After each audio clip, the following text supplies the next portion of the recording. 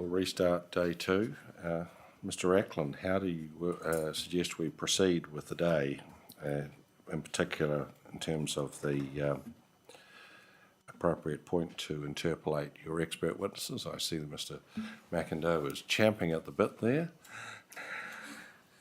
Yes, thank you, panel. Yeah, I'm just looking at the time here. So Mr. McIndoe is available right through to mid-afternoon, and Mr. Phil Osborne is due to come back at after morning tea.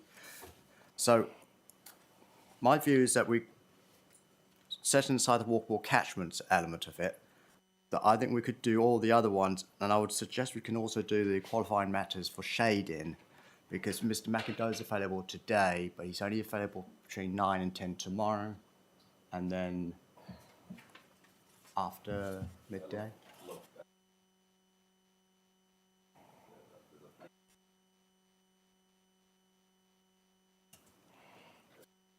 Okay. So what I was going to suggest is maybe to bring the shading issue today, because it relies a lot on the evidence of Mr. McIndoe. I would suggest that we could bring it in. I think we can carve it off from that walkable catchment work that we'll be doing tomorrow, because it's about an issue that we can discuss. Yeah, like I'm sure that'll be fine. And so I think the only question in my mind is, do we carry on working through your 42A report, or do we hear Mr. McIndoe first? And what do you think? I would suggest that we hear from Mr. McIndoe, because his evidence touches on so much of what we'll be discussing. It might help just to hear from him first, and then we can go back in, and obviously he's available for questions as we're going along as well. Well, let's do that. And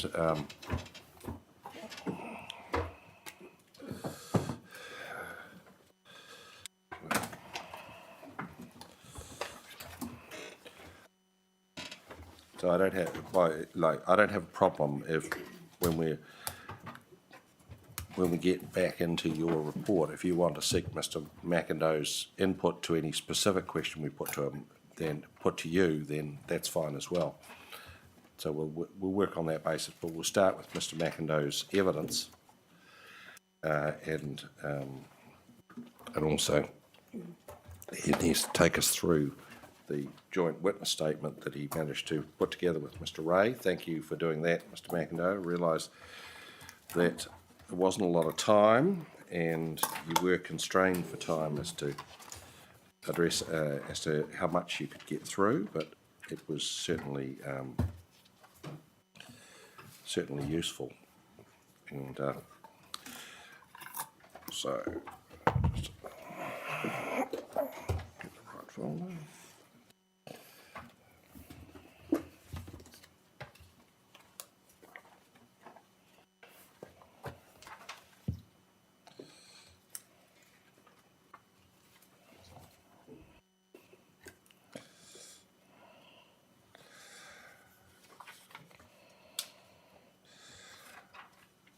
So we have your three components, Mr. McIndoe. We have your evidence in chief, we have a supplementary brief, and we have your joint witness statement.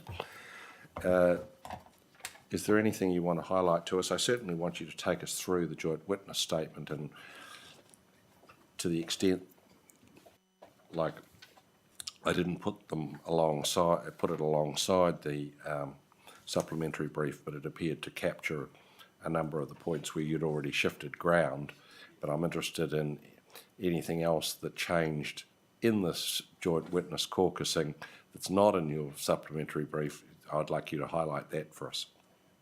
Right. So look, as I guess is the practice, everything is taken as read. Correct. I could, if it were to be appropriate, just list the topics that are in my main evidence where they are still relevant, because some of them have been resolved, and if there are any questions from the panel on each of those, I could discuss those then. Yep. And I would integrate into that the findings from the joint witness statement. All right. Okay. Please proceed. Okay, so look, the first issue is the use of statutory design guides as opposed to design guides outside the plan. No, look, perhaps should I start with, I've jumped into it perhaps before letting you know what I've been doing on this project over the last 6 years. I've been assisting council with urban design advice since, in fact, 2008 on district plan matters, and in this project intensively since 2016, and feeding into the addressing urban design issues as they arise, writing a series of memos and reports on technical matters, which have informed Michael and his team in their drafting and so on. And I also wrote the design guides as well. So that's been my background, and so that has led me to these statements of evidence. And the first is that, as I said, the use of statutory design guides, and I think they are. If there is going to be design guidance, I think it needs to be in the district plan rather than out, and that comes from my experience on writing and implementing both types of design guides, and those which have no legal weight are typically ignored, and things which are important are not able to be addressed. Whereas if a material is in the district plan, it gets taken into account, has to be taken into account. So that's the primary point there. I could add, in relation to design guides, Mr. Ray and I, after the end of our scheduled conferencing, we finally got to the point of design guides, and in post-conferencing discussion, we had a discussion, and we chose to record some of that discussion because we felt we had closed off some of the matters in Mr. Ray's evidence, and so we've got those in the joint witness statement, and those are points of detail. We can see, for example, Mr. Ray, I think he made 19 points in his attachment 1 to his evidence about the different aspects of the design guide. We've cleared away in section 9 of the joint witness statement some points of detail. When we discussed them, we found Mr. Ray's concerns went away. In terms of the use of the word conspicuously, as in conspicuously tall buildings, that's not pejorative, that's just descriptive. A building which is highly visible. The guidelines appearing to permit residential at the street edge and centres, well, of course, that is controlled by the standards, which says whether or not you can do residential at ground level at the street edge and centres. And Mr. Ray had concerns about the extent of landscaping, how landscaping was treated, and we went through the material and the design guide on that, and he was satisfied with the amount of material there. In analysing that work further, Mr. Ray had 19 concerns. 2 of the 19, there was no disagreement or issue or change. 5 of the 19 were agreed completely or in part at the joint witness statement conferencing. 8 of the 19 are about interpretation and application of the guides, not content. And 4 of the 19 is content in relation to individual guidelines. 3 issues of content in relation to the residential design guide, and 1 in relation to the centres and mixed use design guides. In my opinion, the guides are totally robust. I've been through Mr. Ray's comments. I'm not sure, is this the time when I can mention that? Through Mr. Ray's comments and evidence, and I think there are very clear answers to all the points he raises. It was a very helpful critique to test them. I think we've got very, very good answers to the points he raises. And if conferencing had been able to go longer, we may well have been able to resolve that whole thing. I think I should ask you, on the basis that you ran out of time, Yes. is the most efficient way to advance matters to ask you to to resume that discussion? Or, and is that a practicable option anyway, given your and his schedule?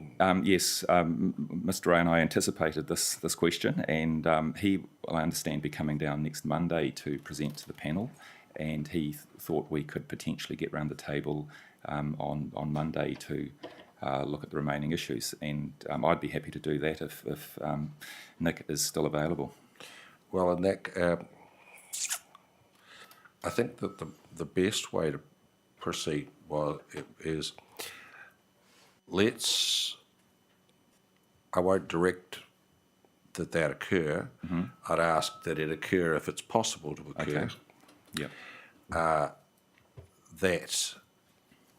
And if it doesn't occur, for you, following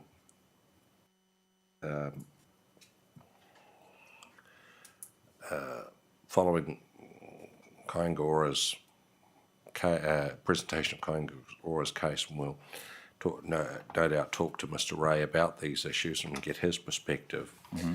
that you give us an immediate reply. I talked yesterday about the desirability of having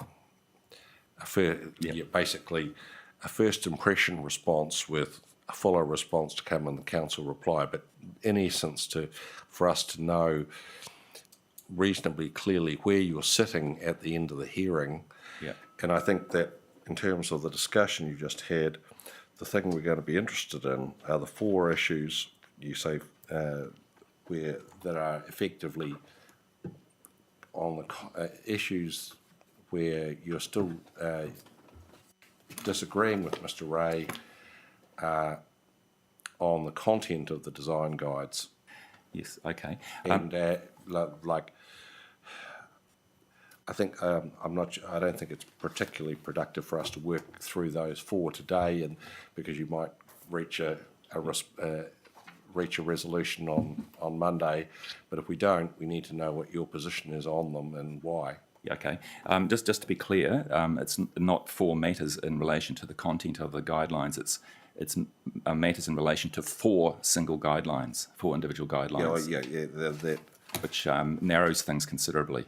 And it's not as if, in my view, and Mr. Ray can speak for himself, because we discussed it, that they are pretty minor. So it would be great if I'll try and arrange a meeting with Mr. Ray in coordination with his appearance here next Monday.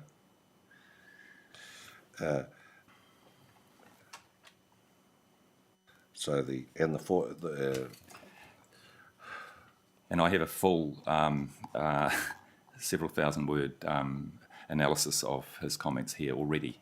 So I think we can do without the several thousand words. Okay. You've reached an agreement on a very productive agreement, and but if there are matters outstanding, we will need to know what they are.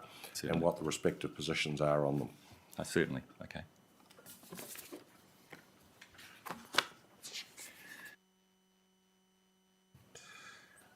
And so that was first issue, use of statutory guide. Do you want to work through why don't you give us your whole set of issues, and then we'll track back through them. Okay, certainly. Okay. The next issue was shading height controls in the HRZ and high density residential zone and the medium density, or the MRZ.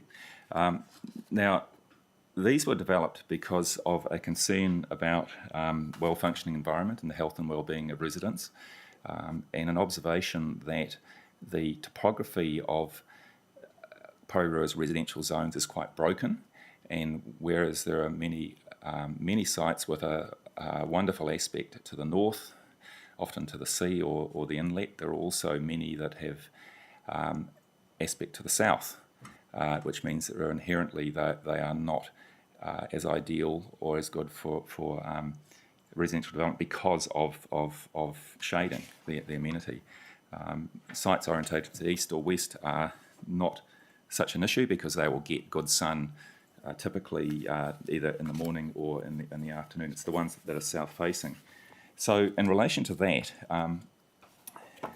a whole lot of work was done which I'm unsure if the panel has my urban design memo 20. No, we don't. You We have don't? access to it, but we don't have it readily to hand. Okay. So this was a process where I examined what is the impact of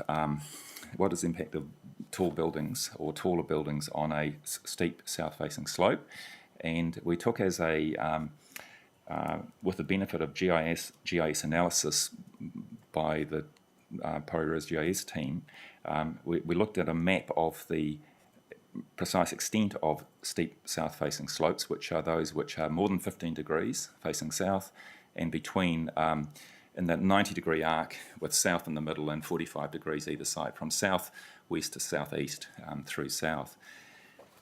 And maps prepared of the Porirua city residential areas showed, substantial areas of that are in that category, including many of them which would be in the residential zone.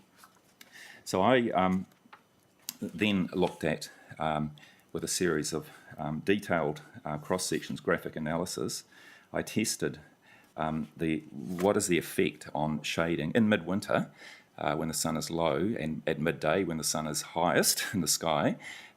What is the downslope shading effect of a building?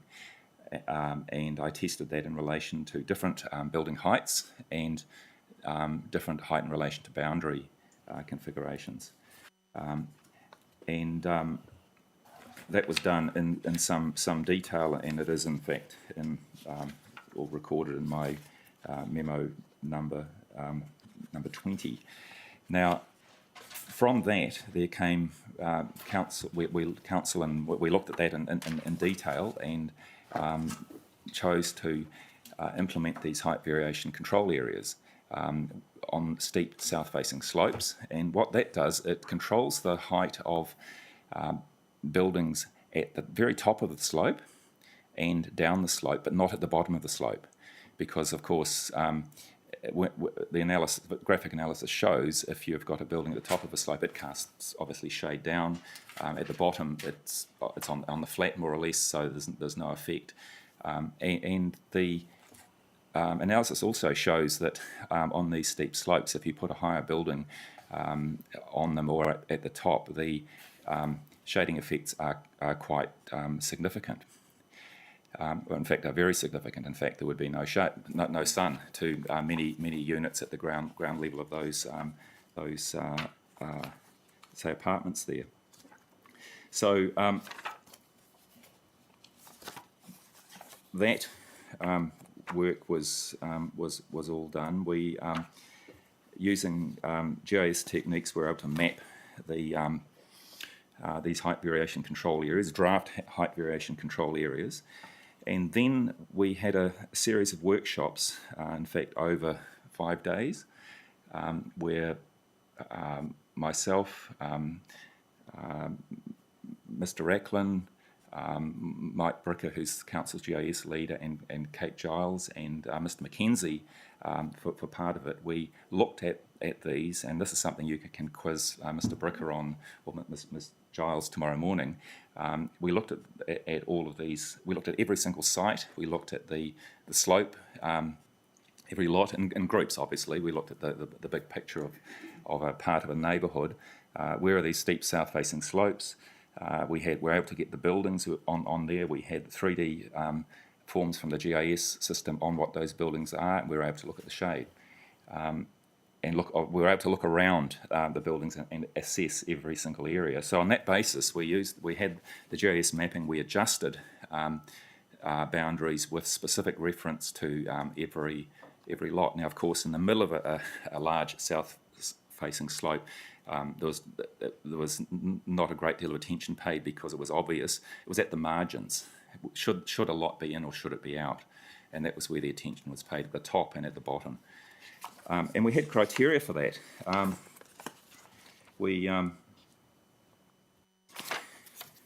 If I can just... Just before you do, Mr. When you say should a site be in or out, is that in terms of the intensification precinct? No, sorry, that would be in a height variation control area, or just without that height variation control. Is it a site that's subject to a lot of shade, or is it Yes. not? So a height variation area that was allowing an increase as opposed to a height variation area that was imposing a restriction. Yeah, correct. Yes. Yeah, okay. So some of the factors, I suspect it may be quite helpful if you were to get, if we were to forward this urban design memo number 20, because it's got material on mapping the zones, and also the detail, the full 15 pages of detail, including illustration on the methodology here. Yes, it's referenced in the 32A report, Yes. but I noticed it wasn't attached. Well, if it was, I've missed it. Okay. So we did things like we looked at the issues such as the size of the south-facing slope. For example, if it was a little fragment, it was immaterial, but if it was a large area, it was important. We looked at the sensitivity of the areas down the slope, and those sensitive areas included residential lots, a key part of a sports facility or ground, or any part of a playground or public plaza or green open space that is or might be occupied by the public. Then we identified areas which are not sensitive, such as bush reserves, streets, double width rights of way, industrial buildings, commercial buildings. And as I've mentioned, the area at the top of the slope is as important as the slope itself, and the flat and flatter areas at the bottom and to the south of the slope are not candidates for a height variation control area. Then when shade from a full height building on an upslope be cast over a minor portion of a neighbouring lot to the south that's very steep and unbuildable, inaccessible, that was seen as not relevant because nobody's ever going to build on it, so that we wouldn't apply a height variation control area there. But it was also assumed that there would be more shade. This is the purpose of this was not to say we're going to maintain the level of sunlight, absolutely not to maintain a level of sunlight as is currently the case. It was to avoid the most extreme examples of midwinter shading, to enhance amenity in residential areas. So we also came to the end of this, and we aimed in our assessment and our review to look for consistency of interpretation, it being critical, I think, with setting up zone boundaries and height variation control areas. We can't just sort of be laissez-faire and just put a finger in the air and say, yes, well, I think this should be and should not. We had criteria, we had mapping, but then, as well as consistency at the margins, decisions were made in favour of enabling development. So if we thought, well, this could be in, it could be out, there was a lot of debate about it when we said, okay, it's not a height variation control area to be in line with the NPS UD.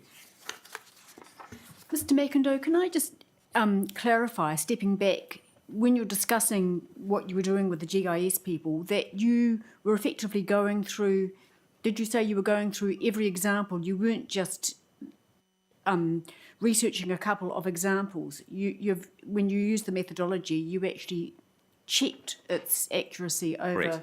every area. We looked at every area, and then we zoomed in, as I said, in a neighbourhood.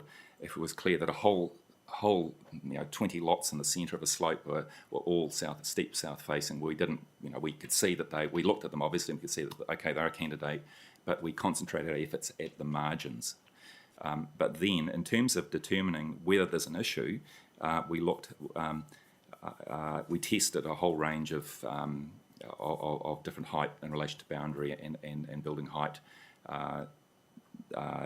scenarios on a 15-degree south-facing slope, and so you can see in the far distance, you can see two of the drawings which are that I prepared. These are two of many to test all of these issues. Thank you.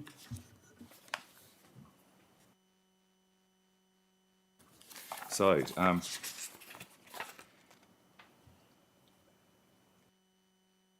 okay. I guess in terms of the analysis that I did, I even tabulated the shading applications of the various combinations of height and height in relation to boundary, in relation to south-facing slopes, and looked at the percentage reduction in shade and so on, and that can be found in the memo. And the finding was that the the reduction in shading achieved by reducing permitted height on the uphill lots is appreciable. So height was the issue, whereas the shading reduction achieved with varying the height in relation to boundary was inconsequential. It's all about building height when it comes to shading in that situation. So that led me to also make a recommendation on the basis of the graphic analysis I had done, and the not only the graphic analysis, the analysis of the graphic analysis as to the reduction in height in the height variation control areas. So HRZ 22 down to 16, MRZ residential intensification precinct 18 down to 14, and MRZ 11 down to 9, based on percentages which I've calibrated in relation to the analysis that I had done, and I feel that will make an appreciable difference. So I guess the wording I've got here, I think, is summing up the intention here, and I quote: "The worst situations are addressed in part. That is, the reduced heights are recommended to mitigate the worst of effects on the worst affected lots, rather than all shading effects on all lots." Now, part of the rationale for that is health and well-being, and as Mr. Racklin noted, we were commissioned to do a brief literature review on the linkage in the urban design and built environment literature between a well-functioning environment and a various range of factors. And it's, as Mr. Racklin said yesterday, there's the neighbourhood matters in relation to health, active transport and so on, which is influenced by access to facilities and so on. But there is also material in relation to daylight, and it's sketchy in terms of sunlight. I see Ms. Karen Williams for Kaingaora provided some information on that, and but there is some strong indications of health associations in relation to daylight and eye disorders and neurological matters. But I'm not going into that because I'm not a medical person, but it's in the literature. There is also evidence from MB on the importance of sunlight. Where a dwelling unit is cold and doesn't get sufficient sun, there's linkages to mould and dampness and public health, occupant health effects there, which is one of the reasons why there's been this big move to deal with the quality of housing. So I guess another factor perhaps which is worth raising here is that it could be said, in fact it has been said by Ms. Williams for Kaingaora, that the remedy to this is to heat the dwellings. Now, yes, that is, except you have to be able to afford to heat the dwellings. And there's, again, MB identify from Stats New Zealand, there's a source I have here, almost 8% of households said they couldn't afford to keep their accommodation adequately warm. And there are all sorts of implications of risk of cold, damp and unhealthy homes, reduced spending on other essentials, dampness and mould. And the MB report is that this has a real impact on people's quality of life and risks long-term negative health outcomes. It also results in increased costs for our health system. So I guess we can also say that newly constructed homes will probably have the insulation and so on and the high efficiency heating systems to be okay, but we can't guarantee that the shade cast by a tall building on a slope isn't going to be over a whole lot of existing houses, and that they will be existing, and many of those won't be properly insulated and with efficient heating systems.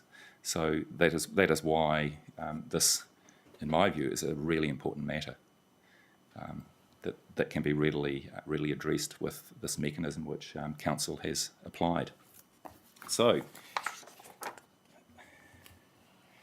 the Third point in my evidence was increased building height in the metropolitan centre zone to provide for 15-storey buildings.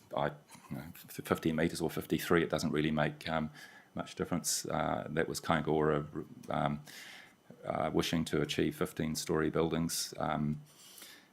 It's almost like an appropriate level is set to allow the kind of development which is to be anticipated, knowing that it's a threshold, and I felt that council had 50 metres, Kaingaroa felt another 3 metres was desirable. I felt that would have no negative effects, and was inconsequential, and so there's no reason why that shouldn't be picked up. In my next point was, in my evidence, was front boundary setback in the HRZ.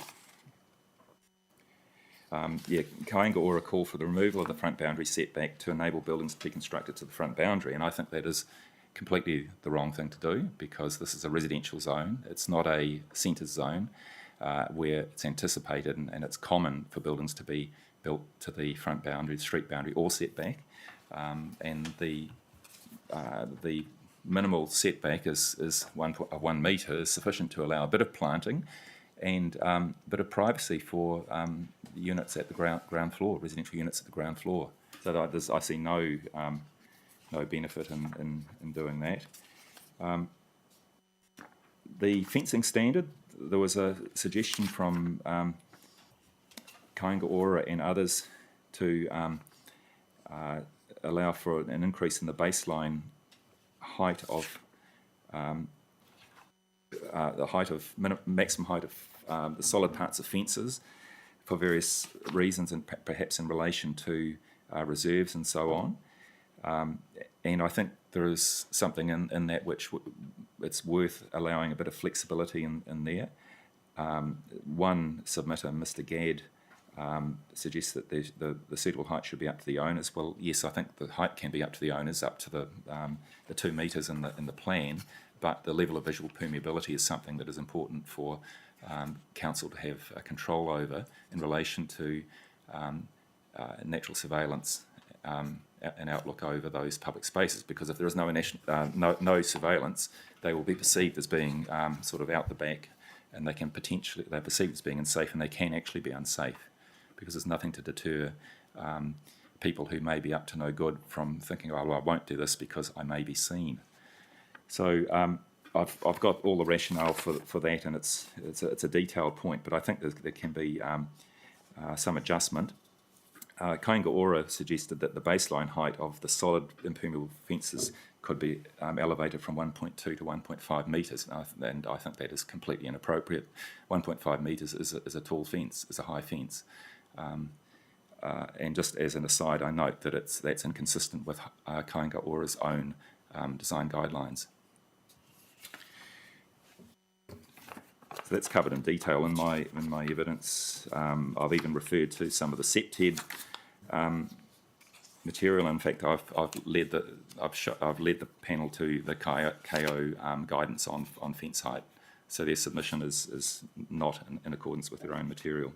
Just a point of clarification, Mr. McIndoe. When you talk about visual permeability, does that include glass fences, clear plastic fences, or are we talking about Yes. wires or look, do you care?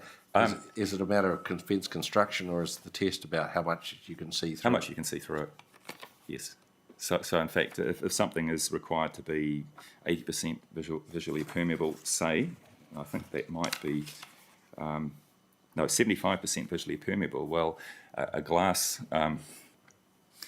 clear glass fence would. It's interesting. Apart from the post, fence yeah. posts. The post would be about 1/10, so that's you're going to lose 10%. The opacity of the glass, of clear glass, I think you might lose technically. You might lose another couple of percent. So effectively, clear glass or anything that gives that degree of permeability would be okay.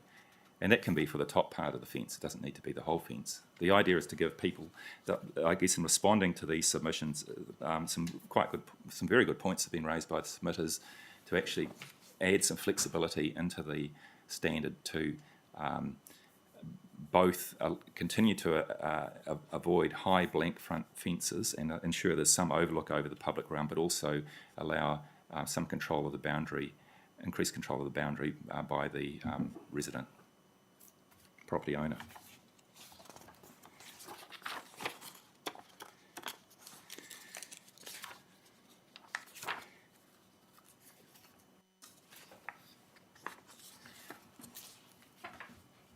Then the next point was the Keenans at 35 Terrace Road, Tatahi Bay, submitted that their site should not be considered as it was in the height variation control area that applies there, and they disagreed. And they provided some helpful information from Cuttress Consultants, surveyors.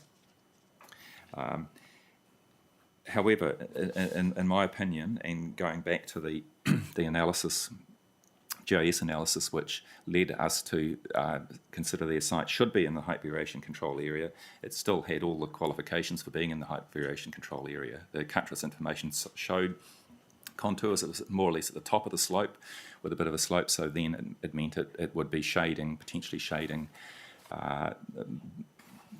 dwellings down the slope. So for that reason, I've recommended that the Keenan's submission be rejected. In fact, in my evidence, you can see at page 21, in fact, this is something you will have, a preview, I guess, of the sort of material which the Council GIS team can provide. You can see a plan of the Keenan site. You can see the south-facing 15-degree slope in blue, and then you can see the 3D form of the city that was able to be viewed. Now, this was a helicopter view. In fact, councillors able to fly the helicopter anywhere and look at any part of this. So that was really, really helpful in looking at the testing these height variation control areas, and of course was referred to again in my evidence. So when you say you tested it on sites at the margins, this is a good example, is it? Yes. Of that? Yes. This where something was at the margin, you look very carefully at whether it should be in or out, so we spent a lot of time in every part of the residential zones looking at these sorts of sites, and of course the areas around. And we had some debate over in everywhere. That's why it took us, I think, about 5 days to do. It's 25 hours, let's say. And you can see, in fact, I mentioned when talking about shading, some of the diagrams I had done, and on page 22 of my evidence, you can see an illustration called Figure 4 in the evidence. That is one of the diagrams which looks at the at midwinter sun and sun at other times, looking at downslope effects of the height envelope at the top of the slope. So there's some analysis in there. Now, moving on from that specific site, there are a number of submissions on active frontages, and in my view that there are some changes which are justified with those submissions. It seems that the first one is Z Energy at 143 Mana Esplanade. Now, the way the proposed district plan is mapped, it shows, and the way the wording is, it requires, if we go to page 24 of my evidence, the frontage standard at 2B says that the principal public entrance to the building must be located on the front boundary. Now, that, if we take a loose meaning of on the front boundary, that could mean sort of at the front of the building.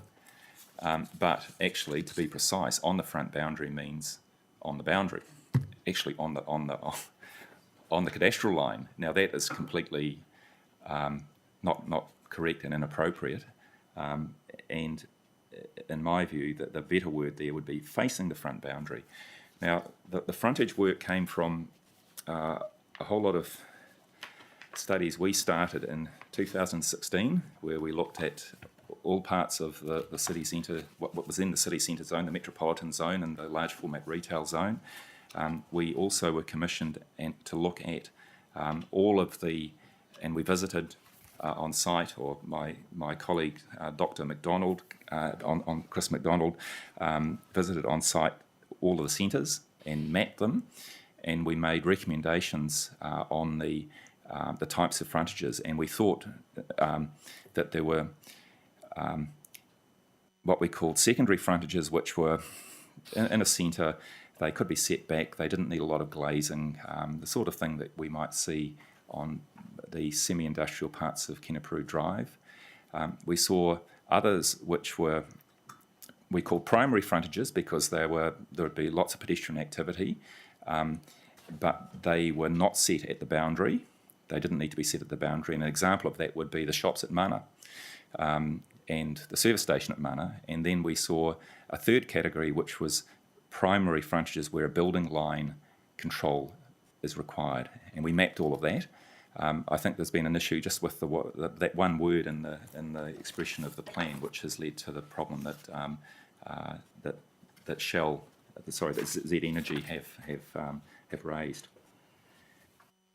So I've gone into the reason for that is in my evidence, and noting that it seems that certainly, as currently worded in the zones to which that applies, the standard is inconsistent with achieving, certainly inconsistent with our urban design recommendations, but I don't think it's intended, and that's something which, in fact, I would almost be sure it's not intended. You can see on page 26 of my evidence, I've got the image from Mana. This was from the mapping we did, and we can see we differentiated there with the pink line, primary frontage and building line, orange secondary frontage control, and blue primary frontage control, and the blue is along the Mana area. There's no requirement that the building be built to the street edge, and we defined what we meant by that. So I would, it makes no sense at all to require a service station or activity like that to have its front door actually on the boundary.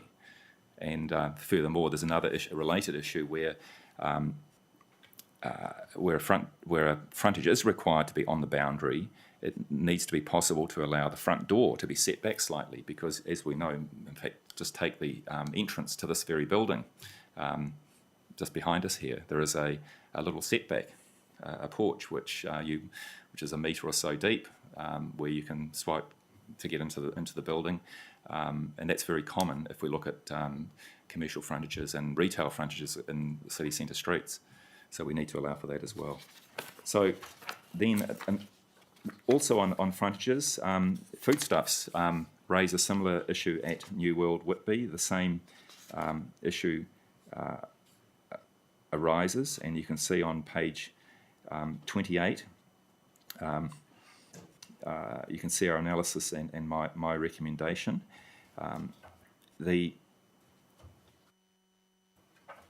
The map, we potentially, with our little blue line, we put that over the entrance to a park. That's clearly unnecessary there.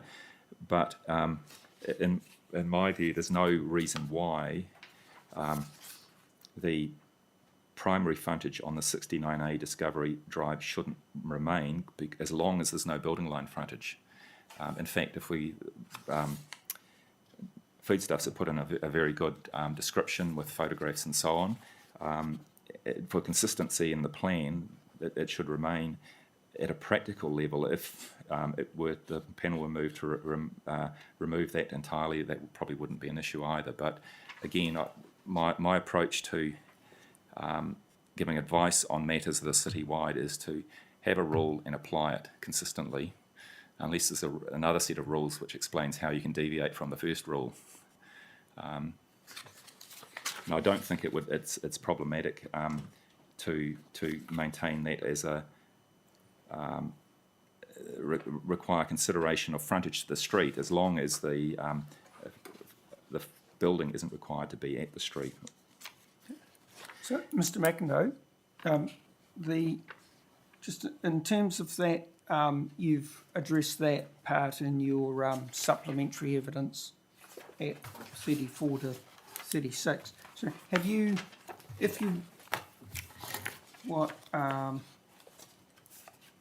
no primary frontage, if there was going to be no primary frontage on 69A, sorry, does that mean taking the blue line entirely off that frontage, so it would end at whatever that number of that building on the corner is? Yes. Page 28 of your...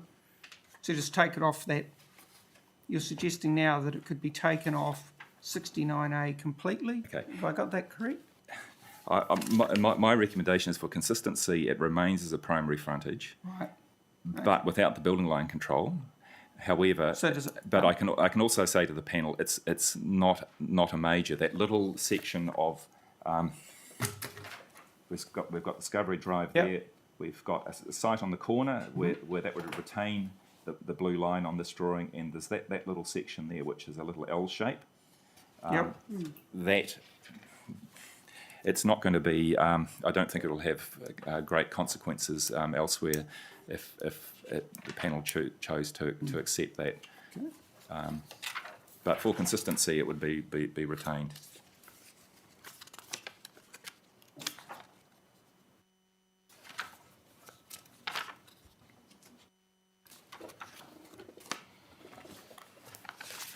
Yes, so, thank you, Commissioner. I need to go to my supplementary evidence. Aye. with these. Yes.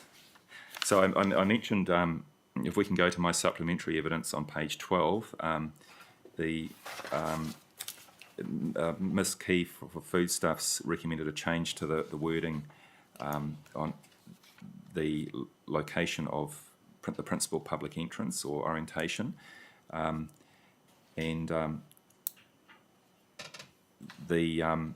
The wording currently says the principal public entrance of the building must be located on the front boundary, and for reasons I've identified, I don't think that is necessary, and it will be not appropriate in many cases. So oriented to the front boundary. Given that this would be an issue where the frontage is required by the plan to be on the cadastral boundary, but this allows the entrance a bit of wriggle room for the entrance to be set back to get the sort of outcome and amenity and shelter at an entry, which is important. So that was a very good point by Foodstuffs.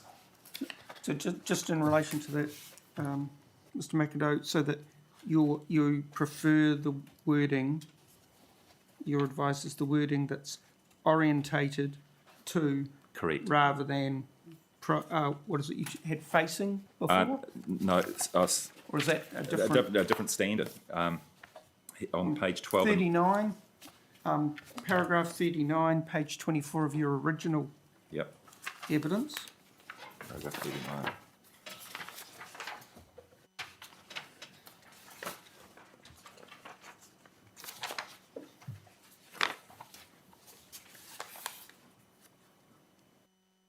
Page 24, you had okay. located facing the front boundary. Sorry, I'm not sure. Oh, okay. So, yes, right. So right. I'm I'm not sure of the standard Yep. that in that one that you're referring to. Is it Okay. the same standard? It is. And what's your view? My view is those words oriented to and facing mean the same thing. Right. So it'd be a case of whichever, from a planning perspective, is consistent with the use of words in the rest of the plan. And that the standard NCZ is 4.1. That's the same for both the Zs. It's just the one standard you're Yes. talking about. Yep. Right. Okay. Now what we have here is the Z Energy one is the local centre zone, and Okay. it's a different standard. The foodstuffs one is neighbourhood centre zone. So, But it makes sense, in my view, to use the same wording. so there should be consistency through Correct. the plan in terms of... okay. Correct. And probably facing might be it's the simplest word, in my view. It might be the most helpful.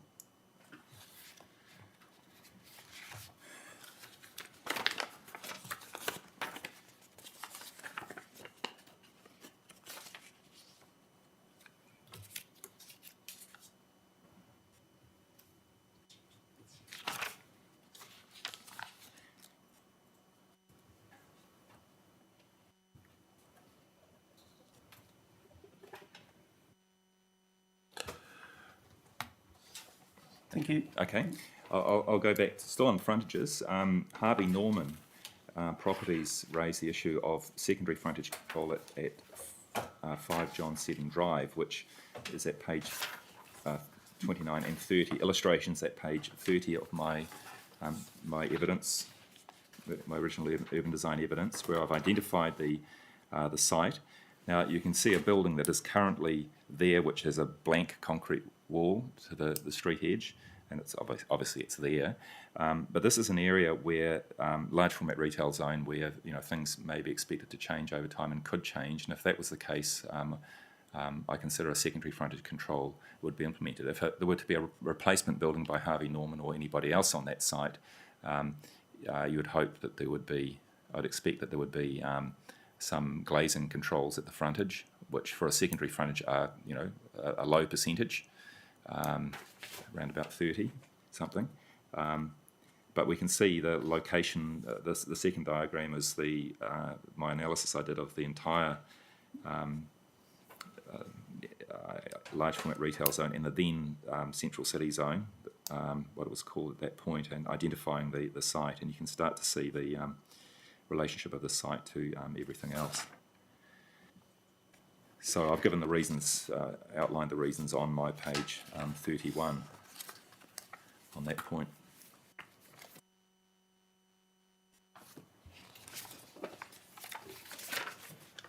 What was your view, Mr. McIndoe, on Harvey Norman's response that the control wasn't appropriate as the frontage is not a public road? There's a difference between it effectively is open to the public, and in fact the operation of that area relies on that road. That just happens to be a matter of ownership.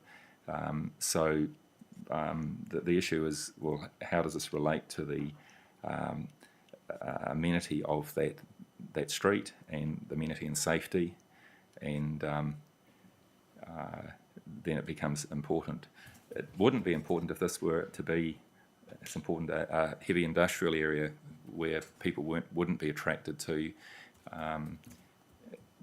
visit. But this is a large format retail area, inherently anticipating large numbers of people visiting, using those streets to access the retail facilities within. So for that reason, irrespective of who owns the road, it becomes, in my view, important.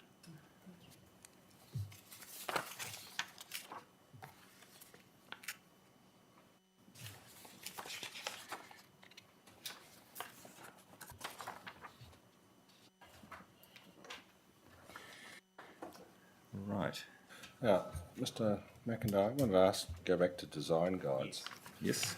I was looking at the introduction to the design guide.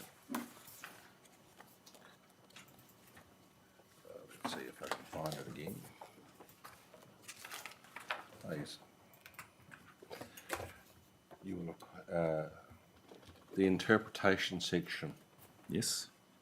and the residential design guide. Look at the interpretation section saying this design guide applies to multi-unit residential development in the residential zone. Does that include retirement villages? As I understand it from discussion with Mr. Racklin, no, it doesn't. In fact, the extent to which it applies is determined by the rules in the district plan.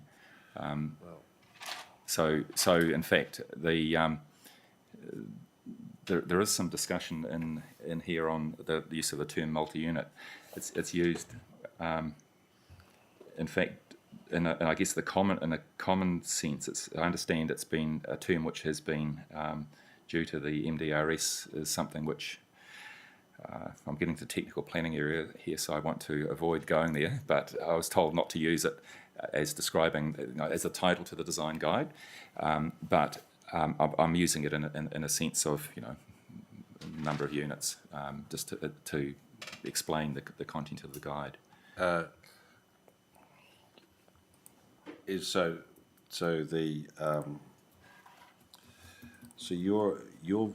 your position is that the residential design guide is not intended to apply to retirement villages at all, or? Look, my position is that it's entirely a matter for the district plan to make that call. But listening to the discussion yesterday with the Retirement Villages Association and Ryman, I went through the design guide. Now, I had some experience in retirement villages, we've worked on 2 for Ryman, including the Karori one. I wasn't the director in charge of that. I'm working on 2 for Somerset and another for a third major national developer at the moment, plus a whole lot of work assessing retirement villages and urban design panels.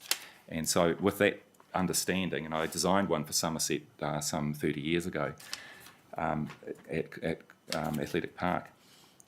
Using that background, I went through the design guide, and the key thing under interpretation there is relevance. So, in fact, if the design, I understand the design guide doesn't apply, so I could stop the conversation here, or Mr. Rackland could confirm. But if it were to apply, the relevance criterion would allow things which were not relevant to a retirement village to be set aside, and the design guide to be interpreted in relation to the special character of a retirement village. So I think, Mr. McIntyre, this is where I'm getting a little bit frustrated, not with you, but just understanding how the residential design guides and the commercial design guides that apply in, say, the metropolitan centre actually are determined in the plan, and this is why I really wanted this mechanical explanation from the officers. But in the absence of that, right, I guess what I'm trying to understand is whether the design guides only will apply when there's an exceedance of a rule, such as height, etc., or as opposed to a design-led approach that you'll be familiar with what I mean by that in central Wellington, where there's no permitted buildings. All new buildings require either a restricted discretionary or discretionary activity application to be assessed against the Central City Design Guide.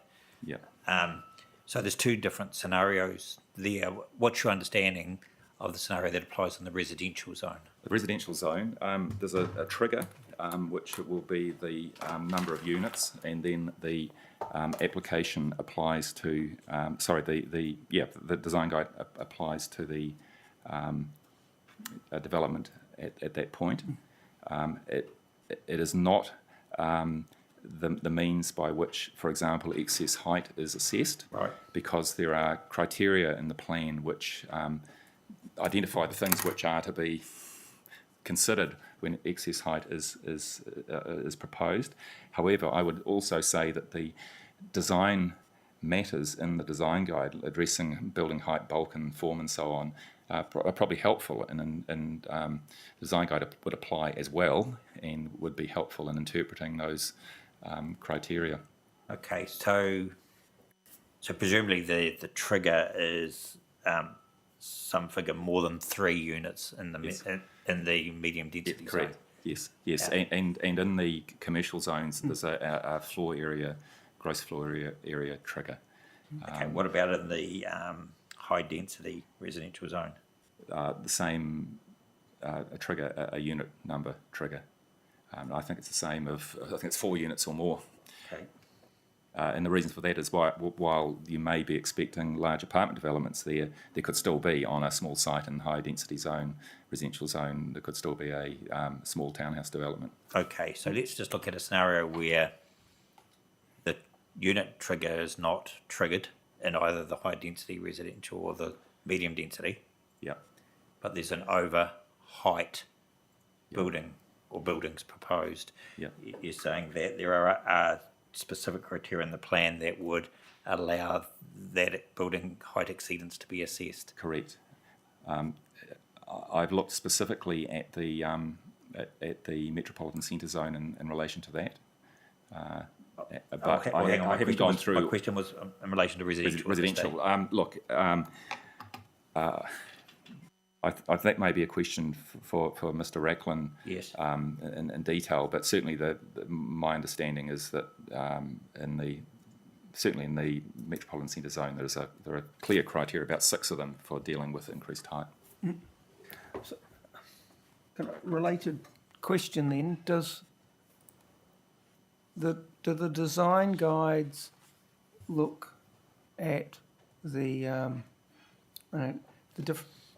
difference between what's the internal design within the site, what the effects, whatever, or try to achieve good design within the site, or is it that they're looking at the effects beyond the site and they're looking to deal both. with those? Yeah, It's both. It's Yeah. both. It's both. Right. Yeah. So the fact that it deals with both, then some of the components of it are only to do with the external effects, the effects beyond the boundary. Is that correct? Yes, there are a number of guidelines, and well, obviously a whole lot, and some of them relate to effects beyond the boundary. Right. Others, but that is really controlled primarily by standards. Yeah. But good design will always also consider what's happening, how you can avoid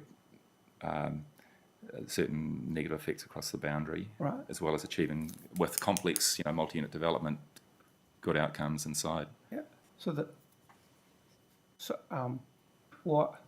Why then, if it addresses the external effects, do the design guides not apply to retirement villages?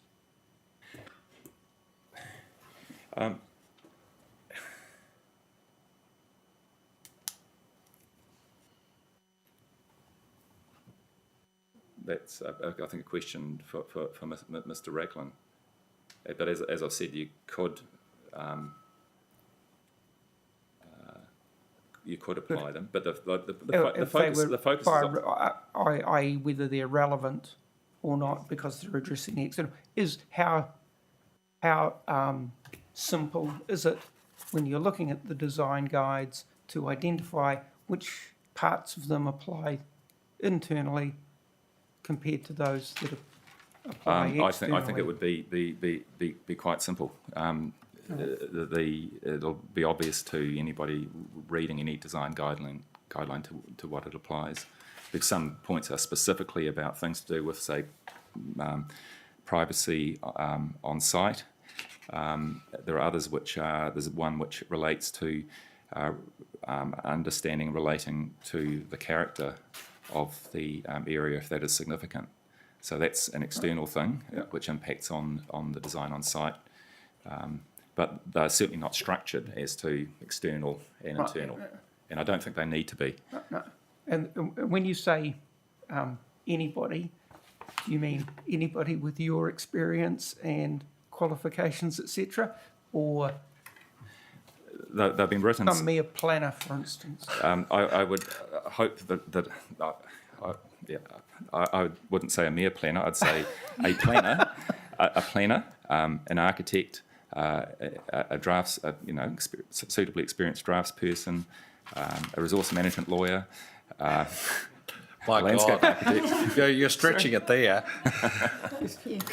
But I was going to ask a similar question. Essentially, they're not designed at the layperson. Is that what you're saying? Yeah, well, yes. Look, there are design guidance, which is for the layperson, I would say that's the Auckland Design Manual, which I was on the steering group for that, so I know what it was and how it was done, and we wrote parts of it.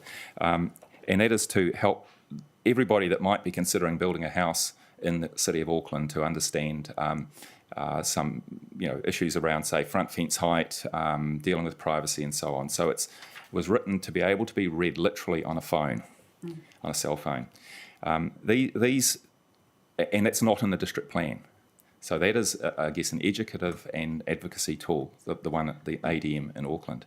I think it's different when you get to a regulatory, statutory design guide such as proposed here, in that it's assumed that there is a level of professional expertise. Just as in reading the district plan as a whole, it's something that planners are obviously very, very comfortable with. I can say it's sometimes quite hard for a mere urban designer and architect to get a handle on that. So, but certainly urban design, some expertise is envisaged. Just as in, for example, taking a project through to the next level of getting a building consent, referring to the building code, there's technical design expertise required to address that. And I would suggest more required to understand the requirements of the building code than any design guide such as we have in front of us now. So are you effectively describing the difference between design guides that sit within the district plan as opposed to design guides that sit outside the district plan? Yes. Like the proposed Porirua City proposed design guides have been specifically designed and composed to be within the district plan. So they don't cover, if you were to do a comparison with, for example, the Auckland Design Manual, you'll see a whole lot of, in the ADM, a whole lot of mundane material, which is,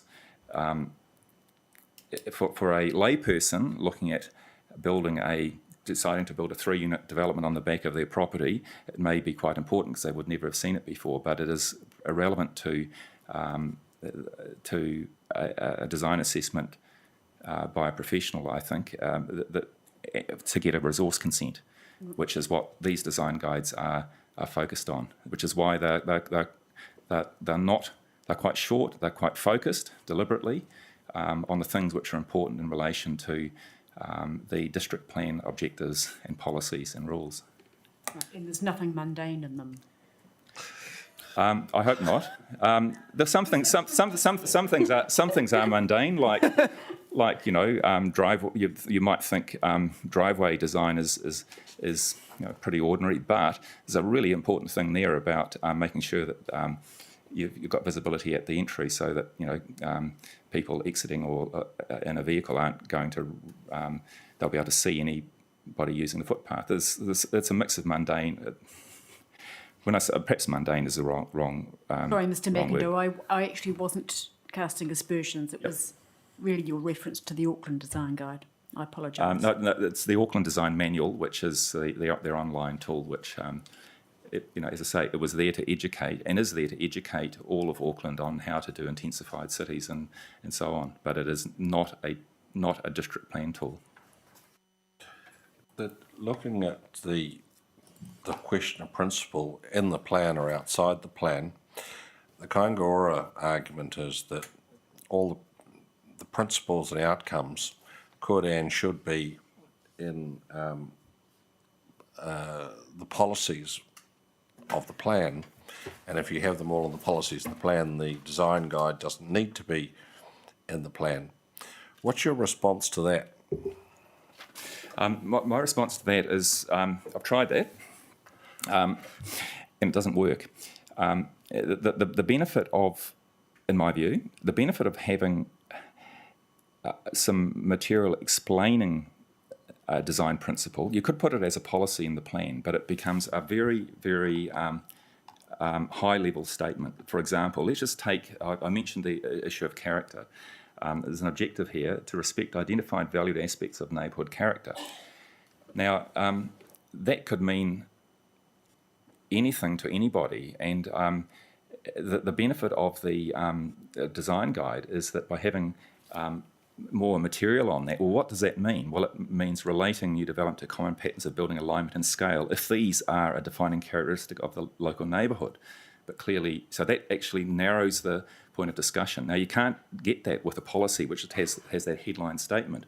And then, again, on that same guideline, there's a whole lot of text, explanation underneath, which again helps with interpretation. So that avoids a situation where if there is a policy, then by itself it can mean anything to anybody within reason. And so the scope is wide open, and the scope for debate and dispute, and that's not helpful. Now, a practical example of that is I've been doing a lot of work for Palmerston North City Council on their district plan and other projects for about 25 years now, and they, when redoing their residential part of the plan about 10 years ago, they considered using design guides or using policies and assessment criteria. And they went down the track of, and we had the discussion with them, and they went down the track of using assessment criteria, which, not quite a policy, but the same thing, a really, really short statement. And I think there were 15 or 18 which applied to multi-unit housing. Now, I wrote those and I was confident they covered all of the bases, but they have been problematic ever since. The reason being that the planners aren't quite sure how to interpret them, or some are sure how to interpret them, but different planners interpret them in different ways. The applicants and the designers are unsure what it all means. So they have to sort of learn the coded language of what these things mean. So this is at a practical level for looking at design of multi-unit housing. It was proving to be problematic. So we were commissioned and wrote a guide to explain the assessment criteria, because they wouldn't be understood. In my view, it's it's cleaner and simpler to have the matters. We've got the same matters with not only the design objective, but the guideline and the explanation and the illustrations, some illustrations which show how it could be applied. And of course, that's the way the Wellington design guides have worked for the last literally 30 years, and they're proposing to maintain that. So I think it's a far simpler approach to have the explanation, the guidance, which helps with interpretation, gives certainty and narrows down the scope of consideration. Because the last thing we want in situations of multi-unit design is things which aren't important to be given weight, and we want the things which are important to be identified and to be addressed. Now, any more on design guides, people? Before go. Right, Mr. McIntyre, I can come back to my original question, Yeah. and that's the mechanics. So you're saying that the design guides are triggered in the residential zone at least by the number of units, Yes.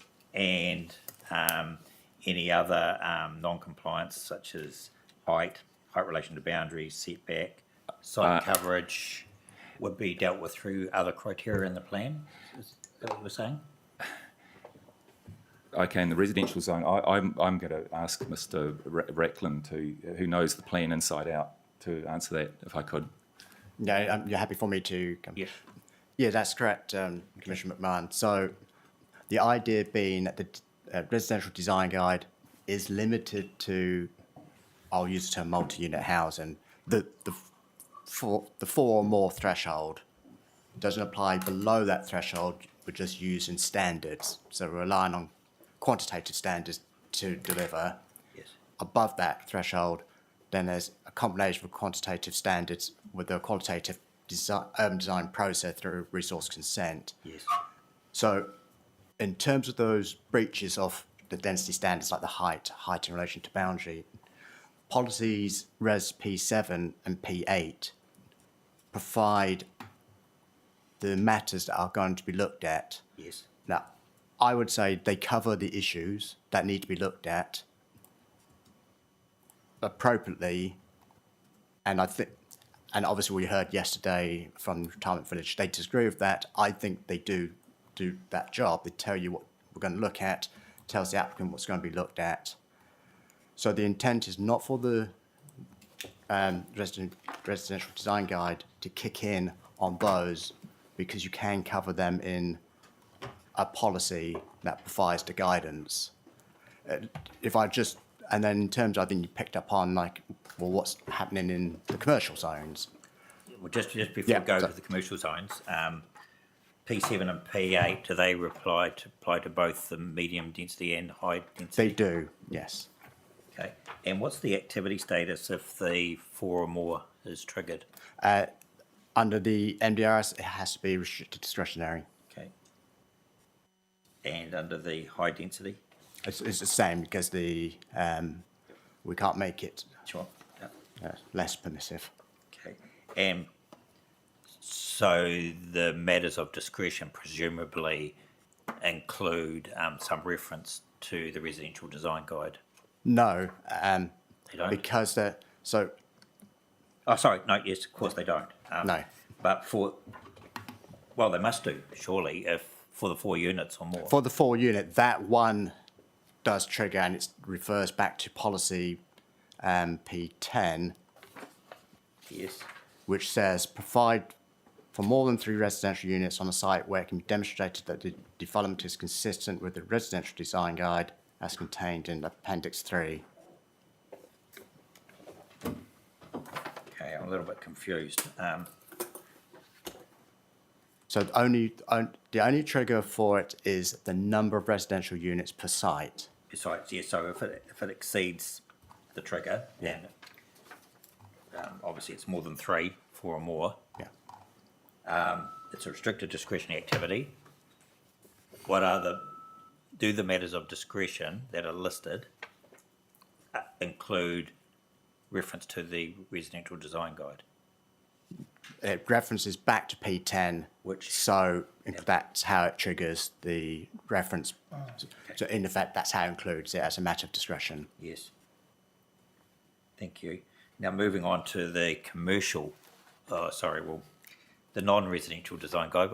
Yeah. Mr. McEnroe refers to it in his evidence in chief on paragraph 19.8, the Metropolitan Centre Zone Design Guide. Is there a different design guide for other centres also? There are, so each zone has its own design guide. Now, that was done intentionally. We did weigh up, should you just have one for all the commercial zones Yes. or one per zone? And because this is an E-plan, we felt it was more efficient to have one per zone with a direct hyperlink to it, Yes. so that it was contained within. So So there'll be one for the Metropolitan Centre Zone, the Town Centre Zone, we don't have a town centre zone, but we have a local centre zone. local centre zone, yes. Large format retail zone, the mixed use zone, Yeah. but not for neighbourhood centre Not for zone the because they're neighbourhood. so small. Okay, so 1, 2, 3, 4. I'd have to get all of them. Let me just. There are 4 centres guides and 1 residential, so 5 in total. Yes. Thank you. That's good. Look, I'm just trying to get the mechanics right in my mind so I can answer some sensible questions. Mr. Reckland, just going back to the matters other than the number of units, height relation boundary setbacks, site coverage, etc., governed by policies P7 and P8. So let's call them the bulk and location standards are covered by policy P8 and P7. The 3 or more per site, P10. P10. Got that. Is there any, P10 provides obviously the link back to the residential design guide. It does. But P7 and P8 don't provide that linkage? They don't, and that was intentional. Yes. Okay, thank you. So, okay, can I just finish? Sorry. It's related, yeah.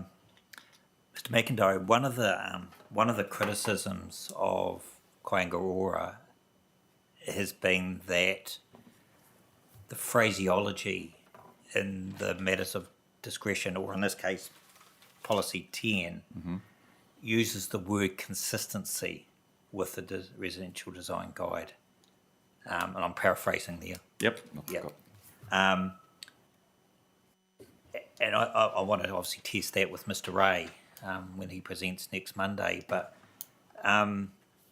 you talked quite eloquently earlier about, in your evidence in chief 19.2, 19.3, about the guidelines should provide some flexibility. They're not set standards. Standards, bottom line standards are in the bulk and location rules, etc. How do we rationalise this concept of flexibility and using the design guides as a guide, as opposed to achieving absolute consistency in a tick box sense? Have you got any answers in that sense? Yeah. Okay. Guides are not a tick box mechanism. Yes. And you won't get quality with that approach. Risk that some people assessing guidelines might see it as a tick box. Well, they're like in the end, in using the guidelines, the most useful technique is to list the guidelines and list a response. But it should never just be a tick. It requires assessing how, this is for both council and the applicant, thinking about and assessing how the proposal addresses a qualitative guideline. And that's what the explanation is all about, to assist with that.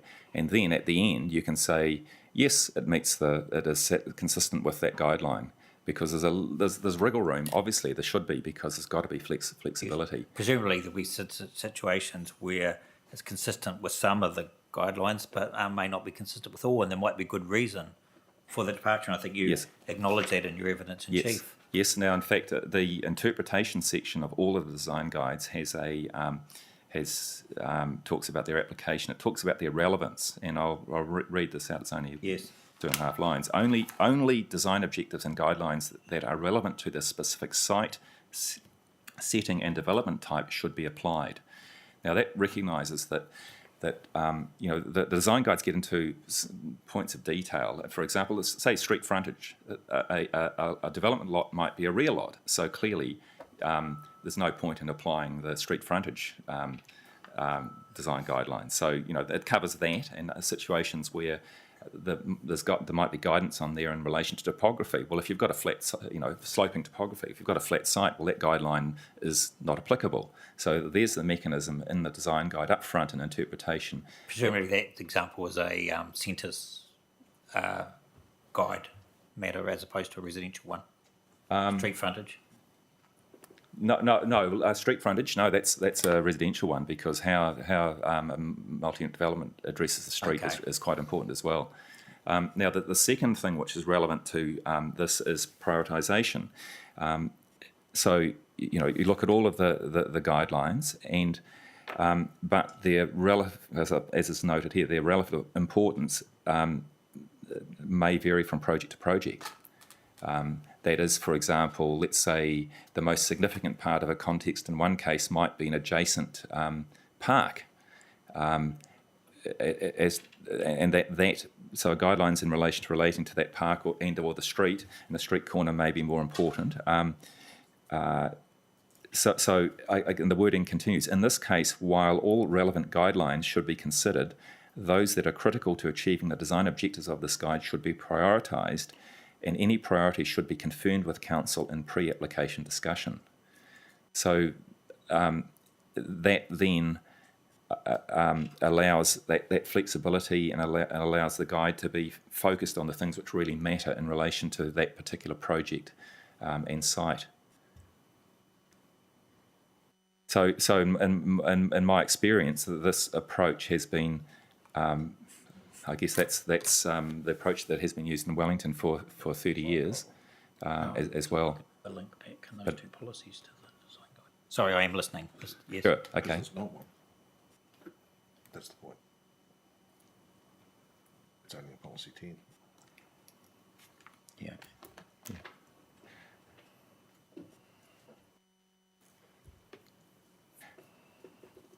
So I think obviously this is from the perspective of an urban designer. The word consistency to me seems reasonable, but clearly there may well be arcane planning or legal connotations to that word. Sure. So that's an issue. But I think consistency with the design guide is eminently possible because all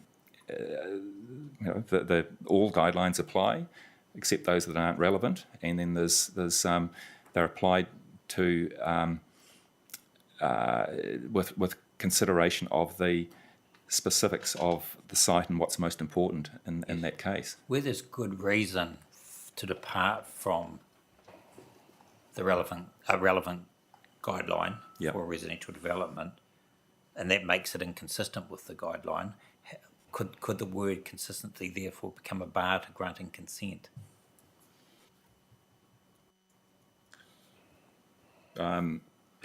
That's probably a legal question, but it's possible. In the early drafting of this, there was a mechanism which, in fact, is in the Wellington City design guides which I'm sure, Commissioner, you're familiar with. If guidelines can be departed from, if they remain consistent with the objective which they relate to. Okay.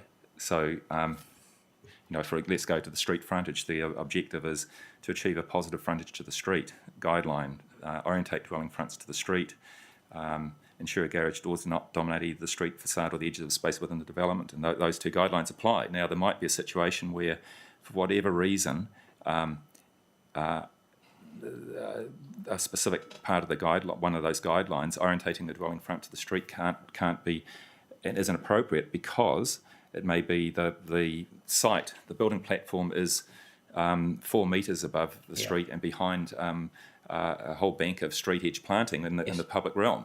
So in that case, you would say, you don't need to have those windows facing the street because they're looking in, there's no benefit. So you're still achieving the objective of achieving a positive frontage to the street. Yes. And are you achieving consistency then? Yes. Okay, that's useful. I want to take those matters up with Mr. Ray also.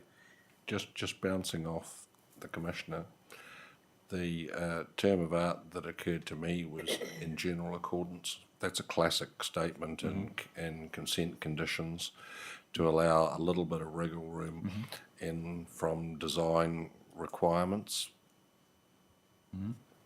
What's your view about that as a possibility rather than consistency?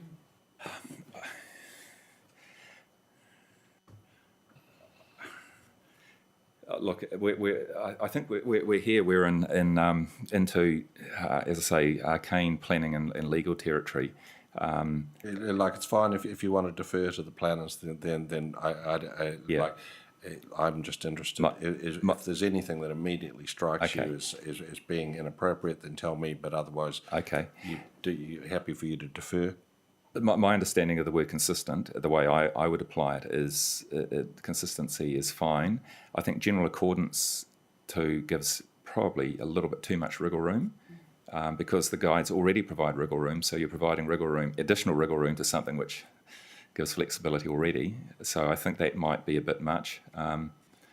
But in my view, that's the design objectives. What are we trying to achieve here?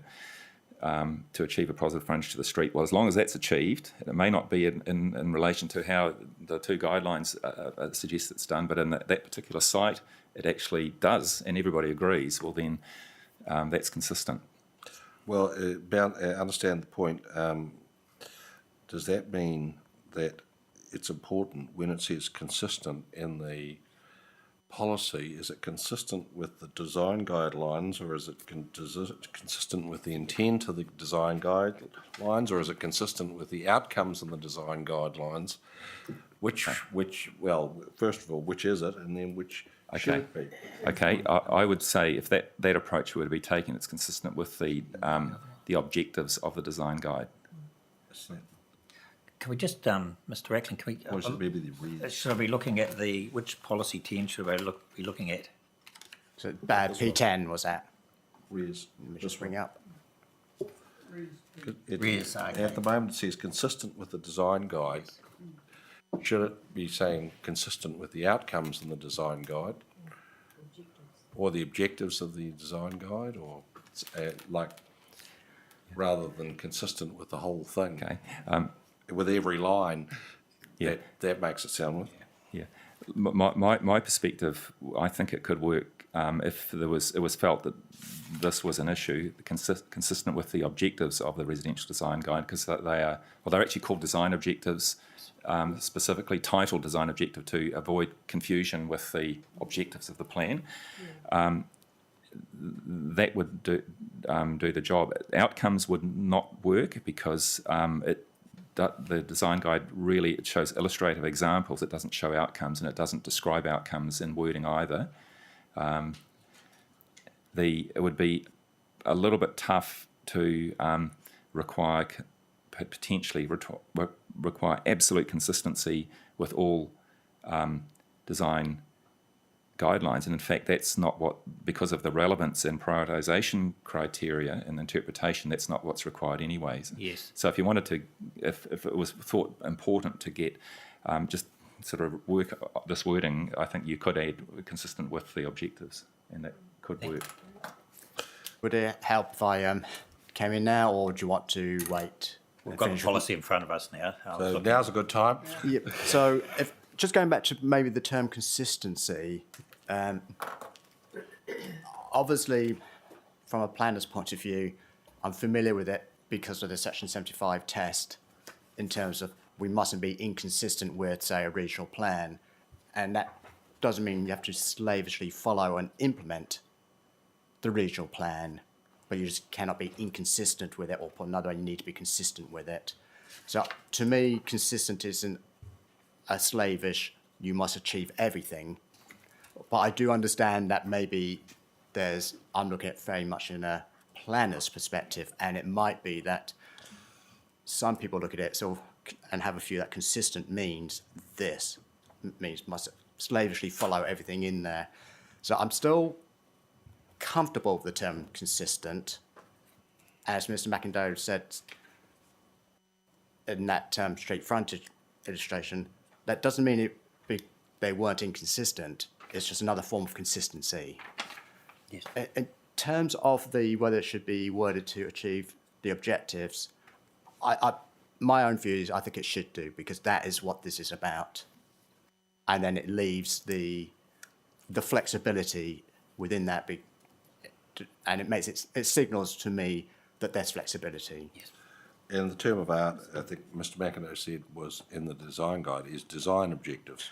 I think we'd need to call them something so they're not muddled with objectives. So design objectives. Thank you, Mr. Eklund, and thanks for your indulgence, Mr. McIndoe. That's been useful in getting the architecture straight in my mind. Commissioner Sinclair, I'm looking at my watch and it's 25 to 11. Have we covered what your point?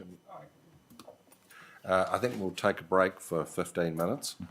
As I have one final question of my own, and then I'll canvass my colleagues as to whether they have anything left for you, Mr. McIndoe. Okay, thank you. Adjourn until 10 to 11.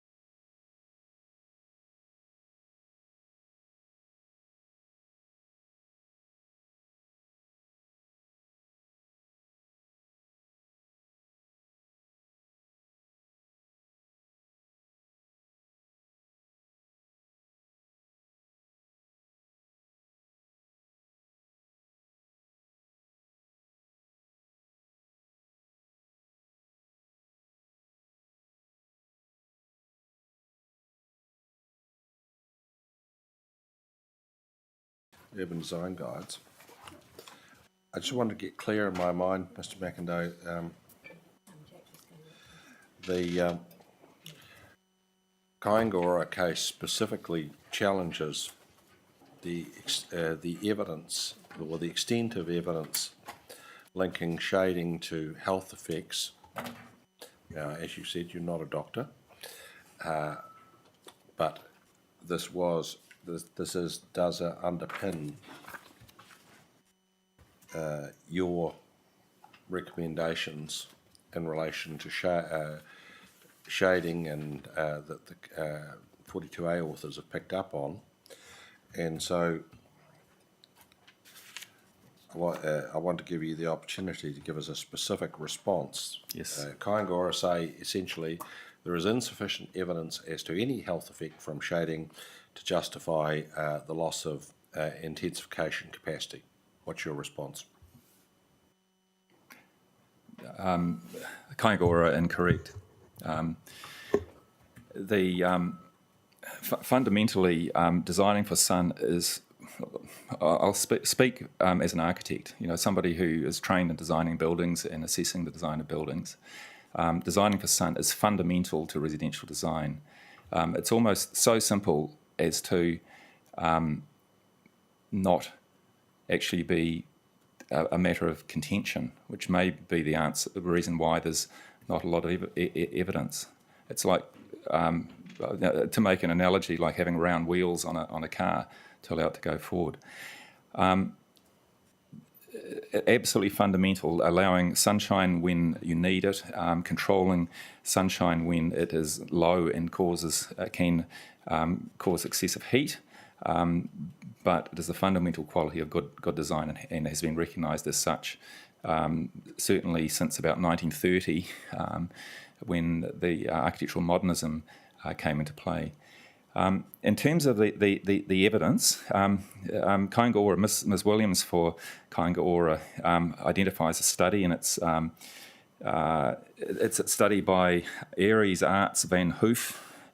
And it's Daylight and Health, a review of the evidence and consequences of the built environment. Now, I have been able to access the summary of that paper, a 2-page summary. I haven't been able to access the paper. You need to have, to get to the paper yourself, you need to be a member of a certain database, and the not being able to read that paper. Ms. Williams talks about the paper as relating to sunshine. However, I've got in text here. I've thought about this a lot. Daylight and sun are different concepts, and have always been. So it may well be that the authors of that paper, when they talk about daylight, may have been including sunlight within that. However, the summary of the paper in relation to daylight is that, and I quote, this is, health associations noted included positive association with vision and sleep quality and reduction of depression, myopia, eye strain, ADHD prevalence, and seasonal affective disorder depressions. Now, Ms. Williams considers that study relates to sunshine, yet she says there's if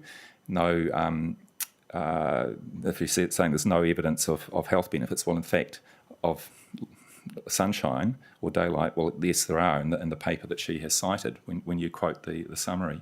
Are you able to print a copy of that summary and provide it to us? Since I got as far as positive relations, and yes, you gave me the entire quote. And yes, I can certainly probably send this to the council, and they can print out the summary. I've got the web link here.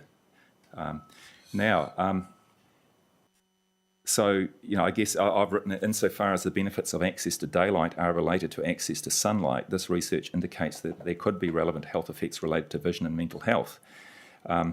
That there is limited evidence of sunlight in relation to the health effects of occupants of buildings does not mean that there are no effects. The key thing,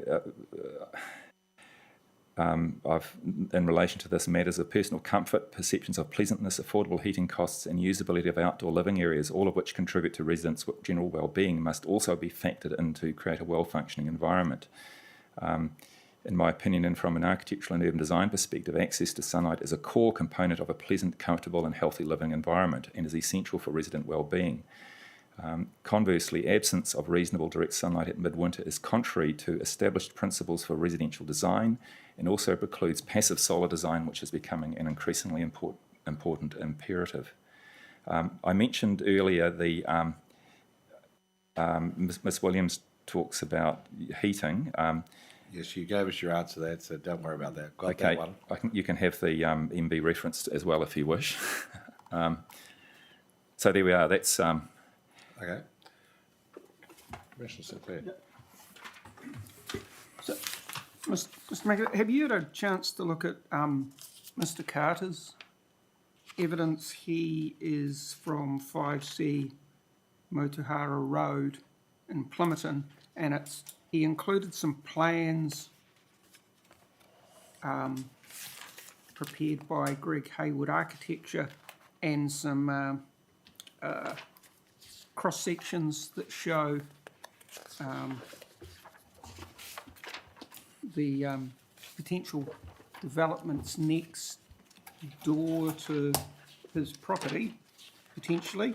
And I'd like to know whether, if you've looked at that and has any of if this is on the, boundary between these two zones, has that shading assessment and that been applied to it, and that sort of thing? okay. To answer your question, Commissioner, no, I haven't looked at that particular evidence, and so I'm not familiar with where that site actually is in relation to the zoning, whether it's HRZ or MRZ, or whether a height variation control area applies. Well, I wonder if because we're not going to see Mr. Carter, if we could ask you to have a look at it and provide us with your considered feedback, rather, like, we're not going to put it under your nose and say, what do you think of this? Certainly, okay. But if you could look at it and come back to us as soon as you can, please. Okay, Commissioner, do you have a submission number that would help? There's actually a brief of evidence. There's a brief of evidence Okay. for it, and I'd dearly Okay, love to right. be able to give the Excellent, submission no. number, but I don't. That's fine. I'll be able to Thank you. pass that to Mr. McIndoe. Thank you. Thank you.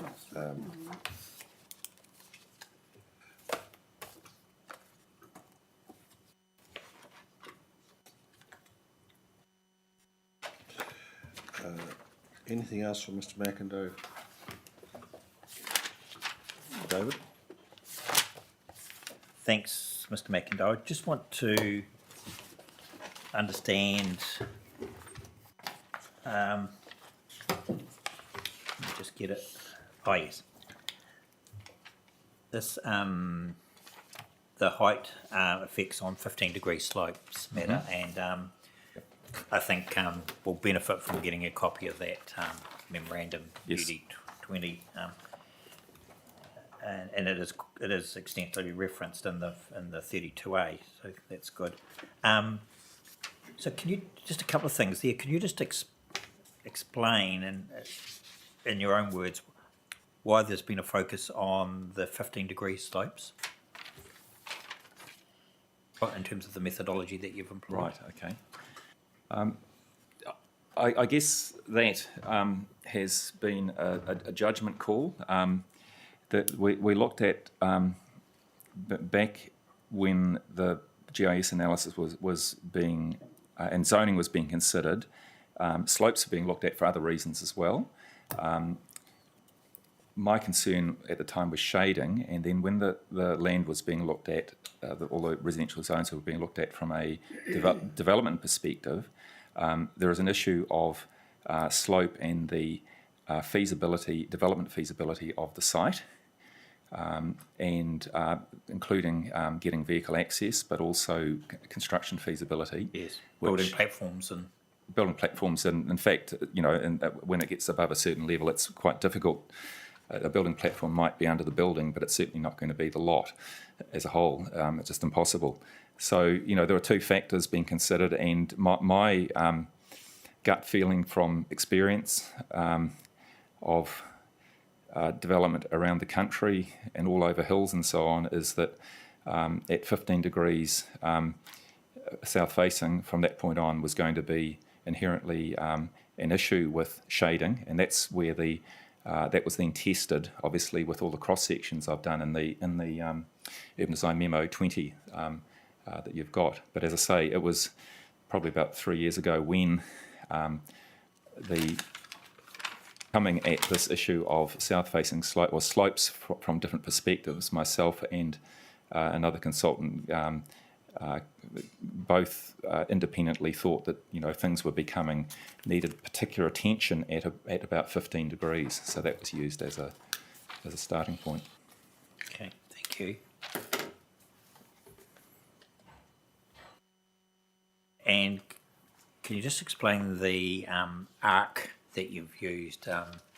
Right. Okay. Yes. That was the south, centred on south, going to southwest and southeastern. Yes. You described it as a 90-degree arc. Yep.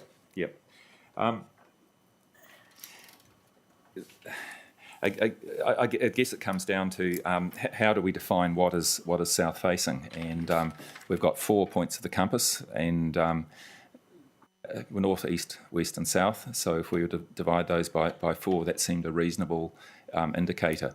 But also when we start looking at shading effects too, that starts to be within that arc, they become material. So yeah. Okay. So is it, it's effectively the difference between southeast and southwest? Correct. Yes. Yes. So if we're looking at the catchment affected by these shading rules, Yes. the starting point is the arc and the 90-degree, and then within that you've applied sites that are greater than 15 degrees in steepness. Is that, or have I got that wrong? No, it was actually round the other way. The council, in fact, did some really excellent drawings looking at analysing, at our request, slopes greater than 15 degrees on the whole city, and then they were able to filter that to show using GIS mapping the slopes that are 15 degrees or more within that arc. Okay. And then that was used to. Yes. Would the qualifying resource, the sites that are potentially affected, change materially if it was done the other way around? Sorry, can you refresh me the other way around, being starting with the arc and then applying the 15 Okay. degrees, as opposed to starting with the 15 degrees and then applying the arc? No, I don't think it would. No. It's GIS, so it would give you precisely the same result. Yep, that's good. Sure. I don't think so, but I guess I needed to check. Yep. Okay. That's good, because I just wanted to test that methodology with Mr. Ray also. Not that I don't know the extent to which he's challenging it, but I wanted to be sure that I understood your methodology, and I think I do now. Yep. I'm going to move on to just the outcomes now, unless anyone else wanted. I've just got one. Yes. Mr. McIndoe, when you're determining, having got your catchment, and how did you determine the level of sunlight that would be appropriate versus shading too much?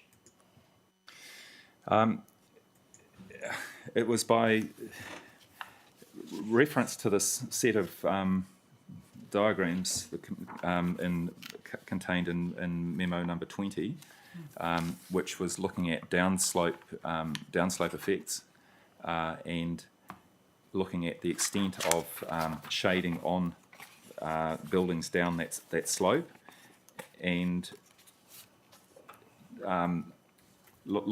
basically measuring shadow length, and in fact, finding that in certain situations, the shade from a taller building, which will be anticipated by the NPSUD or by the plan, would cast shadow just so far beyond its site, completely over the neighbourhood.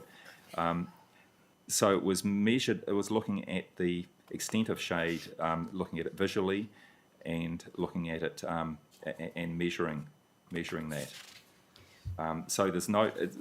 This was, I guess, a graphic exercise. It wasn't looking at hours of sunlight, which might be a technique used for other purposes. One thing which is we couldn't really do is do this analysis, obviously, for every lot in the city. It would just be too much. We've done the analysis for looked at every lot in the city in the mapping and in the using GIS, but for the shading we haven't done that. Right, so you had no sort of parameter of how much is too much shade. No sun was problematic, so that was a parameter. And I'll just go through, if I can refresh my...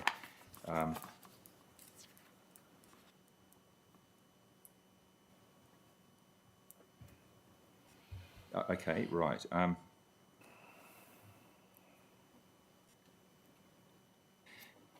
Yeah, so in this memo number 20, I've identified the rationale for the height variation control areas. We've talked already about health and well-being matters, and we noted that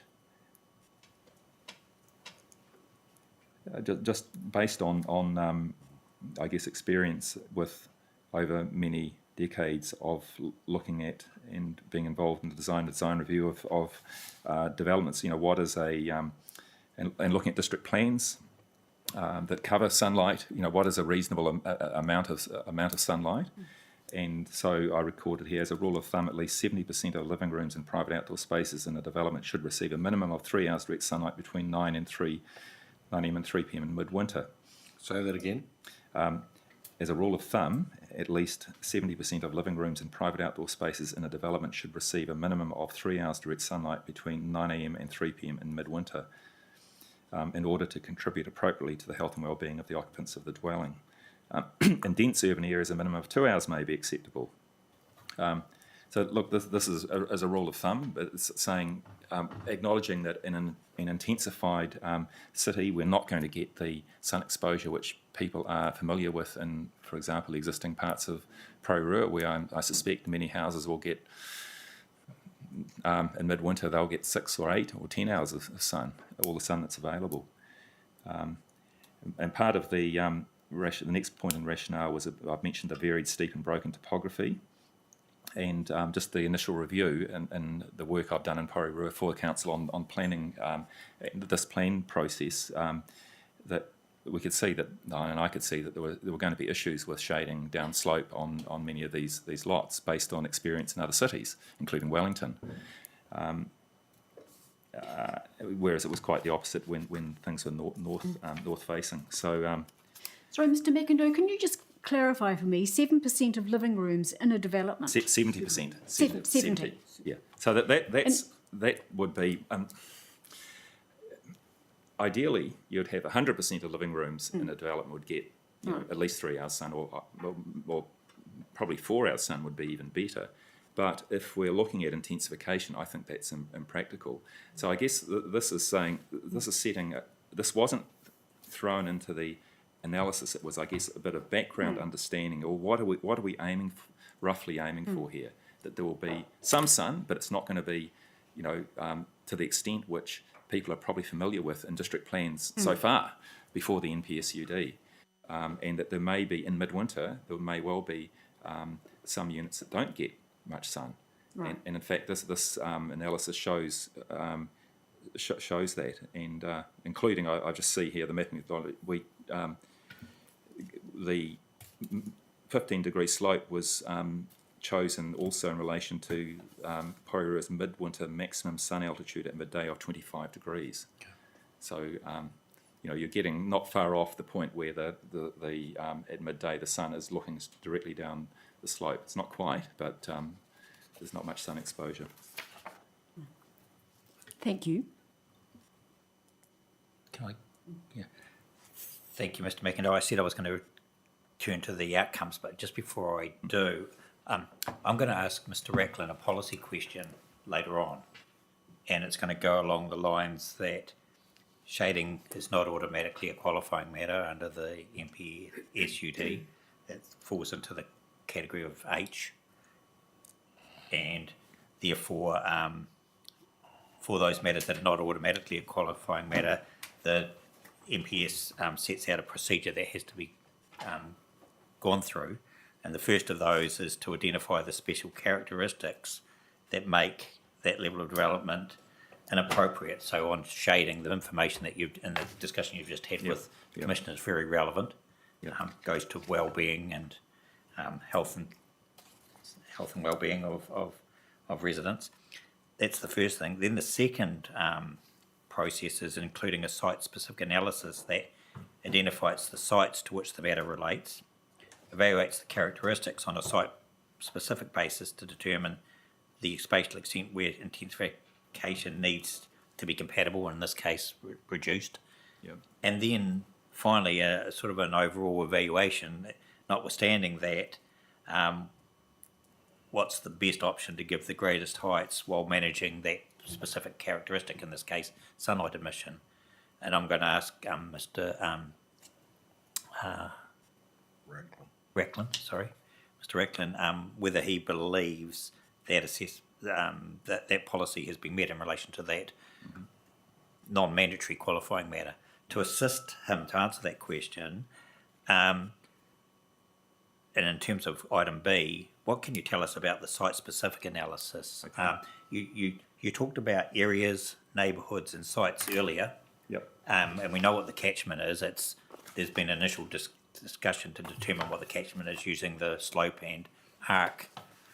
How do the terms area, neighbourhood and sites then fit into that methodology? Okay, right. And I appreciate this might all be in the UD20 paper, but...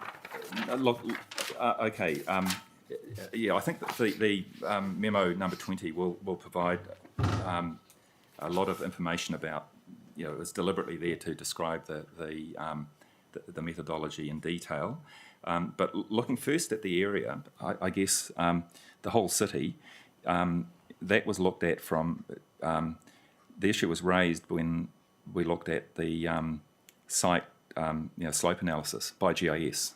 So that looked at the whole city and obviously covered every site. But we could see, unlike, say, for example, Lower Hutt and areas up the Hutt Valley, which are flat, hills, but where there wouldn't be this issue, most of Porirua residential areas, Tatahi Bay is an exception, near Takawahia is perhaps another one, there are these contour issues. Then that was looked at, GIS gives us wonderful capacity to go from looking at the big picture to then, as we know, just zooming in on a site. And I think probably to the extent which individual sites were looked at, I'll refer the panel back to those images on page 21 of my evidence of 8 February in relation to that Tatahi Bay site at 35 Terrace Road. Now that's these images here. So this you can see, in fact, obviously in relation to looking at this particular site, we're able to. We first had the map which showed the over an aerial that showed the areas of steep south-facing slope. So that site could be looked at. So arguably at that point, that's enough. But in fact, the analysis went even further because Council's GIS system has the capacity to do the 3D work. So we see it with Figure 3. This is a screenshot of a moving thing. We can zoom around and look at it from all directions with the existing building forms modelled and the contours. So we can look at both of those things and see, is there an issue? Now, we did that exercise right through to Tatahi Bay, including on this site, and the boundary was set in that location with the height variation control area for a reason, because we looked at where the boundary should be, not at a high level, at a neighbourhood level, think, it'll be through here roughly. we actually went through the whole lot, and we flicked between on screen between the plan and the 3D, and there were a group of us doing it, so it was inherently peer reviewed, where we challenged, we questioned, and we had criteria for making that assessment as well, Yes. which I've alluded to. So yes, this was site specific. Now, for example, when we get into the let's say take figure 2 on my evidence, we can see just to the lower right of the Te Pahi Bay site, there are some areas which are very much in the south-facing slope area. Well, we can see that without actually zooming in. But of course, we looked at every single part of the city where these things would apply and could apply, and where they didn't apply as well. And as I've mentioned in our evidence, where we felt that it was marginal, we chose to be enabling, so we wouldn't apply in high variation control area. Thank you for that. I'm pretty sure I understand what you're saying.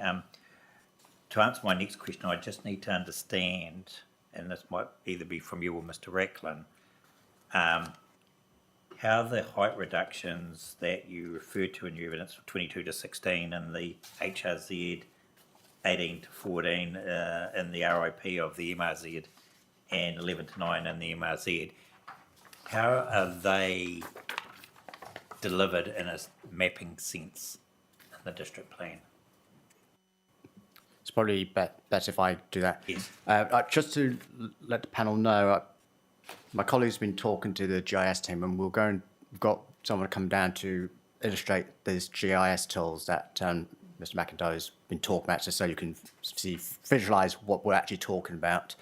In terms of your question, Commissioner, it's done through the plan in maps. Yes. So each site that has a control on it is identified. When you click on that site, it tells you what that control is. Yes. So, okay. So, for example, in the MRZ, there is obviously a residential intensification precinct, which allows greater height than what's normally permitted in the MRZ. So the difference between 11 and 18, I think. Where the shading limitation is applied as a reason for a reduced height, is it just through the notation on a site basis, or is it an overlay to show that the site's subject to a 14 metre or 11 metre height? It's done on a site-by-site basis. Yes. The planning map is hatched, so when you land on that landing page, you'll see that there's something there that you need to look at. Yes. So you might go to a site that's in the residential intensification precinct of the MRZ. It's attached as such. I think that's the brown dotted. And so that defines the precinct. Yes. And then there's a hatch-in, which denotes that the site is subject to a height control. Thank you. That's the answer I was looking for. Thank you. Okay. So on that basis, Mr. McIndoe, for the sites that do have a reduction in height, 22 to 16 or 18 to 14 or 11 to 9, they have all been identified on a site-by-site basis. That's correct. Thank you. Sorry if that was a bit laboured, but I just needed to get to there. Yep. So, Commissioner McMahon, I think I might just come in on here, because there is a height control, shade and height control, and I think you referred to it yesterday, where it goes down to 8 metre. Yeah, if I did, I probably did that in error, did I? No, there is one. That is a shading control that Kainoa have not opposed, and it's around the Mungavin netball courts. Oh, yes. Whereas through another process, it was identified that there are adverse effects there in terms of court being slippery and a danger to people, and the usability of the court and the comfort of spectators. So they haven't opposed all shading controls, only those that apply to residential properties. Thank you. You want to answer that question now then? Well, just a minute. By definition, it's a height control over the houses that might be built that would shade the courts. So it's still a... Sorry, I should. It's the shading control is in effect on the netball courts from development of a residential site, rather than development of a residential site on another residential site. And that's the one they have not opposed. Yeah. But it's still effectively a control on density because you're controlling how high the shader can go. Yes. Park that thought, park that question for the moment, back to Mr. McIndoe. I guess the last thing I need to ask you is, in going through that site-by-site analysis, identifying the sites to which are affected, evaluating the characteristics of the site to see the degree to which they're affected. Yeah. The process anticipates some sort of weighing up at the end of that process to determine which should prevail.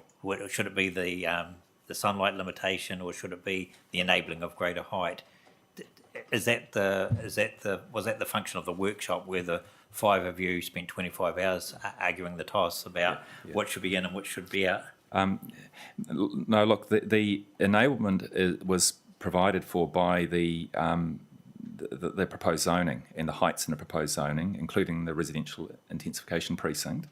So there's the enablement. Yes. And so then this was a test to say, well, are there some, and this is my understanding of it, we looked at, hang on, this could cause some real issues if we were to build buildings to this height in these particular south-facing slopes. It would cause issues. So that's when we analysed that. So it was, yes, enable, then in these locations for this particular reason, should it be enabled to that extent, or should there be an adjustment to address the downslope effects of that enablement? Okay, I understand that. I thought I heard you say earlier in the pre-morning tea session that where there was some marginal calls to be made, Yep. you erred on the side of enabling Enablement, development. yes. We kept them out of the height variation Yes, control that area. was really what I was getting at in terms of my question. Sorry if it wasn't Yep. phrased too Yeah. specifically. So, okay. Yeah. And you'd exercise that on a case-by-case basis, that judgment? Yes, and that was something where we, the group of us doing the work, we literally thought we'd make a call. This could be in or it could be out. Does it justify being in the height variation control area? Hard to justify it. Hard to, if pressed by a panel such as this, to justify it. So it's out. So there's no control. Okay, understood. That's all for me. Any more for anyone? No? Just one. Kia ora, Mr. McIndoe. Firstly, I just want to start by thanking you very much for the extremely helpful responses you provided to the panel this morning over an extended period of time in relation to some really quite critical issues that we're having to grapple with and that go right to the heart of our considerations. So thank you for that. It's certainly been very helpful for me. I have a question for you that may be slightly left field. It doesn't have anything to do with design guides or height control, variation areas or shading, but it does relate to matters around Te Ao Māori design principles. Yeah. And the reason I raise that is that there is a reference in the Section 32A report in response to some cultural advice provided by Ngāti Toa that Te Ao Māori is not reflected in the strategic objectives. And the explanation in the Section 32 report in response to that referred to national guidance on medium density design, which includes Te Ao Māori design principles and will influence the form of new development in Porirua. I just wondered, first of all, whether you're aware of these medium density design guides or guidelines that I understand have been promulgated through the Ministry for the Environment. And then secondly, whether the design guides developed for Porirua in any way reflect or include Te Ao Māori design principles. Okay. Yes, look, I am familiar with the MFE's design guide. That was finalised, I think, late last year. Okay. And there was a draft, I think, earlier last year. Of course, these design guides were prepared, first prepared in 2020. Right. And then worked up and modified and so on through various processes. So they don't take into account the MFE guidelines, but I think the MFE guidelines may well take into account these and others which I've written, because if I look in the bibliography to those, I think that may be the case, and certainly some of the content. With regard to Te Ao Māori principles, there's the design guides don't specifically mention Te Ao Māori principles. My experience in working for iwi organisations and developers and in various design review panels, including Eke Panuku's up in Auckland, where we are involved with the 17 iwi and hui from time to time, is that I think there's quite a bit of coordination between what is good urban design and the Te Ao Māori principles for dealing with design of the built environment. So inherently, there is, I'm not aware of great conflict, yet of course that there hasn't been a specific reference to that in these guides. I guess it comes down to the extent to which, in residential design, for example, people personalise their development in their dwelling or dwellings, and that probably relates to their cultural background. I think it's important in landscape design for a whole lot of reasons, including ecology, and there's the overlap with Te Ao Māori and traditional scientific ecology to have local species. I guess an answer to your question, no, this Te Ao Māori is not mentioned specifically, but I also think that the guides are not inconsistent. Now, of course, they don't apply to the design of the public realm, where, of course, that is city and landscape and culture, and design of public buildings, where probably, while what they do apply certainly in the centres to the design of a public building in the centre, however, for other reasons, public buildings will introduce whatever principles and briefing requirements which are appropriate, and certainly now it's very important and desirable to include Te Ao Māori in those facilities. Well, thank you for that response. I guess my follow-up question to that would be, if Te Ao Māori design principles are intended to influence the form of new development in Porirua, as the Section 32A report suggests, would those design principles need to be included in the design guide? Design guides? I think not. I think if that were to be considered, there could be a test of looking at. There's a problem when you get too many design guidelines, for example, covering the same thing in a single document. I think it's far better, speaking as a person who is a designer and assesses design as well that other people do, it's better if everything is integrated. If it's dealing with, say, some issue of cultural responsiveness, that is integrated, woven through the document, rather than being a separate list of things. So I think the test of relationship to Te Ao Māori is probably outside the document, but I would be confident that the sorts of principles which we have here would be not far from being, we use that word consistent again, consistent. And I say that like I wrote the cultural overlay for the Shelley Bay, or the draft cultural overlay for the Shelley Bay Design Guide development, which was obviously then worked through with the Maori interests in mana whenua to refine and so on, and so I'm very, very conscious of the issues. I don't. I think yes, this doesn't go into the issue of specifically into cultural responsiveness, but I think it's compatible with achieving cultural responsiveness. Thank you, that's really helpful. I guess perhaps an additional question for the planners in terms of that statement in the Section 32A report. From my perspective, it would be really helpful to understand what the council's intentions are there, or what was meant by the statement that Te Ao Māori principles will influence the form of future development in Porirua. I mean, what's meant by that, and how would that occur from a planning perspective?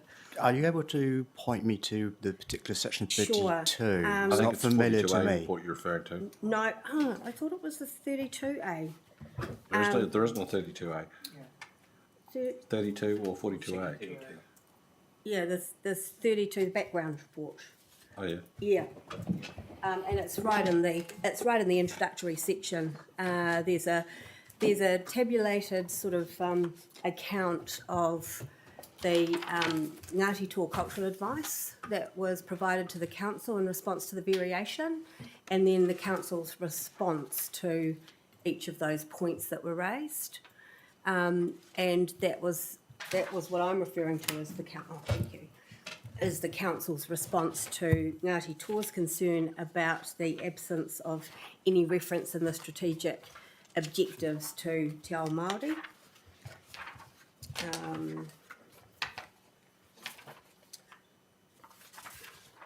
Let's see, which one is that? Overview, yeah. Sorry, I should have noted down the page reference.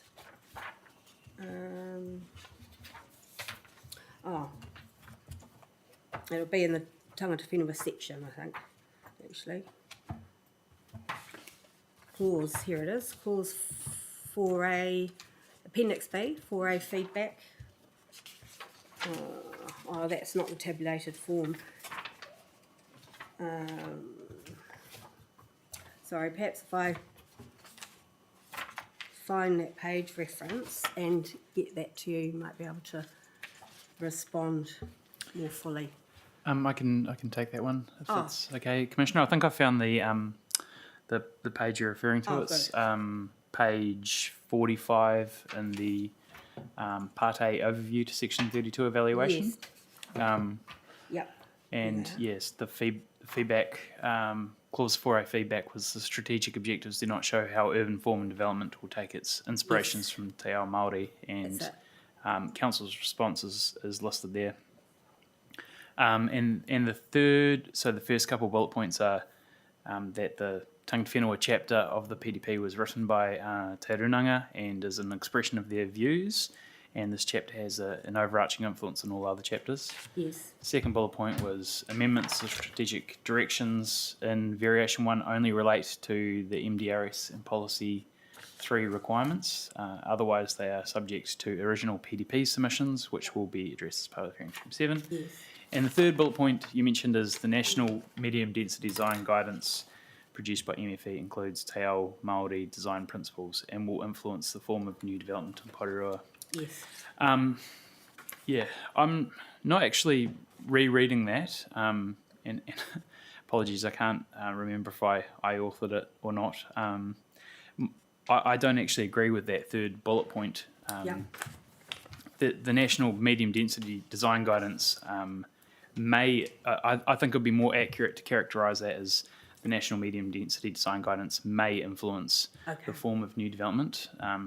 It's a pretty strong statement to say it will influence. Yeah, absolutely. That would rely on whoever's designing the development to be aware of them.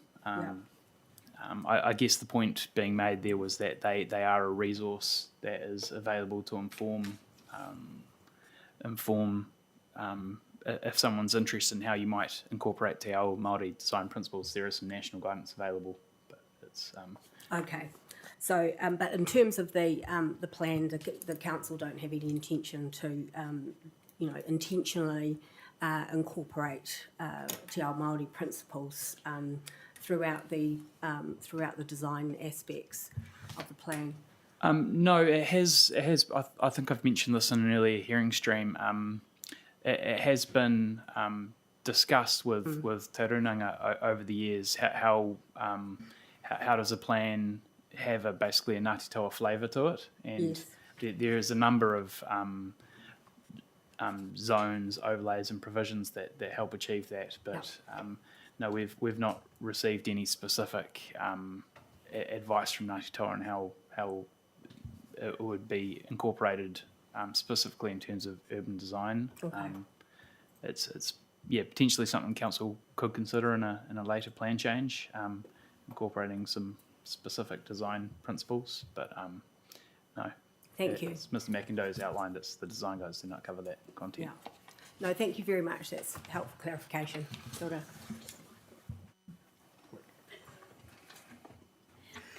Mr. McIndoe, I've got a question that may not quite refer to your area, but we've had one submission suggesting that in terms of bulk and location standards, that the plan needs provisions to manage vegetation in the residential area where it can affect amenity.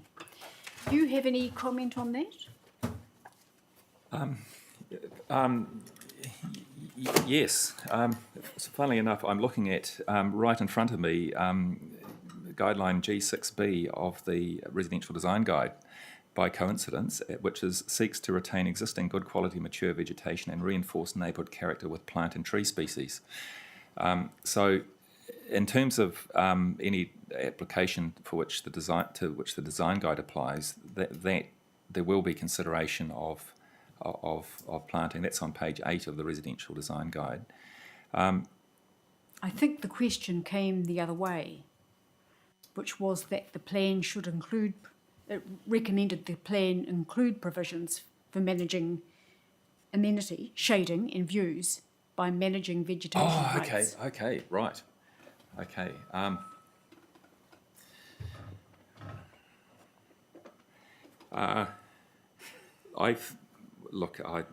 think that's a planning issue. Like that, we know the tree. There are issues with maintain. What's the wording for the trees they had in Auckland that were identified and to be protected, and that caused all sorts of a ruckus. I think it would be really problematic from a pure design and landscape amenity perspective, really problematic if somebody had the right to ensure that trees in the public realm or trees on a reserve nearby or trees on a neighbour's property could be limited in height or chopped beyond what is already allowed by the law that applies. So I wouldn't support a standard to cover that at all. I think it would be extremely problematic. It would be very similar to putting a standard in relation to private views relating to what can be seen in the far distance. You know, that hasn't been used in district plans ever for the same reason. So I certainly don't.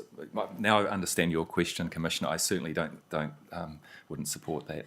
Thank you. And Commissioner, would it help if I perhaps came on Yes. on that? Yes, thank you. I've obviously recommended that those submissions be rejected. And in part I do that, I say, because it's just impossible to enforce.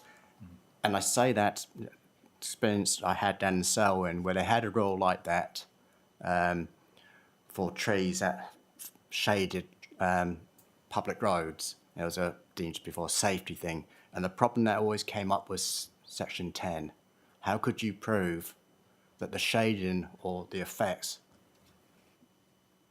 were from, because the existing use is exempt, and you'd have to sort the test of having to show what was the 12 months growth that had taken place.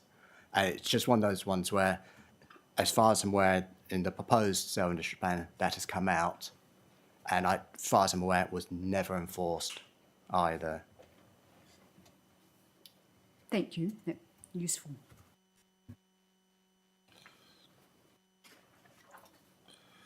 I think that's it, Mr. McIndoe.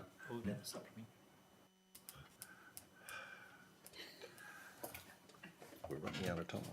We've spent a whole lot of time on this. Get on with it. I'll keep this brief, Mr. McIndoe. Yep. There's a couple of topics in the supplementary that I just wanted to ask you a couple of questions on. The first question relates to the HRZ extensions at Kenepuru and Porirua Bay. On the first one, you've agreed with Mr. Ray. On the second one, I think you're maintaining your position on Porirua Bay for the reasons that you outlined in your evidence in chief. Correct. My question is not so much about those two sites, but just in terms of your involvement in the original delineation and carving the general residential zone up into high density and medium density. What was your role in that? I was involved in that, and through work, starting with workshops, looking at relevant ped sheds with a whole range of council officers and other external people, involved in discussions. And in fact, I've described that methodology in my urban zone memo number 20, which will be sent through here. That's fine. And similarly, presumably, that applies also to the identification of the intensification precincts within. Correct, Yes. correct. And a lot of work in relation to assessing material sent through by Kāinga Ora, their plans and analysis over, a couple, 2 or 3 or 4 years ago. Yes. Okay, I'm jumping all the way to page 9 of your supplementary now, and this is where you're dealing with the height in relation to boundary provision for 6-storey buildings, 8 metres plus 60 degrees in the plan, and I think it was 19 plus 60 being sought by Kāinga Ora? Yes. Yes. In your 31, you talk about an effect that might be associated with a more liberal or less conservative height in relation to boundary, and that's being the effect that might have on the monotony and visual domination of the street edge. Yes. But that's not the purpose of that standard, is it? It's about sunlight admission, presumably. Yes, it is, but it has the there's no standard at the street edge. It doesn't apply at the street edge, but the effect is experienced also at the street edge as well as across the boundary. So in assessing whether a solution is appropriate, it's not a case of just looking at the sunlight. In fact, Mr. Ray has done some really interesting discussions. In fact, at 32. Yes, you acknowledge that, yes. Yeah. I should also acknowledge that I need to make a correction at 30. The plan change 78 intensification also for the FAB zone in Auckland includes, it has an 8 metre plus 60 for most of the site, then a 19 plus 60 for the first 20 metres of building at the street edge. Yes, for the first 21 metres. Yeah, take into account the front yard, yes. Yes. So that's a correction there. Okay. You referenced urban design memorandum 18 also. Yes. What was that in relation to? Memorandum 18 was about full analysis of district plan residential standards and height. Okay. And this was looking at the MRZ, the MRZ RIP, and the HRZ. Good. Okay. Well, could we get a copy of those? Yes. Too? Thank you. And I think that's everything for me on your supplementary. Thank you. Okay. Thank you. Mr. McIndoe, had a lengthy discussion, and it might get a bit longer once we've seen your memo 20. So if we could have that between you, the two of you, before the end of the day so we can read it tonight. You're looking for a hard copy of it, because it is online. I can send you the link, but you're looking at hard copies? A hard copy would be preferable for those dinosaurs in the room who prefer that. And memo. And well, how big is it? There might be, as the Commissioner just said.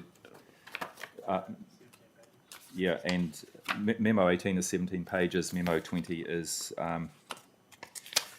15 pages, but it's all very good stuff. Hey.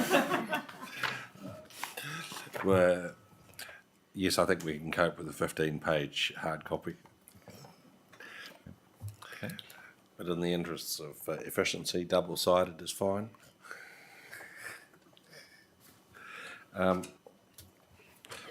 I say, Mr. McIndoe, we may have some questions for you once we've read it overnight. Certainly, thank you. Mr. Ackland, I think we're finally back to you at 10 to 12. And one.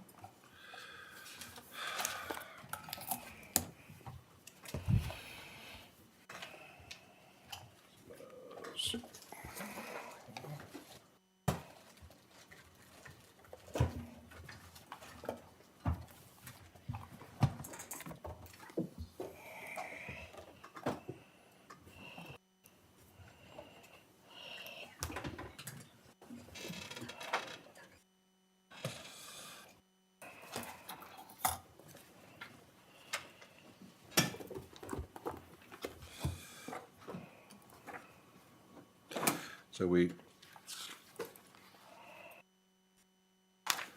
going to talk about the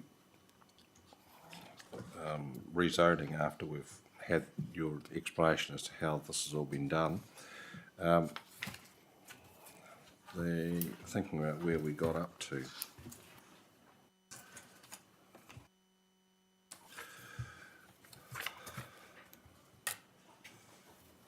So would it help that one of the things you asked me to do, and I don't know whether you wanted it today, was to reflect further on the land north of the metropolitan centre zone, and whether I would recommend that for rezoning, and by association the extension of the high density residential zone over Yes, Takapararia. page 32 of your report.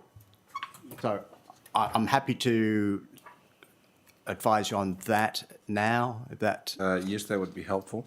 so yeah, I did think further on it overnight, and I still do not recommend the rezoning for the reasons I mentioned yesterday. That I think it brings into play Section 6E matters and Section 8 in terms of the significance of the harbour, and also Takapararia, which I've not seen addressed.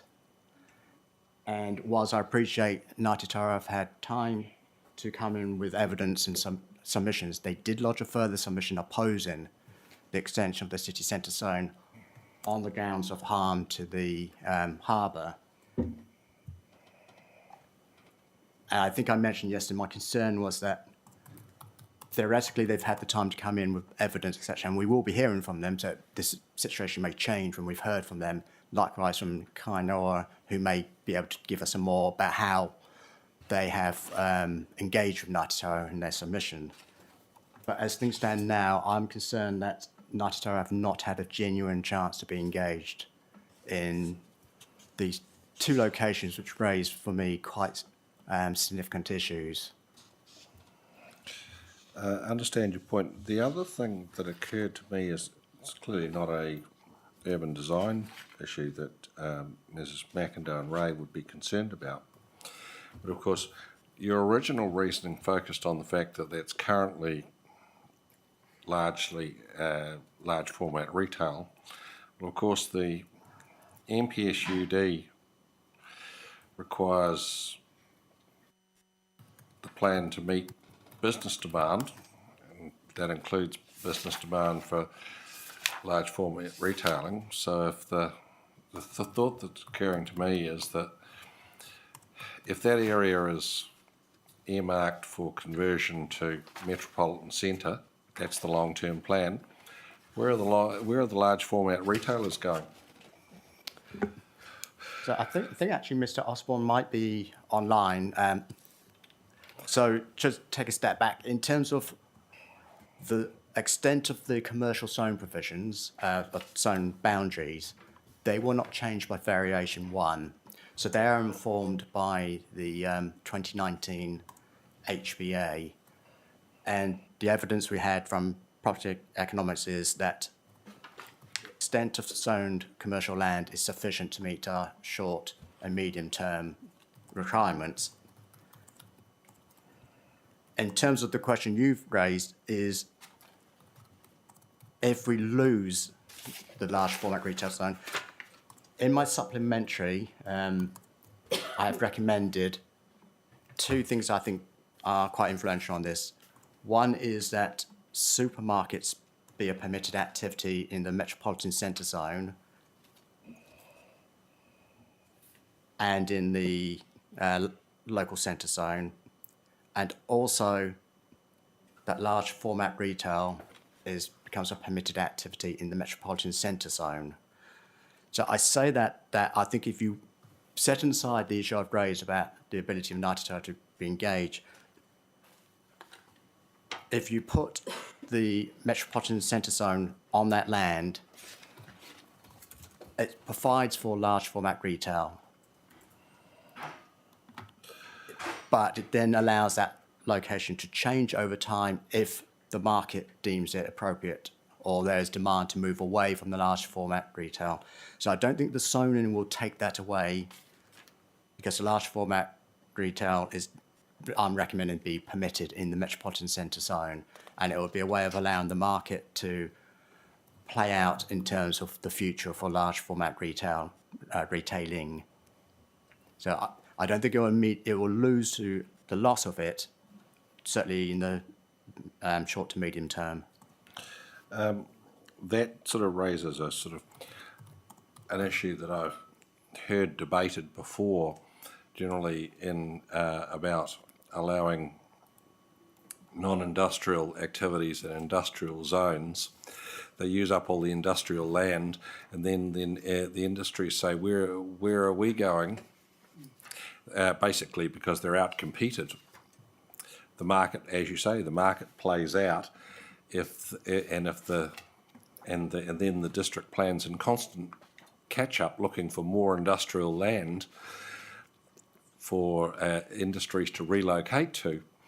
Is this like, I accept there's an overlap with the economic analysis, but from a planning perspective, are you getting to the same thing? Because of course large format retails take up large areas in car parks. Now there's a whole climate change perspective on that as well, as to whether that's a good thing and how that could be addressed. But as I say, in the MPSUD requires demand for all business users to be met. So while if you broaden that out and the market results in them being out-competed, are you creating a long-term problem? So the 2019 HBA was predicated on the former zonings, so it's obviously pre-PDP. So that land was actually city centre zone at the time that Property Economics did their report. So they did not identify a particular need, and obviously Mr. Osborne is available to speak to this in terms of large format retail, other than I think I've quoted in my supplementary about the role it plays in the economy of Porirua.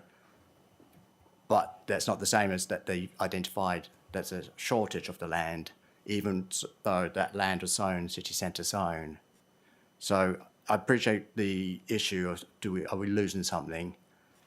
I'm not concerned in so far as I think it's not going to be lost overnight. If it gets lost, it's because of the change in nature of retail over time. But it is something you might want to explore with Mr. Osborne, assuming he is available.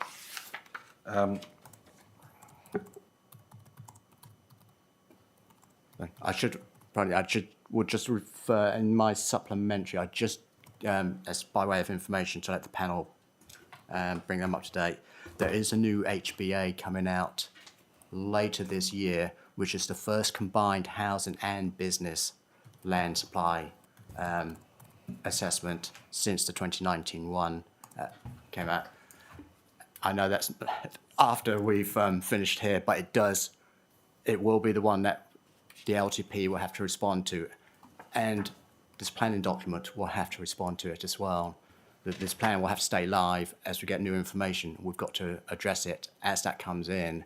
Wasn't there an update in 2022 for housing? Just housing. So the NBSUD said all the tier 1 councils had to do it, but just for housing. So it took it out of kilter, if you like. You lost that linkage. This one would be where we've got the linkage back. Now, Commissioners, like my next question is a specific one about 10A, the track, which we'll be hearing from Mr. Botha about, no doubt. So I'm on page 54 of, any advance on page 54? Go for it. Mr. Ackland, sorry, these are a couple of matters just from yesterday, and just for the record, and you covered one off just a few moments ago regarding the extension of the HRZ into Takapu, Wahia and Elston. And are you going to distill your response in writing on that, just so we've got it for the record?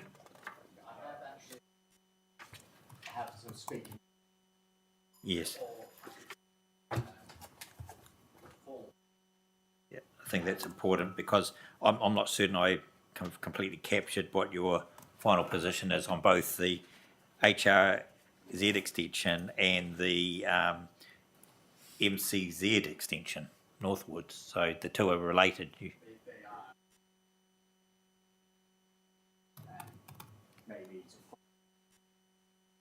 Okay. Tomorrow. Microphone. Thought I had to. I do have something here that I prepared last night, but I'm happy to adjust it if you to pick up on what we've discussed to make it more. Yeah, I just didn't make sure it wasn't lost. No, so I might just look at this again, make sure it captures what we've just discussed, and then I'll give it to the hearing administrator to formally put up on the website and apply it to yourselves. The second one, in terms of the extension, the HRZ was the one at Mana, and my question to you is that you acknowledge that relies on the local centre zone being rezoned to town centre zone, and of course that's no longer being pursued by Kaingora, I don't think. So really that extension's really now a moot point. Is that your view also? The submission still stands, but we have no evidence on it. Okay. Now, there's a number of extensions to the HRZ that you've canvassed in graphical form 33 through to 40. And some of them, you've said that the extension would be outside the walkable catchment for the park or the supermarket or whatever the attribute is. Others, you say it's nearly all outside. And I'm thinking of Mana was one, Parramatta was another for the HNZ. Plymonton was all outside. For those that are partly inside and mostly outside, are you suggesting any form of adjustment of the boundary? I'm not, on the basis that the process by which we identified those the boundaries involved looking at a number of things, which we'll see tomorrow in terms of well-functioning urban environment factors. They also looked at some of the issues Mr. McIndoe covers in actually establishing defensible zone boundaries. They also deal with, to start again, a GIS technical thing. The way that GIS works, it captures any site that it thinks is within that walkable distance, even if when you actually do the test that we did of looking site by site, where does the access actually come from? There's almost like a buffer of about, I think it's like something like 20 metres that it just grabs and says, this is within. But when you look at it and you work out, or actually it gets access from over here, so it's not. So at this stage, because the evidence we've got doesn't tell me whether it has, from kind of whether they have dealt with those buffer issues, etc., then my assumption is that what we've done is still correct. Okay, the reason I asked that question is I was having difficulty comparing your screenshots with the images that Koingara provided, and I wasn't sure how significant the nearly all outside or slightly inside was. So if you look at figure 18 on your page 34, which is the example of Parramatta, which is the extension being sought as nearly all outside the walkable catchment for a supermarket, which I think is that 1,000? Is that 400? Parks is 400, schools is 1,000, I think. It was 1,200. 1,200 for a supermarket. Yeah. So what is that image showing me? Because I'm seeing the purple area and I'm seeing a sort of a pink shading. Is that, or am I completely misreading figure 18? So figure 18 is showing the supermarket pedestrian network. So where you've got the purple, sort of, you can sort of form a light pink Yes. overlap. That is deemed to be within Yes. the walkable catchment at that point. That's how I interpreted it. Yes. So I mean, there's a sizable number of properties affected, surely, in that area. There are, but if you go the page screenshot 19, Yes. it shows one of the other parameters, which is the local park, Yes. and it's outside. Yes. So So it's the interplay between the three factors. okay. So that's the difference between 1,200 metres for the supermarket and 400 for the local park. Correct. Yes. Presumably the other factor wasn't relevant, was it? Schools. Schools, no, because right bang in the middle of in between the local centre zone Okay. is there's a school there. Okay. That, of all of the ones, that seemed to be the one that showed the most sizable potential and extension area. Would you agree? Parramatta. Yes. Yes, I agree. I think that's going to be, if I was to distill it down to two key places, it's Parramatta, Porirua Bay. Yes. For the extension of the HRZ, yes. Okay.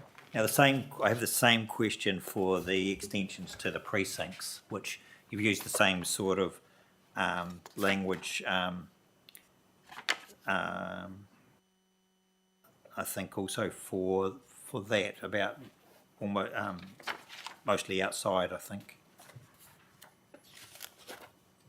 And would you give the same answer? Would you? It'd be the same issue of that they're outside, and so you're not getting the three factors in case of the intensification precinct. Okay. It's where they overlap, but there was also a issue in terms of one of the factors was not to have these isolated back sections where they're on the edge, and that was one of the principles that was applied as well. Yes, I'm particularly referring to Cannons Creek, which is nearly all outside the walkable catchment for a local park. Papakofi, nearly all outside the area for a local park and primary school. And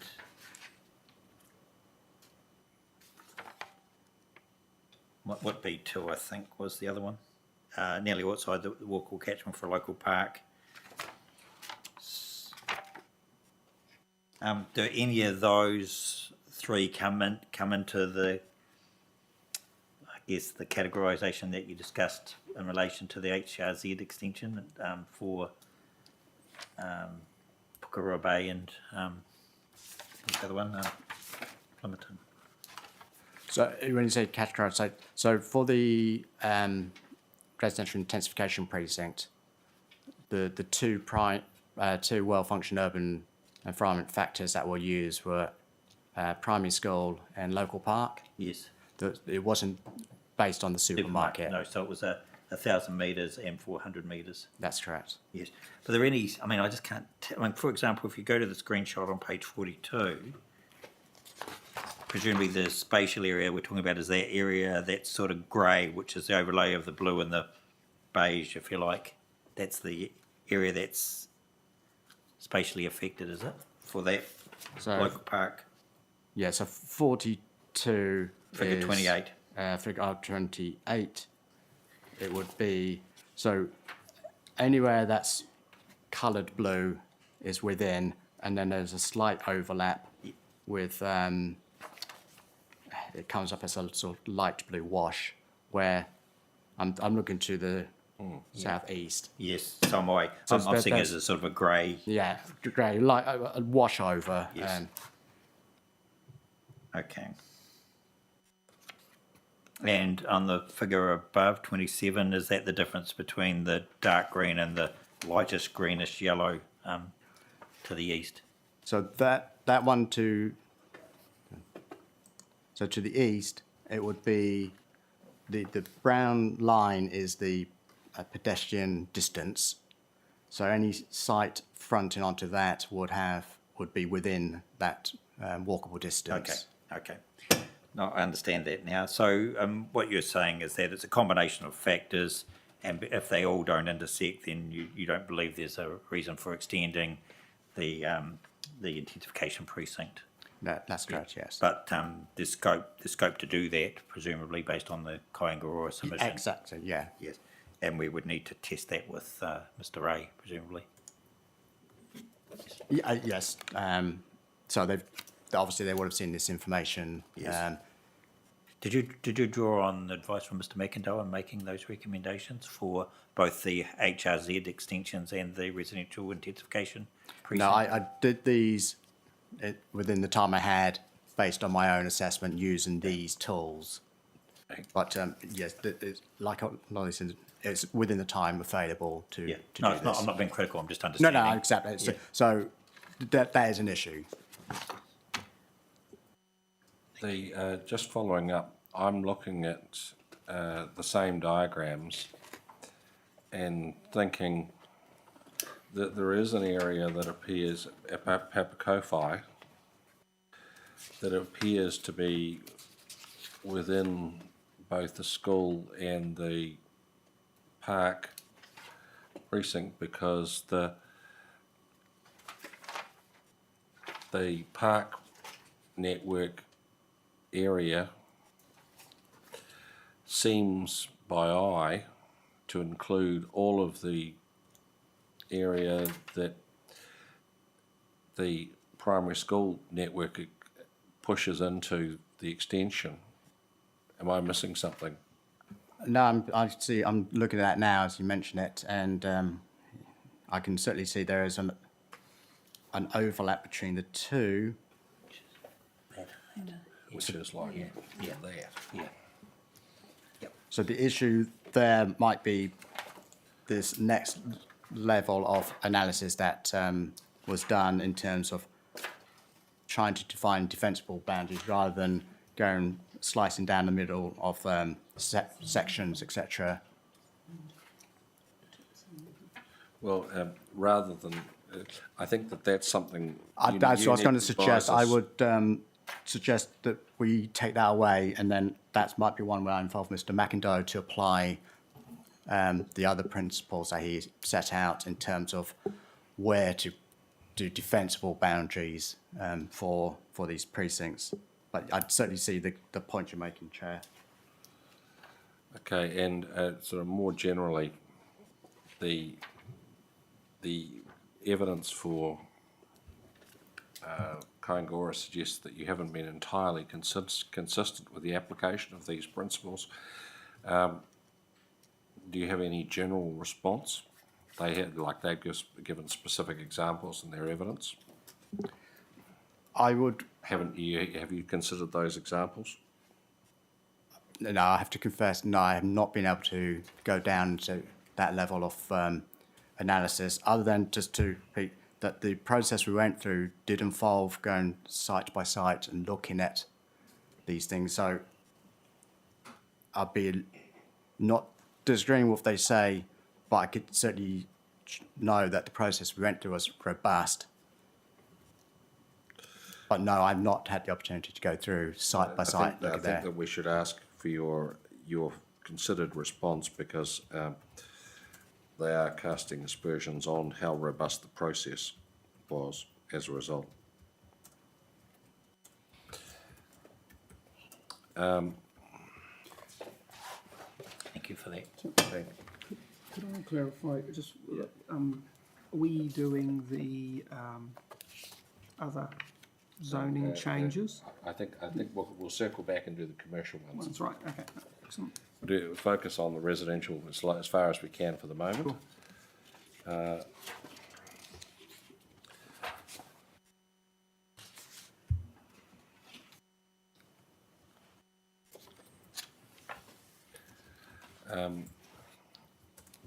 Next question I had related to your 47, Mr. Racklin. The standard you're citing,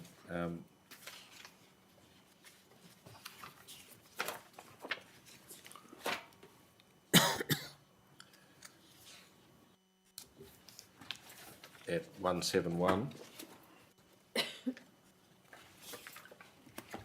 Maybe it's just me, but I was left thinking, does it need to say more clearly that the ground floor building frontage that requires 55% is the one on the primary frontage side of the building, given that some of them have secondary frontages?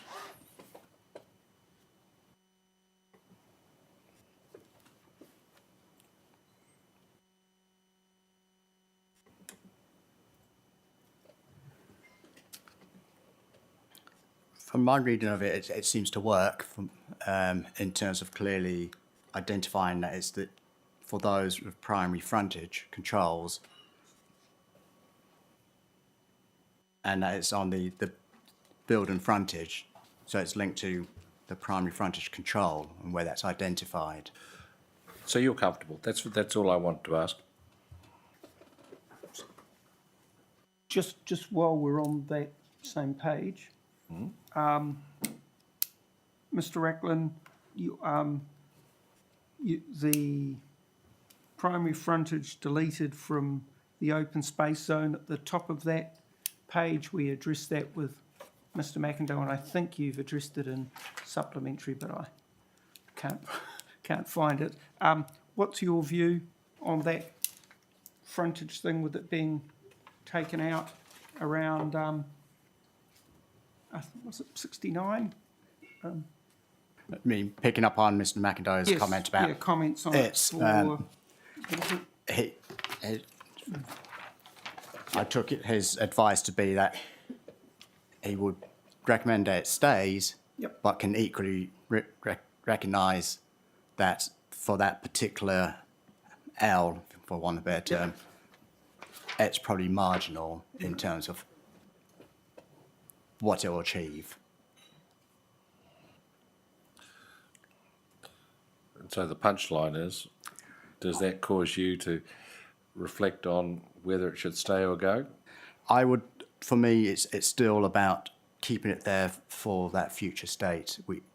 I'd appreciate that you do have the internal built environment is of high quality, which Mr. McIndoe picks up. But the purpose of these frontage controls is to look at how we try and turn development to start coming back to the street, rather than being more contained on private land. So I would say, yes, I do agree this one's more finely balanced, but I'd still say I think it should be kept in. Let's go anything before page 54 now, Commissioners?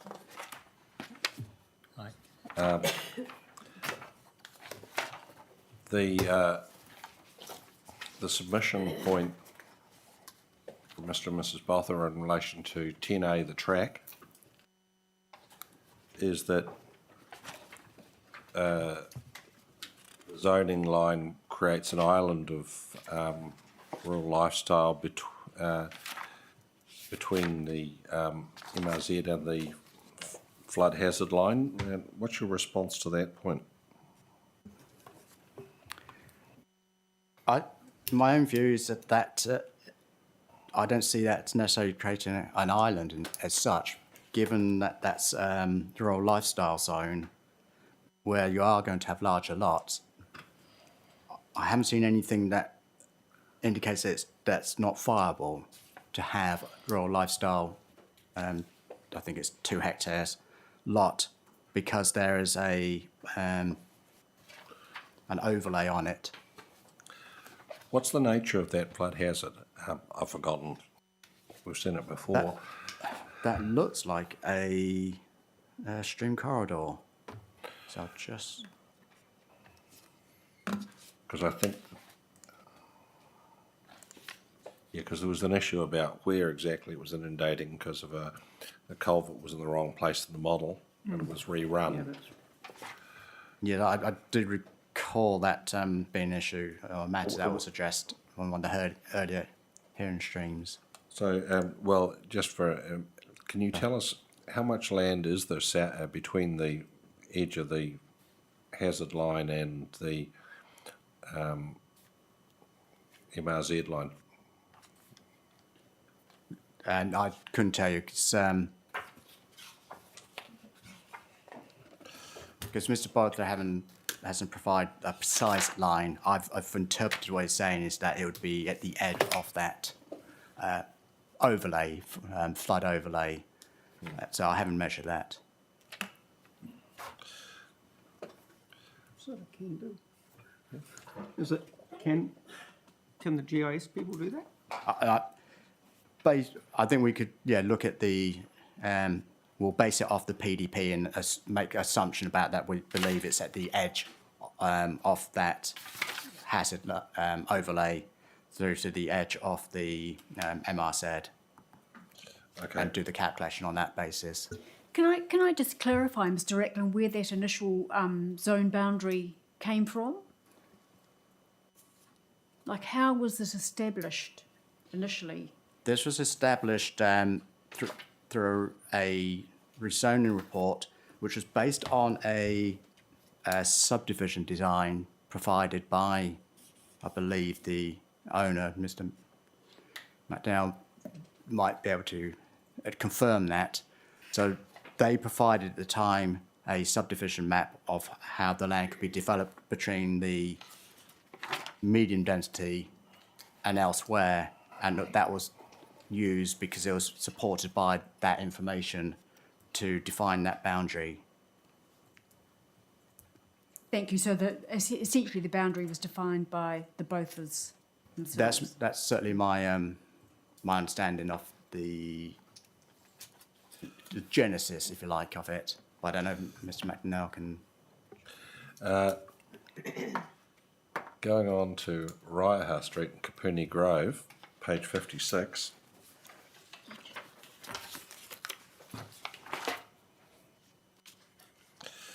I had 2 points. One of the issues about receiving material and reply, you don't always get a chance to have a second go. But this time we have you quoting Mr. McDonnell, and you're both sitting in front of us. So I'll ask the pair of you. You're relying on the fact that Mr. Ackland, you're relying on Mr. McDonnell's Stream 2 reply identifying how the land is capable of reasonable use under current PDP requirements, including that it could be the subject of primary production activities. Can you suggest what primary production activities that site could be used for, sitting in the middle of the city, covered by an SNA? As we sit here now, no, I couldn't. Mr. McDonnell, could you assist? I know it's a long time ago since you wrote that. Yeah, I would refer the panel and myself back to my hearing stream 3 reply, where I addressed that specific question from the panel. Yes, I didn't go back and reread the whole reply, but it did make me wonder what you could conceivably do. It's pretty. From memory, it's pretty limited, like most of Porirua in terms of any real productive use. But there are activities that would fall within the definition of primary production that you could undertake on site. Arguably. Like, I believe I gave a couple of examples in my reply, which I'm scrambling to have a look for. well, But I would acknowledge that that's it is a bit of a stretch. You know, it isn't I'm no agricultural expert, but it doesn't seem like a very highly productive rural site. particularly surrounded on four sides by residential development or residential or business development of various kinds. Yeah, it is an unusual site to have in basically an island of rural zoned land like that. Reverting to the next paragraph, you referring to Mr. Osborne's evidence in relation to Silverwood, Mr. Racklin, and yes, I can remember that evidence quite clearly, but there's a bit of water under the bridge since then, and among other things, the council's rezoned about 6,000 lots in the northern growth area. So I was thinking, if I were sitting the owner of that Raiha Street, that it's, I would be thinking it's a bit rich for the council to be saying we can't possibly have any more residential development capacity because of the economic implications. The council's own action seems to have undermined that argument. I think I would draw the distinction between the northern growth area and this site, as in the northern growth area has been signalled for growth for a long time. Even I've been here nearly 6 years. It was well before me that was being signalled. It was in the Porirua Growth Strategy 2048. So it's clearly been signalled, unlike this site, which is, for want of a better term, has come in at this stage, rather than a process that's occurred over a long time, which has involved doing studies, planning for it, through to where we are now of actually being able to say we can actually upzone it to deliver housing need, or to help contribute to housing need. Whereas this site historically has not been zoned for any residential activity. It came in through a rezoning request. I have mentioned in my section 42A that I did speak to a representative for the landowner. Now, whether that was the submitter, I don't know, because I didn't have their name, at which we spelt out all the information that was needed to be able to advance it as part of the wider land search at the time.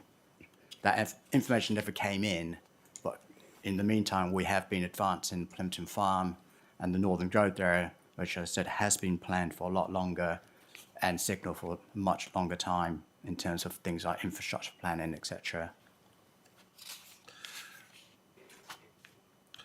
I suppose I understand those issues, the strategic planning issues, but that wasn't what Mr. Osborne was relying on. He was talking about inefficiencies and distortions in the residential land market, disincentive of brownfield development. That would apply to any greenfield development. If I understand, it's over and above what's already planned. So the northern growth area, as has come through in the variation 1, is taken account of, and I understand the evidence provided with that does not show that effect. So in effect, it will deliver the need. More greenfield on top of that is where you start getting the issues that Mr. Osborne has raised. I was thinking that you're quoting what Mr. Osborne was saying in the middle of last year, not which didn't factor in those northern growth area because they weren't live zoned then, they were fuzz. but they did signal where the greenfield is going to take place. But I think the point saying that we now have more up-to-date information in relation to the northern growth area and its effect on housing supply, then yes, that's a fair point that can also be used as well in terms of trying to draw the lines. Okay, well, it's 12:30. We might break and have some lunch. Speaking of Mr. Osborne, when do you think that he would be available to talk to us, and when would you like to slot him in? According to my timetable, he should actually be online. Philip Osborne.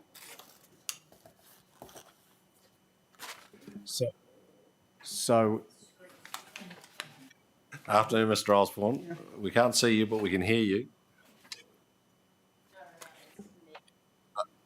I think it might be, the video might be at our end, but so we're just about to break for lunch. We're talking about when you might, here's your happy smiling face.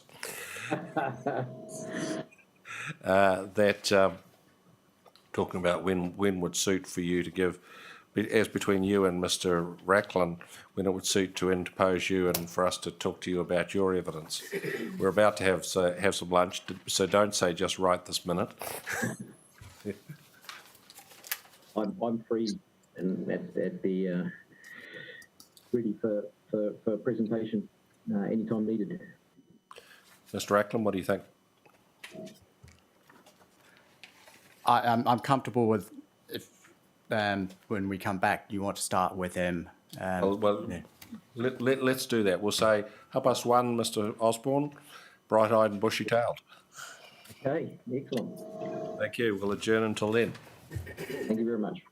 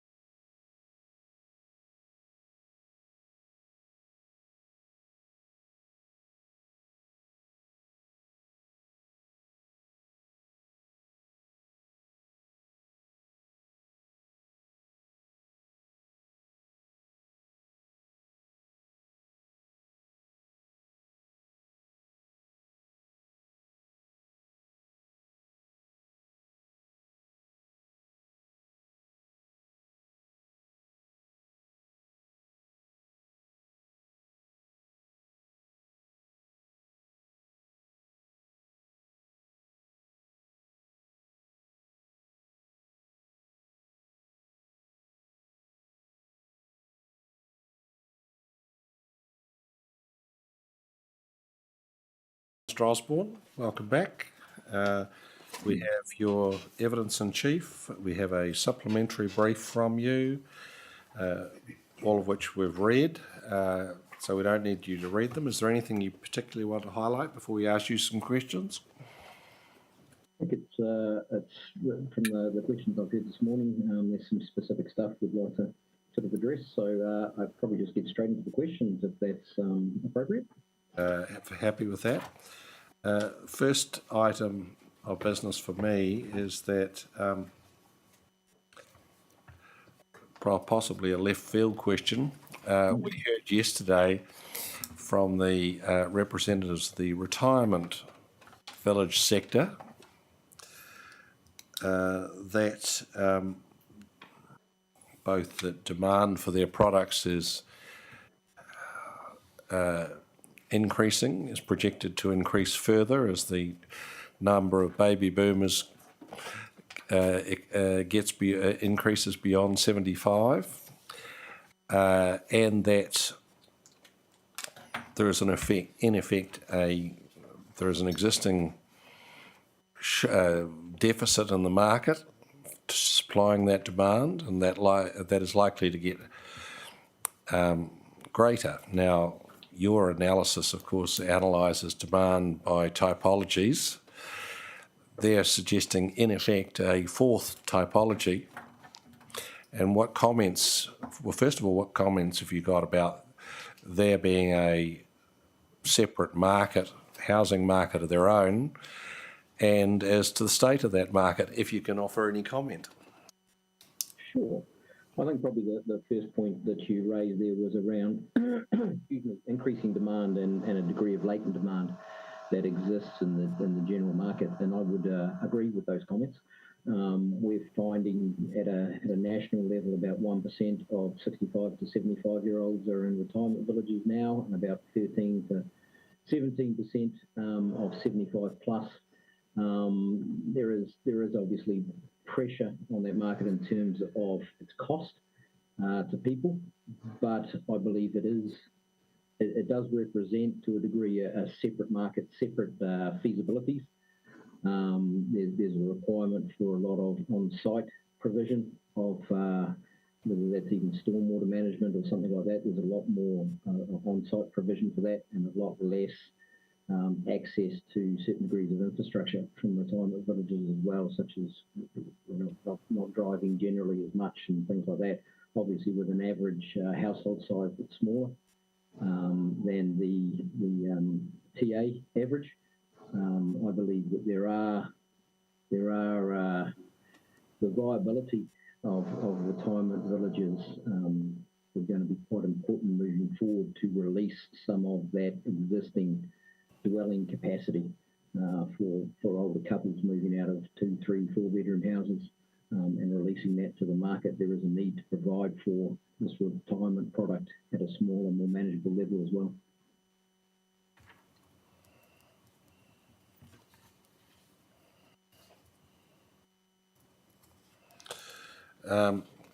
Sorry, you just not frozen at the moment.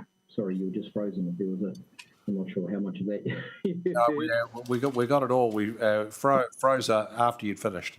Okay, excellent. And so that would suggest that in terms of the NPSUD, we need to be concerned about whether that market, or the plan provides for that market over the short, medium and long term with the appropriate margin? I think there is definitely a need. I mean, that margin is different, as I say, and the practicalities of larger sites and so forth, and the ability to locate those closer to amenity with large site access is difficult as well. But there is I think there's a nuance to the more general capacity assessment that we're finding across the country, in fact, that says that these parameters are somewhat different for the retirement villages, and there should be a nuance that allows for that to be able to be developed. Yes. And can you give us any assistance as to what what the 30-year demand is on that nuanced scenario. I'm thinking where you're taking me is the need for the panel to be satisfied the plan is adequately providing for a level of retirement village development, and I'm not quite sure what that level is right now. I would have to look at that. I haven't looked at that specifically for Porirua. In fact, specifically for the country, there are some large numbers out there, but really, I mean, at a 30-year horizon, it depends on what is offered by the retirement village community. At the moment, it's extremely expensive and extremely prohibitive for a large proportion of the market. We're finding internationally that sector is changing in terms of its demands for returns and its efficiencies. And so a larger proportion of the market is able to access that. We haven't specifically looked at that for Porirua in terms of the demand. We've just looked at that typology that would be demanded in terms of terraced homes and those sorts of developments and so forth, but not the developments themselves. The difficulty with that is across the board, there's quite a variation in terms of feasibility for some of the big players like MetLife Care and for Ryman. Those economies of scale are substantial, whereas there's an increasing number of small providers where the feasibilities and the finances of that development would be starkly different.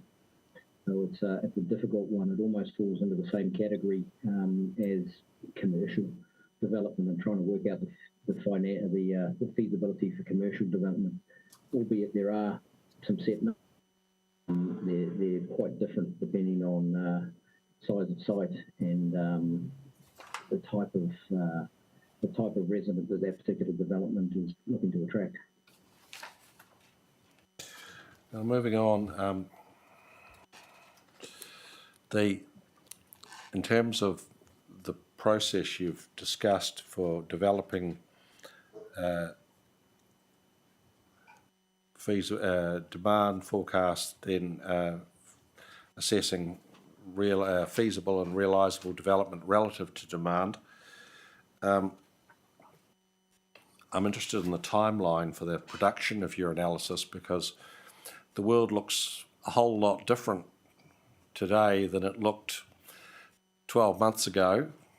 That some far-sighted people were saying it couldn't last, but we now have a quantified drop in prices, a quantified rise in interest rates, the looming threat of people coming off fixed interest rates into a much higher interest rate environment than they have previously enjoyed.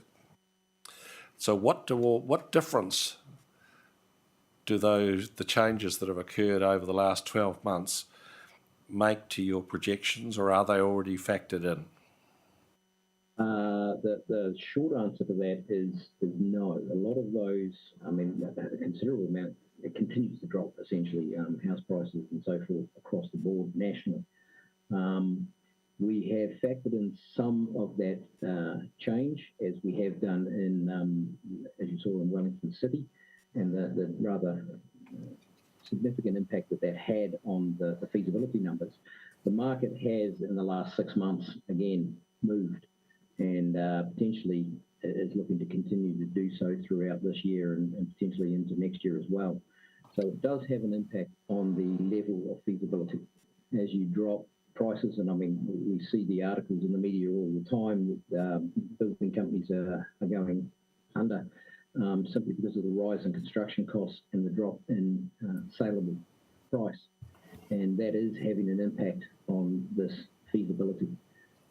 It has a greater probably impact on intensification and less of an impact on greenfield. So it makes the development and the availability of greenfield in the short term more important. Longer term, you really need to have that market sort of find its equilibrium again in order for that intensification to actually occur. We're finding in Auckland a lot of properties that sold 12 months ago are now back on the market with consents on them because developers no longer have the appetite to actually develop those. A simple, the short answer to your question is yes, it is likely to drop. I believe the around 27,000 in terms of feasibility that we assessed in Porirua. That is likely to be lower than it is now. Now, obviously, we're talking about a longer term period and the potential for the market to rebound, as it were. But it will, any given period of time is going to change those numbers, depending on those market variables. As you put interest rates, I mean, now have been the key ones more than anything else.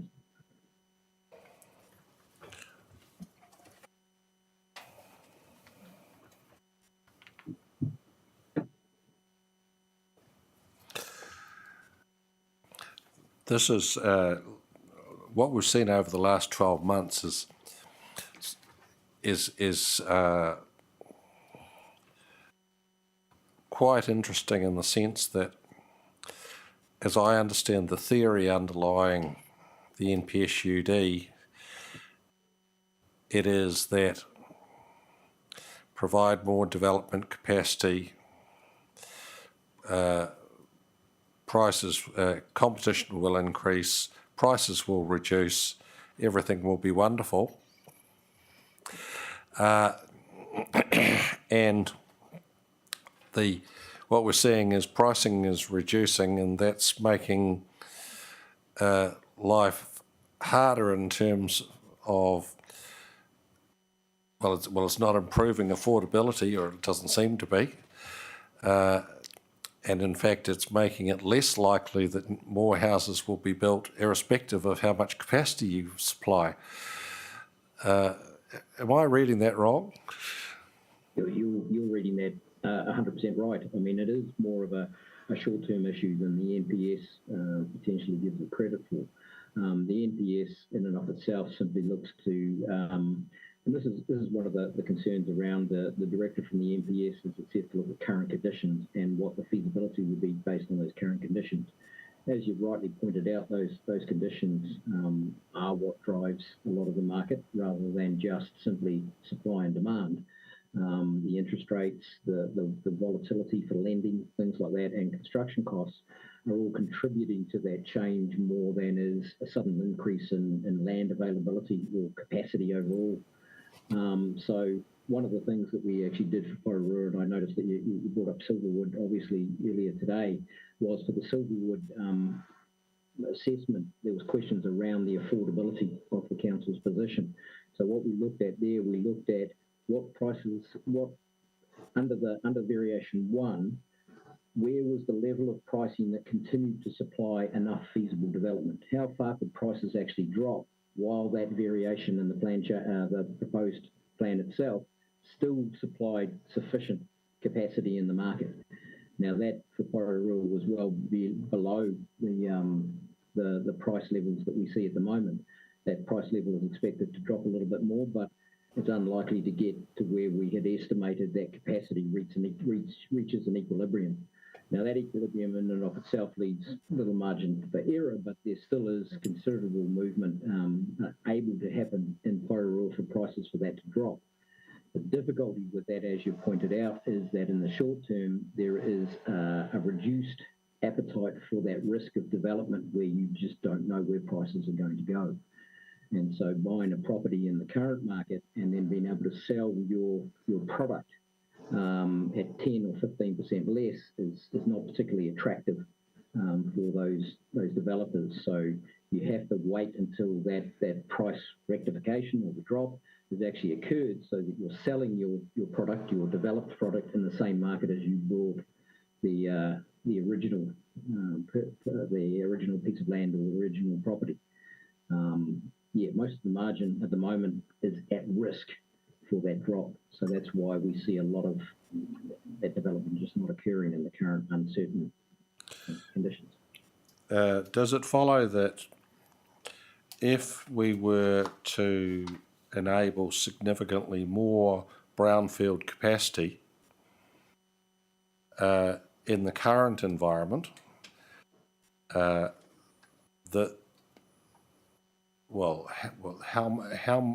likely is that to improve the amount of realisable development? I think in the short term, it's unlikely to have a material impact on what's actually presented to the market simply because of that uncertainty. We've watched around the world as markets have rectified as much as 50% on property, and we're not expecting that, obviously. But the amount of upzoning that would be required in Porirua to negate that risk would be probably not feasible in and of itself. So you're unlikely to be able to mitigate that risk in the short term. There needs to be some sort of balancing out of that uncertainty in the market for developers to be able to enter again into the market and purchase land at a price that they're going to be able to sell it for, and have a degree of certainty in selling it for. There is some upside in increasing capacity. Obviously, it depends on how intensified that increase is and whether you're just spreading intensification or whether you're actually intensifying in more appropriate locations. But in terms of those efficient locations, I would suggest more is better anyway, without sort of flogging that horse. You want development to occur in efficient locations, and you want it to occur at a competitive level. I'm not saying that everything needs to be greenfield, but saying that the intensified development needs to be able to compete at least in the same market.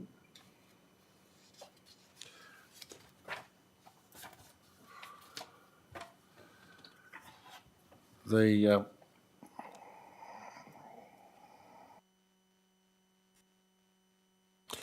paragraph 3.2 of your evidence, Mr. Osborne, you're saying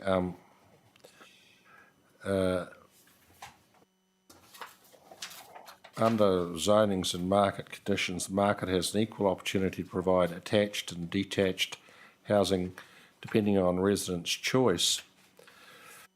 And the thought I had was, is it really residents' choice or is it sellers' choice that residents can only choose what there is available to buy? I guess that is the chicken and the egg argument. Typically, as an economist, I would say that people are going to build what the market wants to a degree. There are obviously market failures in terms of that. The last sort of 30 years proves that, in that the market believed that you were going to get a better return on a 3-bedroom house, so that's what the market demanded, so that's what was built. Even though that wasn't meeting the need of the actual population that was getting smaller and smaller households. It's not going to be perfect. There is a degree of both demand pressure on those typologies and supply pressure. To start with, the profit levels aren't in an intensified product, and they are more likely to be had in a standalone, more remote, higher land use product, then you're going to find that that's what's actually provided to in the market. So that's, I guess, the position of the district of the plan, is to actually provide that advantage or competitiveness for a more intensified product to meet that need in the community. Again, it's reliant on what people perceive as the market. So if as a buyer you want to live in an apartment but you believe that the resale value is likely to be less and it's more risky to buy that product, then your preferences are going to shift. But the preferences that have been assessed for Porirua through Sense Partners are look fairly balanced in terms of the total population anyway, that's going to actually prefer a more dense product, whether that's a terraced house or an apartment. Next question. In your supplementary, are you discussing predictions of demand? Now, Mr. Cullen, in his evidence, emphasises infrastructure constraints as a potential additional constraint on realisability. So my question for you is, to what extent has that been taken into account in your movement from theoretical to feasible to realisable?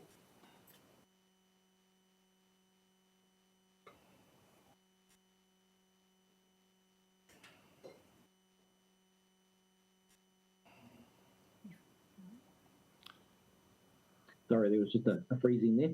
I believe the question was how we considered infrastructure provision in terms of feasibility and feasible capacity. The short answer to that is more particularly infrastructure constraints. well, Yeah, but it's the other side of the same coin. the short answer is that there is not all of it has been in terms of that. That's a secondary process discussed by council. We have simply looked at what the market will produce, and those constraints are either existing constraints or they're represented in an LTP in terms of the ability for that infrastructure to be put in place. But we haven't reconciled those two in our own numbers anyway. Mr. Cullen suggests that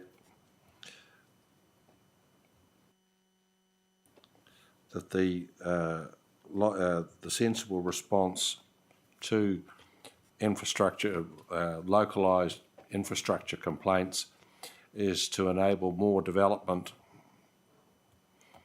What's your response to that? I think that, the difficulty with creating or enabling more development, I think, is highlighted to a degree by the MDRS, which has, for most Tier 1 councils, created an issue where you've increased the development potential across the board.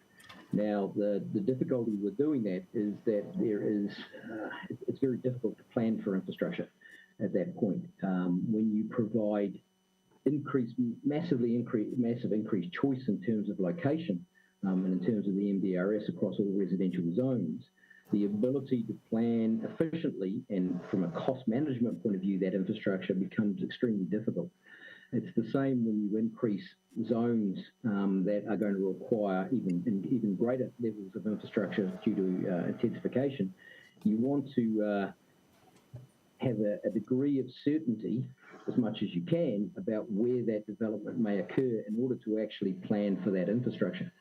Otherwise, you're having to plan for the capacity that sits underneath that, and that, from an infrastructure point of view, can be extremely costly and inefficient. So Mr. Cullen suggests that, I think the thinking underlying Mr. Cullen's premise is that that if there's an infrastructure constraint, the intensification won't be able to occur, that the Three Waters overlay in the plan will preclude intensification, and therefore if you provide for it everywhere or enable it everywhere, then it will in fact only occur where infrastructure allows it to occur. As I say, that's my inference. I'm not sure he actually says that. These numbers need to be reconciled with that infrastructure to see if that's actually a valid position, whether there still exists sufficient. And infrastructure capacity is a different planning that infrastructure, but I haven't seen a position that has said that there isn't sufficient infrastructure to actually meet these capacity numbers, even at half, obviously, of what they are currently, and that there is a need to upzone more land in order to overcome that restriction. So I don't have the information in front of me to actually make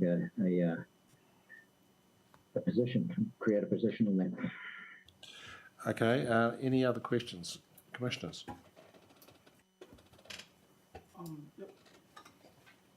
Go. Thanks, Mr. Osborne. Just on your supplementary evidence, the part about the extension of the MCZ through the large format retail zone. When you say expanding already struggling centre, do you mean the MCZ? Yep. The existing metropolitan centre here, so central city, the current central city. And then, do you have any idea how many people work there in that the large format retail zone and numbers or anything about that area? I would actually be able to get those fairly good. I don't have those at hand, but I would be able to get those for you pretty quickly. But I imagine it's a relatively low employment use large format, but there is a mixture of activities within there that still have a good size employment base.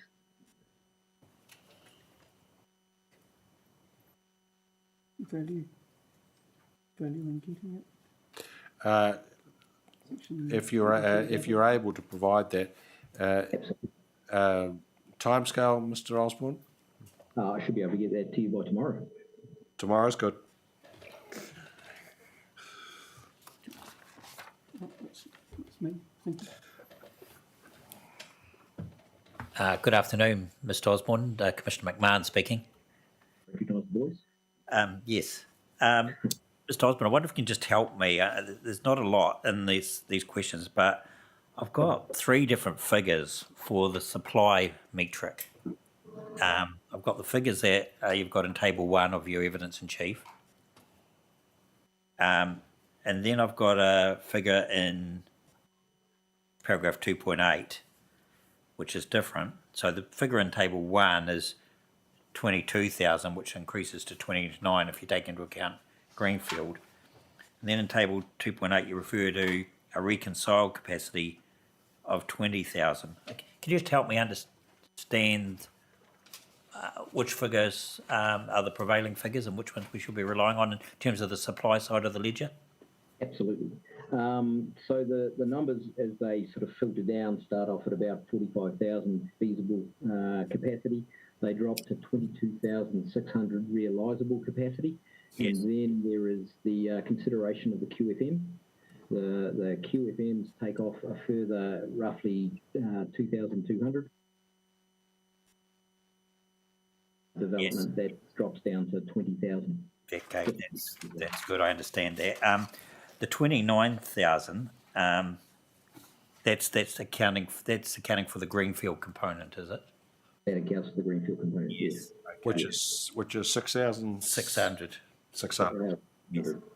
So the actual one adjustment I actually I sort of finish my summary, and my official and my primary statement ended at 29,000. That should have actually been 26,800 because it hadn't taken off the 2,200 QFM.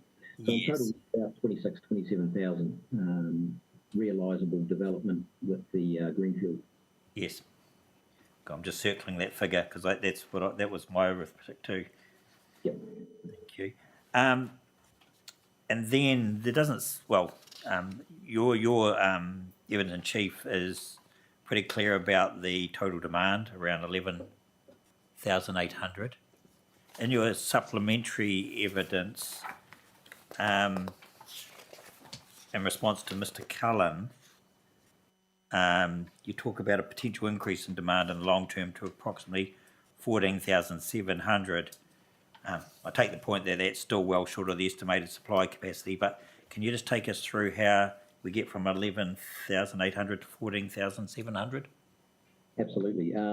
Having put in my primary evidence, I was informed by council that there was an agreement at a regional level with demand figures. So there was an update on those demand figures that they just wanted to be consistent moving forward. And so that was with the NPS buffer. That was an increase from 11,800 to 13,950 roughly for Porirua. So that was an agreed set of projections for the region. Yes.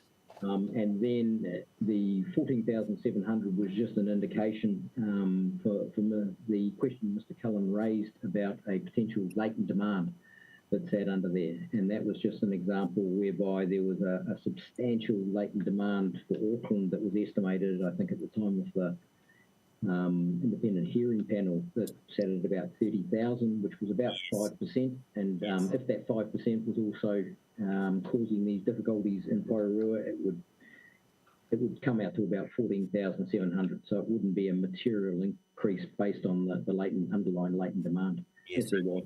So 13,950 plus 750, I think, was the metric. That's correct. Yes. Okay, thank you for that. You say, you just find it, this is in your evidence in chief, paragraph 2.8, that it's of interest to note that the capacity is evenly split between standalone terraces and apartments. Can you just point me to the evidence for that? Is it in table 3, or where is that? So it essentially is in table 3. The only thing that's not there is the greenfield.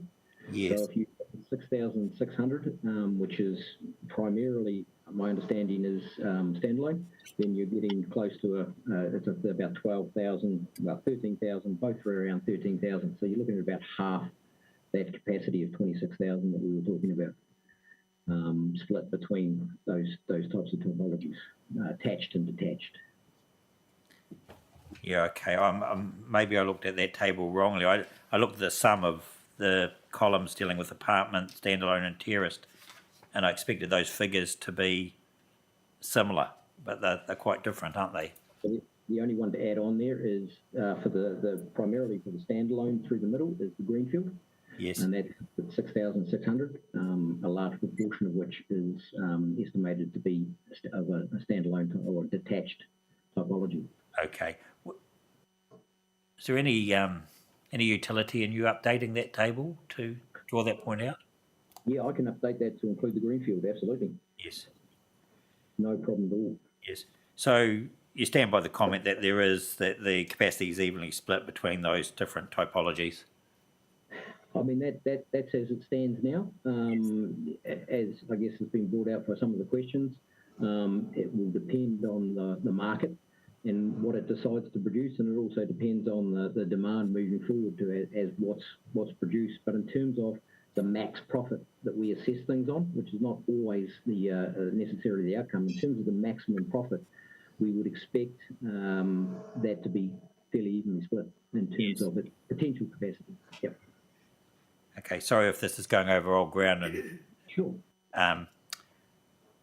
Whilst you note that the capacity is evenly split, what do we know about the demand in those different typologies? What all do we know? So we know from Sense Partners that there is a higher demand in Porirua in terms of additional demand for standalone than there is for detached, than there is for attached.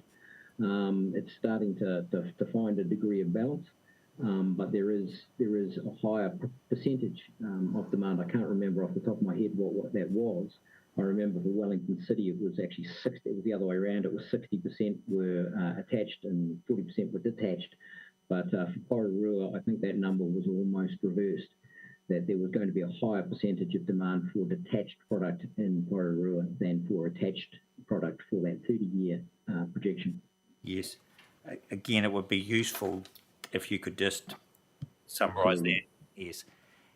And in terms of that summary, if you could just reconcile those supply and demand figures in terms of my very first question too, because I think I've recorded it, but just to be on the safe side.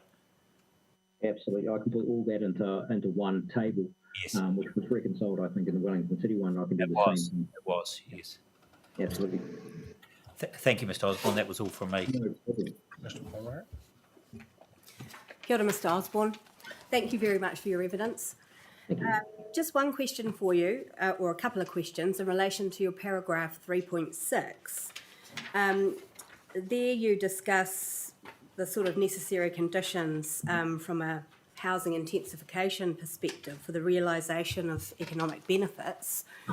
And you say, in relation to your model, that it indicates there's likely to be sufficient capacity as a result of variation 1, but it's critical for economically efficient outcomes that the accommodation of expected growth is targeted in the most efficient locations. So my first question really is just to confirm your opinion and understanding that variation 1 does target the most efficient locations for the accommodation of projected growth? It's it's a difficult statement, I guess, to make, to say that the entire Variation 1 does it at the same level. There are definitely areas that are more efficient in terms of where Variation 1 seeks to intensify. And there are areas that show potentially lower degrees of efficiency in terms of its provision. On the whole, I believe that Variation 1 provides for development capacity in efficient locations. I believe there's some probably nuance that goes beyond economics, that there have been areas that potentially have been provided for that aren't necessarily the most efficient locations, but they do still show degrees of efficiency. So sufficient degree of sufficiency in your view to meet for the supply to meet the demand. For the supply to meet demand and to meet it in efficient locations. From an economic point of view, in terms of efficiency, I guess we're not talking about the fact that you could probably keep rezoning land forever and provide a degree of affordable housing, but there wouldn't be, for those houses that exhibit lower values, there wouldn't be the accessibility to community assets, to jobs, to all these sorts of transportation, to public transportation, importantly. So in terms of efficiency, we're talking about a degree of provision and choice that allows for developers and for residents to actually locate, to access those values and those economic values. Thank you. Now, I presume you're aware that Kāinga Ora, Michael Cullen for Kāinga Ora, has he has provided an assessment and a proposal that in relation to the rezoning of the large format retail area, which incorporates Whitireia precinct out towards the harbour there, from and he's proposing that should be rezoned to metropolitan centre zone. And he actually states in his evidence that unless that happens, unless Variation 1 does incorporate that rezoning proposal, that it's unlikely to achieve the desired outcomes. Oh, disappeared. Sorry, Mr. Osborne, can you still hear me? I've just got you back. Shall I? Just got to the point I think the rezoning of the LFR. Sorry. Oh, Donnie. Sorry, Mr. Osborne, I was just having a little bit of trouble hearing you there. But I was just... Shall I finish the question? Yeah, you go for it. Okay. Can you hear me okay now? I can hear you now, yes. Oh, great. Okay, let me just rephrase that. Michael Cullen for Kāinga Ora has stated in his evidence that Variation 1 is unlikely to achieve its desired outcomes for the metropolitan centre zone in the central CBD area if it does not accept Kāinga Ora's proposition or request for the extension of that zone into the large retail format area encompassing the Whitireia precinct. Now, in the context of the question I just asked and the answer you just gave, I was interested to know whether you have given any consideration to the benefits of rezoning that area from an economic efficiency perspective. I think there's a lot of value in what Mr. Cullen has said in terms of the harbour, in terms of the difficulties with the current metropolitan centre area.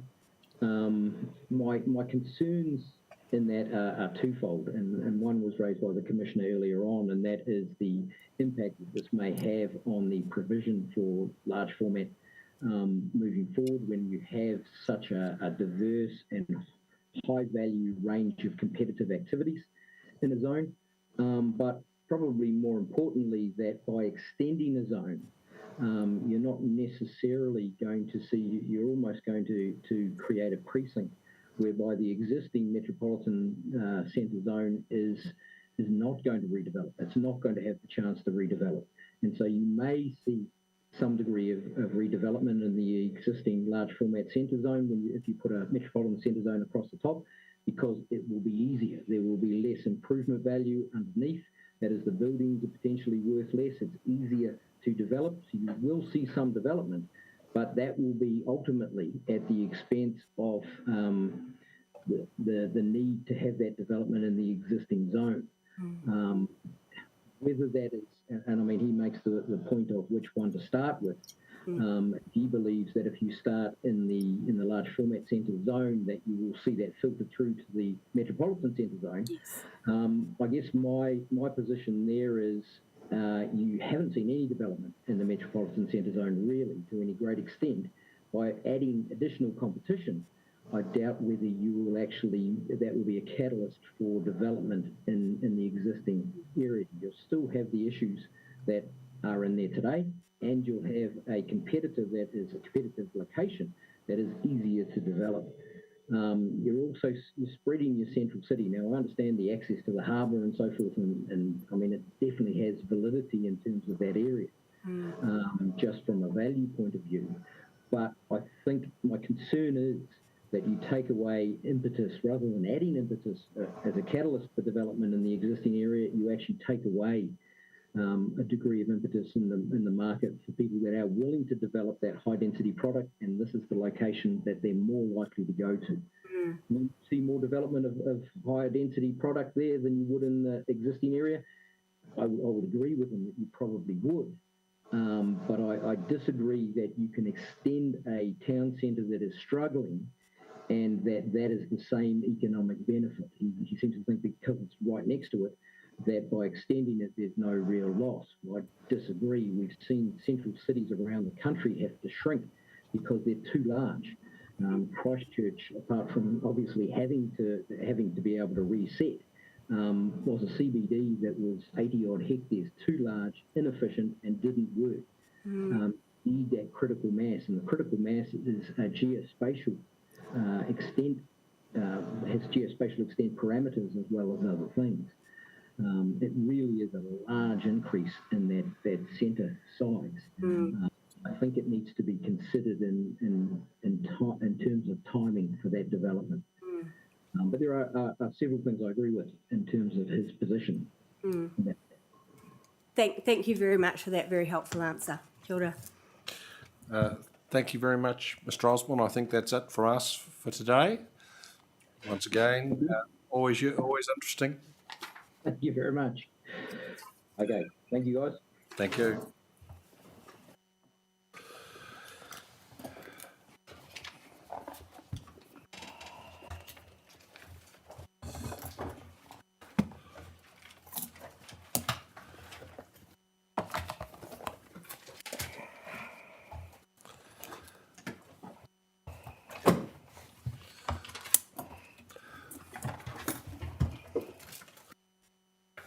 Commissioners, I think the plan is that we'll carry on with Mr. Rackland's residential report, get as far as we can before afternoon tea, and we need to once again shift to deal with Northern Growth Area because the experts supporting that are available later this afternoon. So get as far as we can. In an ideal world, we'll finish the residential component, but that may be a bridge too far. I've got it.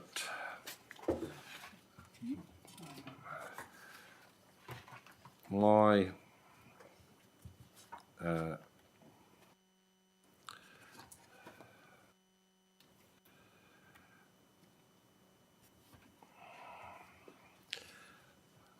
next series of questions are about the walkable catchments, and starting at page 59. Any advance on page 59?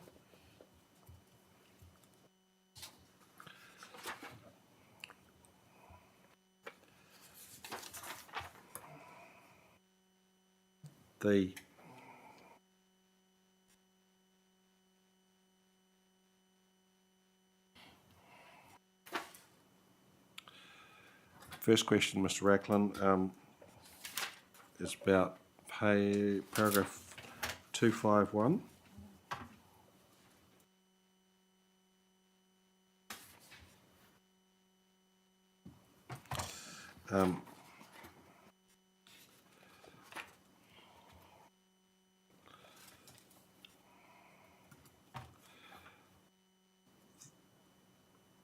Talking about the concerns of Plymouth Residents Association, Parramatta Residents Association. I'm interested about gradients and what are the gradients that have been identified within the existing HDZ and what are the gradients in the area that Kaingora are seeking to expand that? What are we talking about? I can visualise that hill, but I can't remember how steep those streets are. I couldn't tell you about the what the actual steepness is in a metric form. I don't know if Mr. McIndoe has any information on the Plymouth. This is Plympton, or yes, the steepness of the streets at Plympton. I don't know if you've got any measured calculation, if you like, of that, other than we know that they are have a steepness. The only information which, in fact, we perhaps can look at tomorrow morning when Mr. Bricker presents is whether or not they're steeper than 15 degrees, because that will show up on the mapping. Okay, and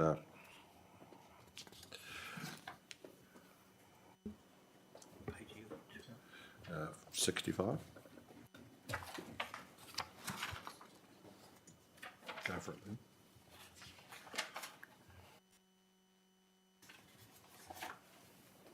then. Mr. Rackland, I just have a question of clarification at your paragraph 254, where you agree in part with Kaingora about the variation in the height control tool. We're located in 400 metres. What change, if any, does your agreement result in to the plan? So that was a submission they lodged on the PDP. Yes, it was, yes. Are they not pursuing that? You do or don't? I don't know whether they are pursuing that or not. Yeah, I'd have to double check some of those. Okay. Obviously, they have a comprehensive submission on variation 1, so I think we can draw some conclusions on that, and I'd probably suggest that's the more up-to-date approach. What I did with that one was the idea that I agree in part with them, because we've done that.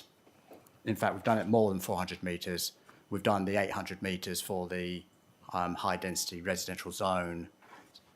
So it's been overtaken by a fence. It has. It's been overtaken by MPSs, really, hasn't it? Yes. Okay.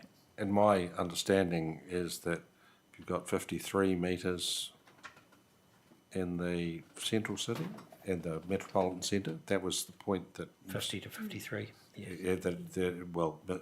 Mr. McIndoe's recommended 53, and is it 22 in the high density? You moved in part to a 36 in between, which is effectively the concept that these Kaingora submissions are floating, isn't it? Like a step down rather than a binary. There is an element of a step down. I'm thinking it was more the 36 that they were going for was because those locations, because of their locations, suited an even higher form of density rather than necessarily a step down, because the 22 metre provides for a step down when you include things like height in relation to boundary. That sort of transition is there. my understanding of why they wanted the 36 was more around less of an urban form that's stepping down, because it's only going to step down in certain points. It was to maximise the benefits of those locations, which were relatively flat and well located to central city. Yes, sorry, I'm just getting a bit confused. Was the 36 within the high density zone? One is, and one is in the mixed-use zone at the land east of Mungavin Avenue. Okay, So that was the one we discussed yesterday, the land east Mungavin Avenue, because there's a historic heritage site Yes. adjacent. And then the other one is down at Kinniperu, Yes. at the boundary between the high density zone and the mixed-use zone. yes. For the RIPs that extend the height in the high density zone, or presumably there are RIPs that do extend the height in the high density, So in the high density zone, or does the RIPs only just apply to the mixed density? so the residential intensification precinct, Yes, that is around local centres. okay, So that is the one that's policy 3D. okay, So it's trying to upzone residential locations around a local centre. But it's RIP in a MD, in an MD. an underlying, Yeah, so it's effectively an areas. uplift on the medium density zone Yes. with some other more lenient provisions. Yeah. Can you just, I mean, this might be just a dumb question, but can you just remind me of what the metric is in those RIPs on the medium density? Is it? So I'll just bring them up. So the key one obviously is building height. Yes. So Yeah. the underlying medium density zone is 11 metres. Yes. In the residential intensification precinct, it's 18. Yes. And I'll just bring up the other ones.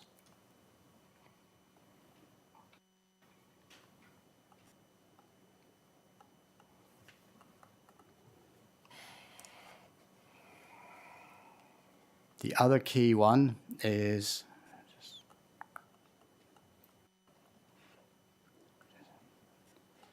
got to get past all this faded out. So in the so height in relation to boundary, in the medium density zone, you've got the 4 metres by 60 degrees. Yes. If you are within the residential intensification precinct, you can go up to 60 degrees times 6 metres for along the first 20 metres of a side boundary as measured from a road frontage. Yes. So a little bit similar to what you were discussing earlier. With the So metropolitan. so that's the two main differences between those. Did you say 4 by 63? Or? So the MRZ is 4 times 60, 4 metres times 60 degrees. In the residential intensification precinct, it's 6 times 60 For the first 20. first 20, and then 4 times 60 for the remaining boundaries. Yep. Got it. Thank you. Going to paragraph 256, Mr. Ackland, I was a bit puzzled. You disagree with Submitter Lewis. There should be a focus on inner city development and intensification close to rail and transport routes. Well, I understand that the MDRS has raised the base. Isn't that exactly what the plan does? What variation 1 does? Focuses on inner city development and intensification close to rail and transport routes? It does, and I suppose I was looking at that, interpreting as if they were asking that's the only location you should do. You should direct all your intensification into those defined locations, and it didn't take into account the MDRS unfolds a level of intensification beyond that point. So it may be how I've interpreted what the submitter said. Understand that. 291 is my next. Any advance on 291? Yes, urban design. We gave urban design a good crack this morning.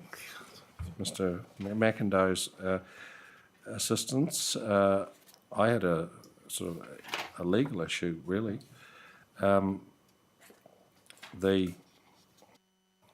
can understand you've reacted to the suggestion that Kaingora might review the design guide and let us know in due course what it thinks. But are you saying that the Kaingora submission doesn't give its scope to seek detailed changes to the design guides? Is this a scope issue?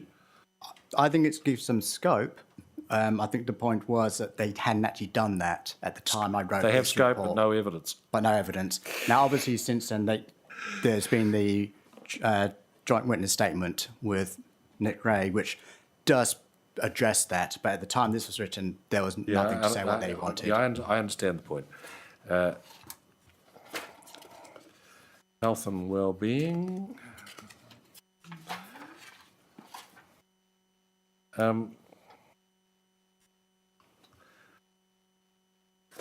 Talking about the difference between health and amenity, I'll say on page 77.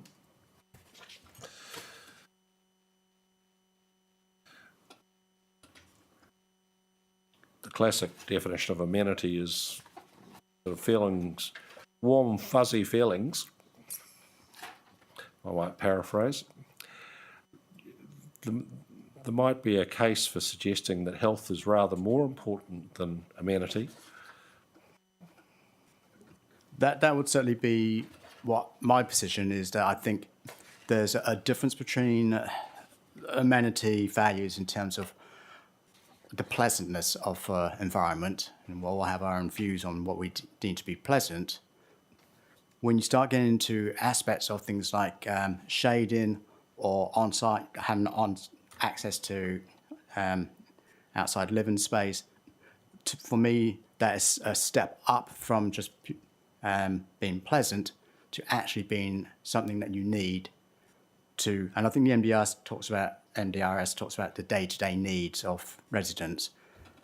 It's taking it a step, but it's a higher step up to me because it's contributing to the health of people and communities rather than the pleasantness. I'm not going to deny that you could argue that if you find your environment pleasant, it contributes to your well-being. But to me, that's not the same as actually having access to sunlight, which is, to me, more than that.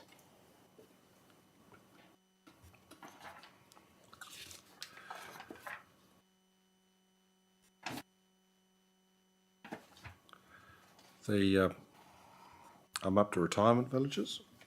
Any advance on retirement villages? Shading pretty well. What's that? Yes, I was saying, I think we've discussed shading pretty substantially. Okay. Threshed, isn't it? Yes. About paragraph 83. Well, you heard the debate yesterday.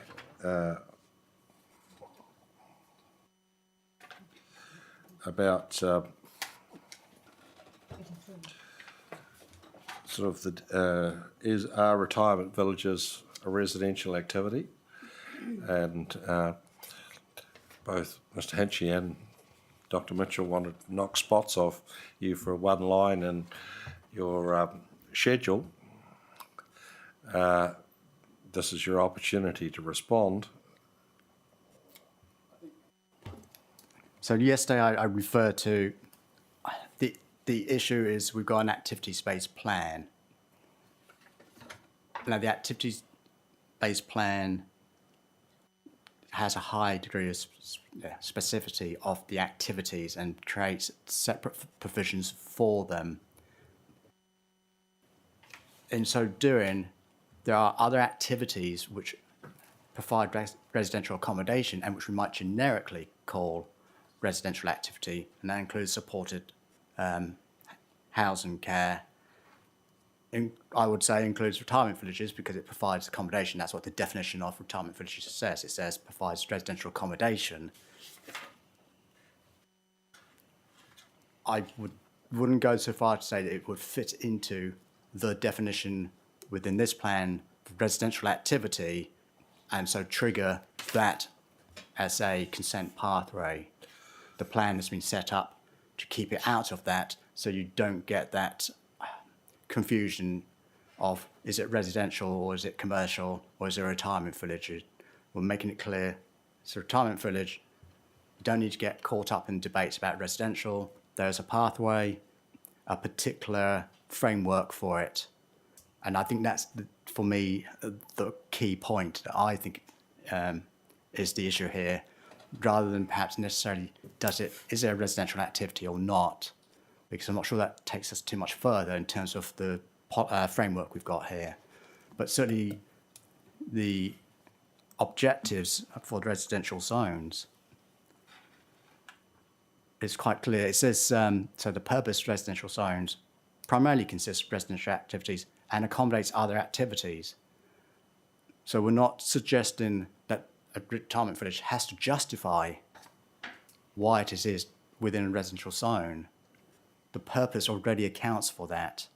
So the issue then is, well, how do we provide for it? And how do we mitigate effects of having land uses that are slightly different, being in the same zone? Can I ask a follow-on? Yeah, of course.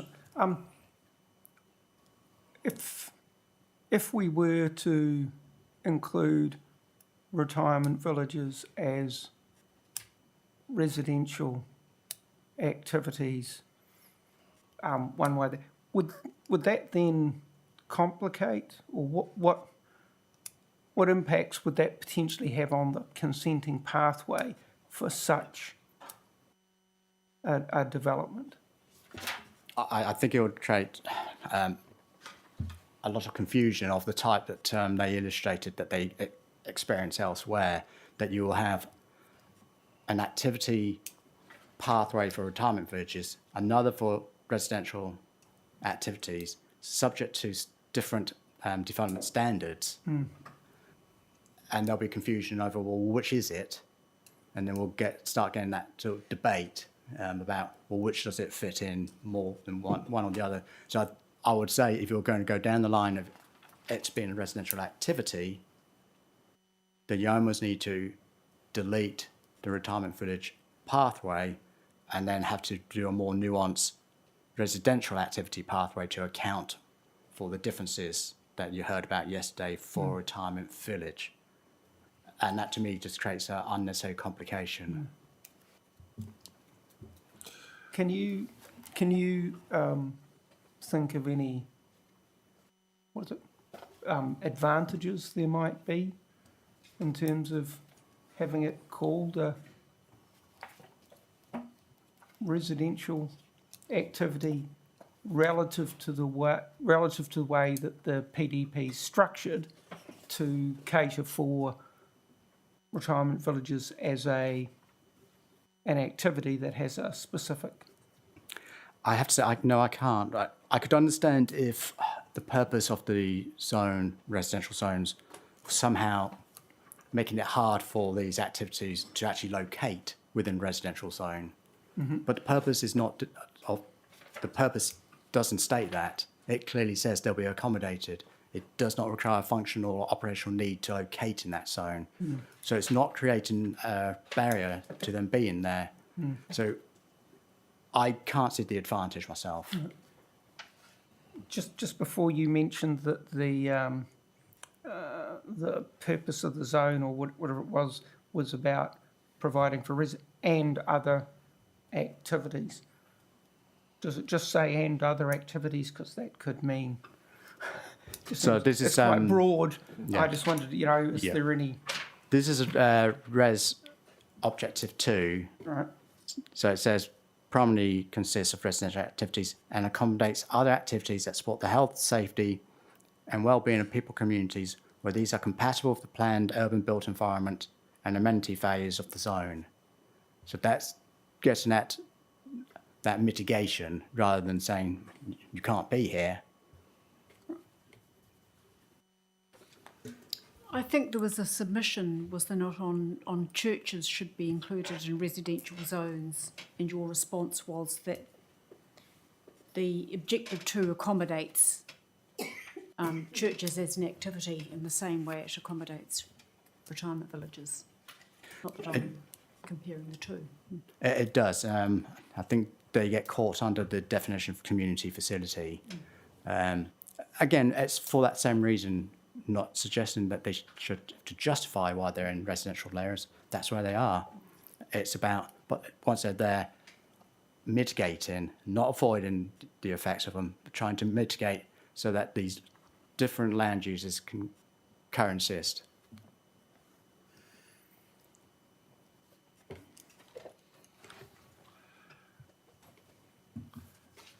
Moving on to, I'm at page 90. Res Objective 1.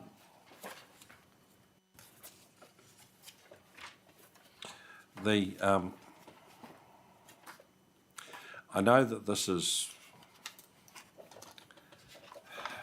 as you say, a MDRS objective, and there's a limit to what we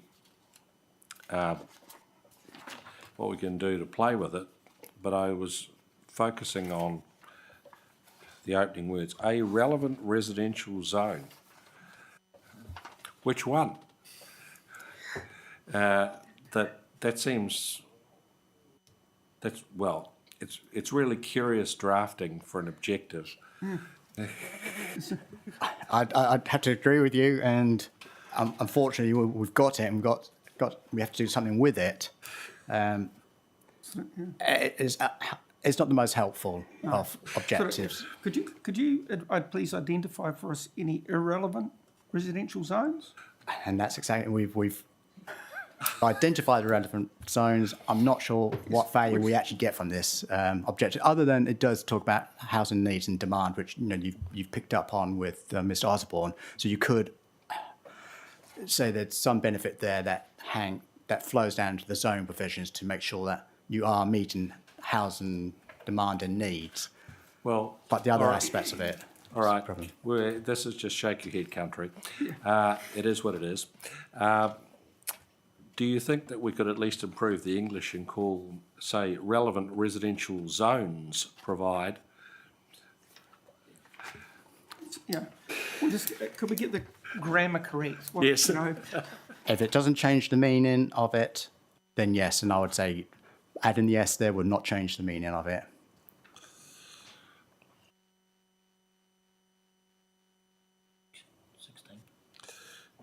Yeah, we'll call,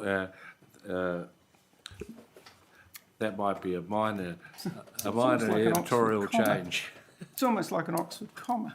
Well, the frustrating thing is that it comes from clause 6 in Schedule 3A, and the RMA says that you must include the following objectives in your district plan. Well, But I think that making grammatical changes really is neither here nor there, so I don't see an issue Yes. with it. Is that objective 1? Is that mandatory objective 1? That's mandatory objective 2.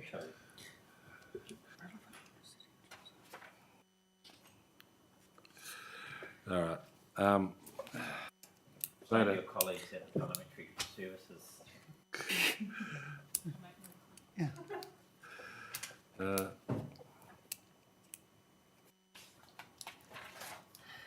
The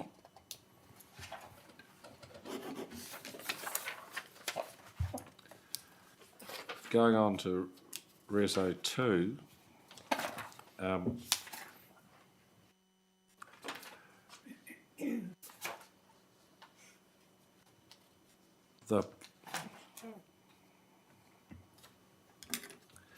I wondered whether, because the aforementioned mandatory objective refers specifically to 3 stories, that it's appropriate to have some reference in the other objectives because these are the overarching objectives for all of the residential zones for potentially higher densities than 3 stories.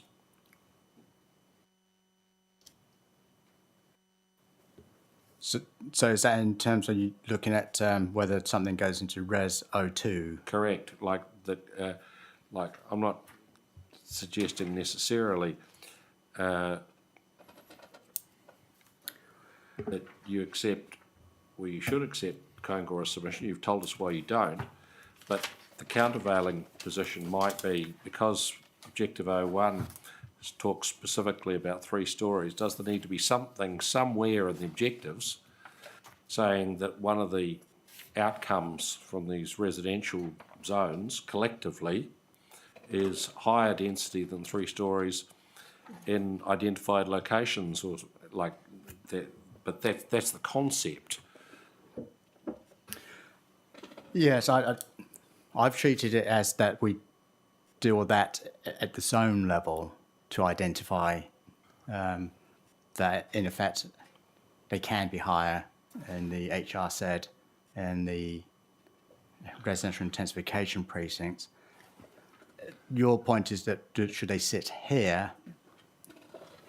In effect, to provide like the cascade, because these are the general provisions for all residential zones. It's almost like the argument about a strategic objective that you need like. My view is you don't, because Res 01 talks about a relevant residential zone. Now, it may be singular, but I would interpret that as being the relevant residential zone is what you have identified in your plan, and we've identified 2, being the HRZ and the MRZ, and in that lower order, if we want to put that language, zone objectives, we do identify the minimum 3 stories it talks about there, plus the increase that's needed to deliver the MPSUD in a wider sense. How would you respond to the outcome that's being sought is 3-story within this? If that's the outcome, shouldn't it be included in the objective? It says including 3-story buildings. Now the objectives in the low, I'm going to call them the lower order, in the HRZ and MRZ do include that in the sense that, so for the HRZ allows for up to 6 stories. So that does include 3-story buildings within that overall built form. Likewise, the MRZ actually does say 3-story buildings, except for in the MRZ intensification precinct, which is 5-story. So I think the word in there is accounted for in the zone planned urban environment objectives.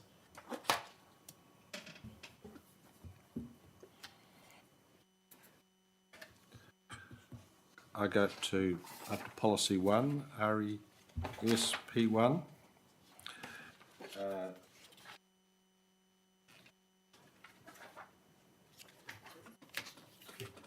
This might be another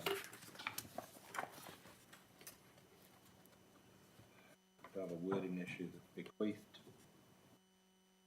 But I read this and said within the zone and immediately thought, which one?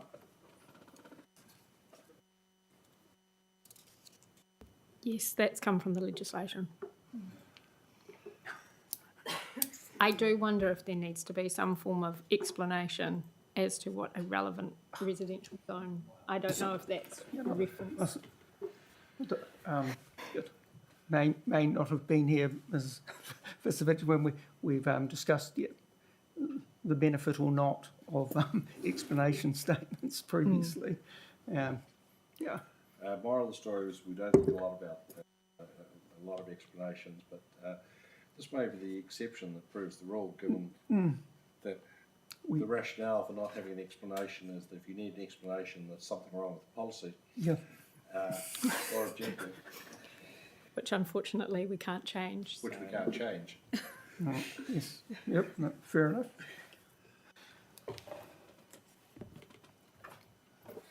So, and if in a perfect world we could change,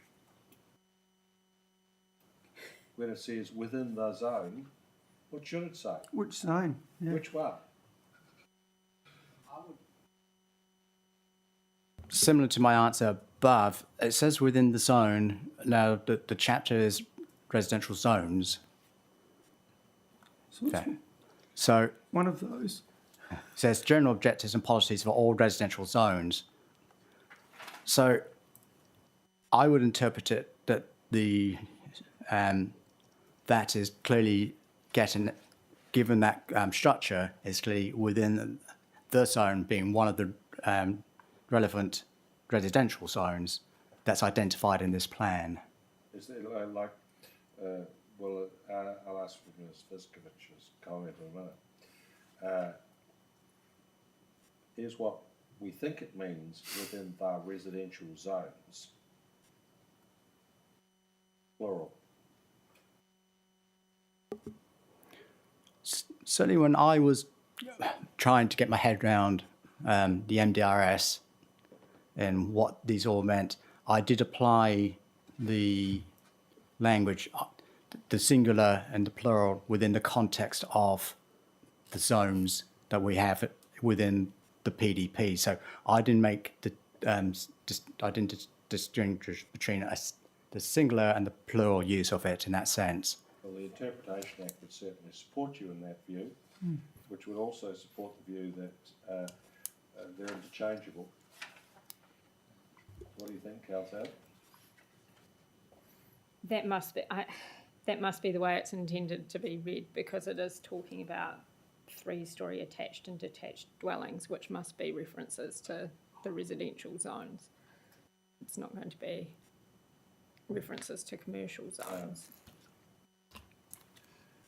So that might, do you think that's another clause 16 fix?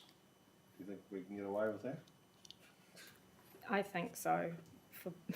For plan drafting clarity, that seems very sensible. Within the residential zones. Basically, so it makes sense in the context of the general. Yeah. Is it the relevant? The relevant residential zones, which in this plan, yes, and objective 2, which also refers to the relevant residential zones.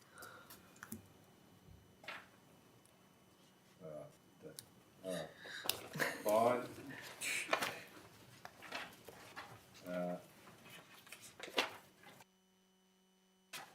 I'm up to P7, health and wellbeing.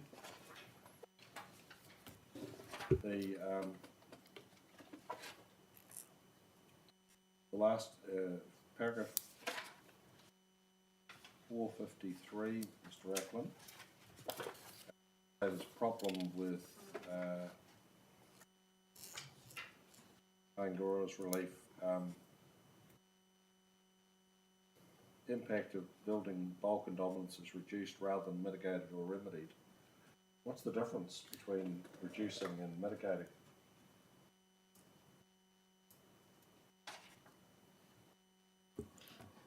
For me, if you put term reduce, all you need to do is somehow reduce it. It could be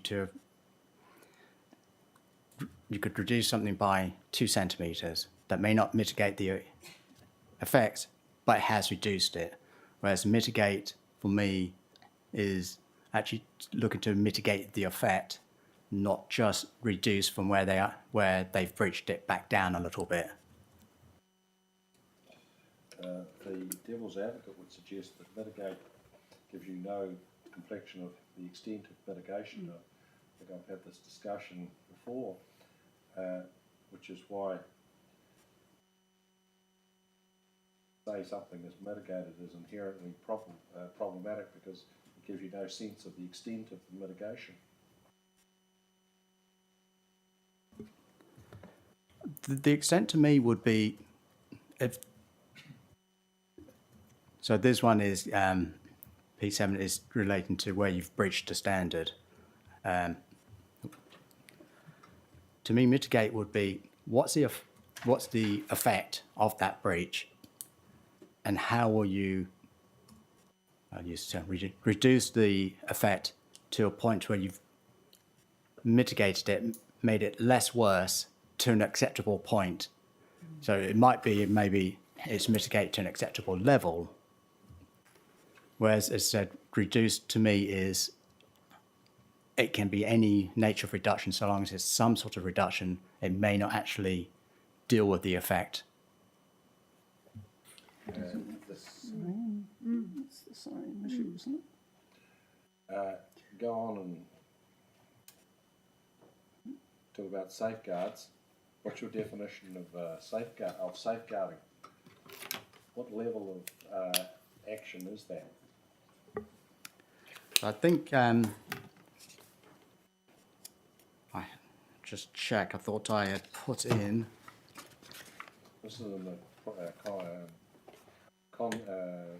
context of privacy, protection of privacy. Yeah. So I think, yeah. So the first point, more general point is, these are for when you've breached the standards.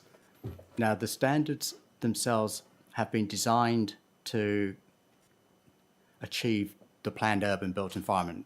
The MPSUD says your rules and standards must achieve the outcome for the zone. So these have been set, and which is why they're relatively permissive. That is, so if you breach it, you are going beyond what is the planned urban built environment. So I've suggested that you need something like safeguard to allow a good examination of it. Safeguard does not mean in the current level, because that clearly isn't the case. It's the permitted baseline is what's provided for by within the standard. So if you're having to breach what is already quite a permissive standard, for example, the 8 times 60 degrees recession plane, then I think it does need to be properly examined rather than just looking at like a BAU approach, which perhaps when we used to have the 8 times 45 and lots of things would breach it. I'm not anticipating there being a lot of breaches of this. Where they are is because of topographical things. So safeguard is within that context of, can we safeguard from what is permitted under the density standard versus the breach of that. So it is a high test, but I think it's necessary because of the nature of these standards in the first place, that they are permissive. Question for you is whether it's a synonym for avoid, which the Supreme Court have told us. This is far more than a good examination. This is don't bother. That, like, I understand what you're trying to be, trying to get, but the word safeguard to me has connotations of avoid any loss,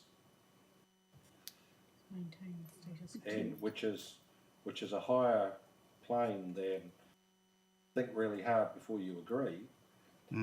It's saying don't agree, period, in any circumstances. Yeah, when you put it in that sort of sense, yes, I can see where you're coming from on it in terms of, is it an avoid by another name? Yeah.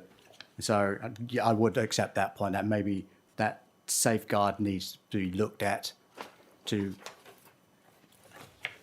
avoid being an avoid, but still allow an examination of the effects beyond what's already accounted for by these standards. That I think the best way is, can I ask you to think about it? Like, I haven't come up with a word that captures what you've described yet, but I think there is an issue, but I don't know what the right replacement, what the alternative term is. I understand where you're trying to get to. I just don't think what the current wording gets you where you want to be. Any case law around safeguard or anything? Pass. So I'll put that on my Yep. list of things for you to think about.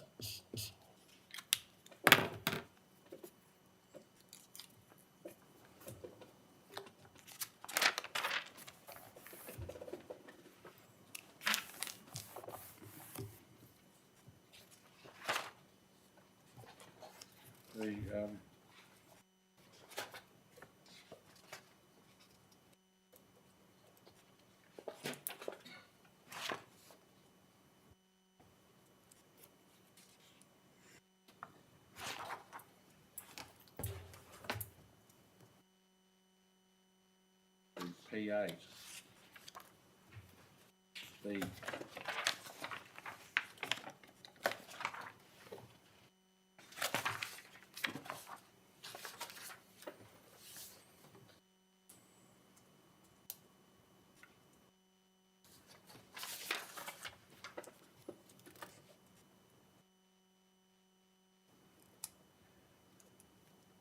looking at your assessment and saying, well, you need to provide for the situation where development is not meeting permitted activity standards, and therefore you recommend that the RBA submission be rejected. I wonder whether the issue is in the heading of the policy. It says urban built environment rather than urban built form. What is the target of this, properly the target of this policy?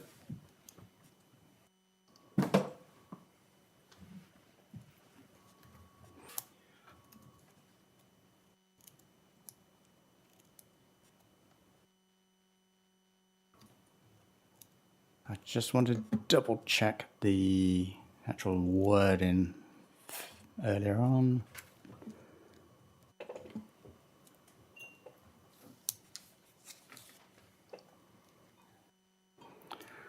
So, And that might be what the Retirement Village Association is reacting to. yeah, I think that policy sits in the, if we call it the overarching chapter. It's responding to breaches of what will be the planned urban built environment for the two different zones. And so, for example, HR said Objective 1 is entitled Planned Urban Built Environment of the High Density Residential Zone. So if we introduced another term in the overarching chapter, it might lose that line of sight. Yeah, fair point.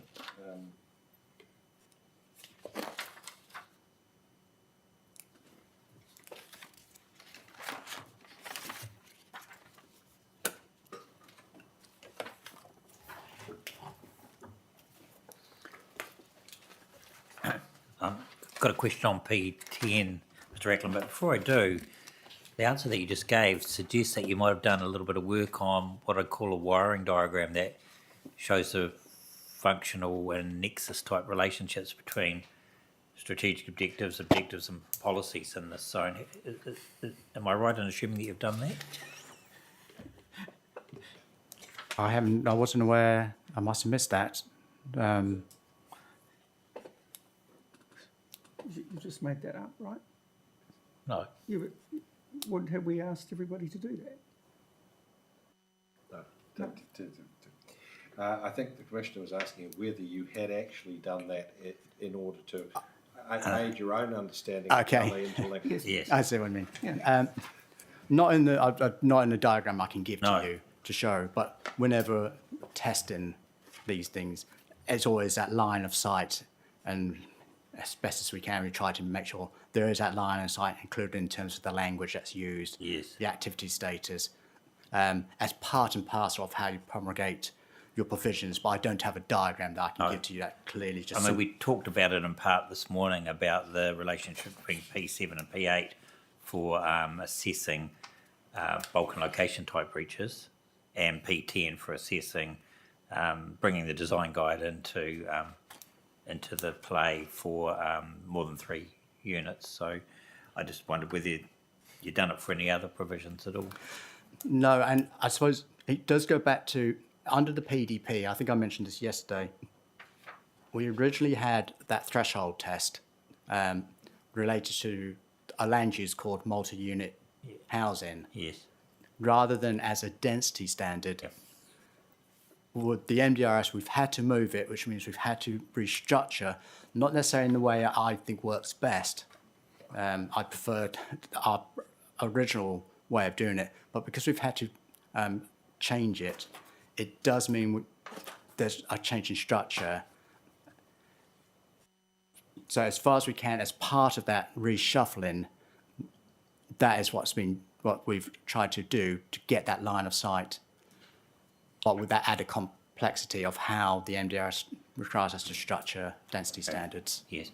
I mean, it's a useful technique when you're applying Section 32 in terms of determining the question whether the provisions give effect to the objectives. Okay.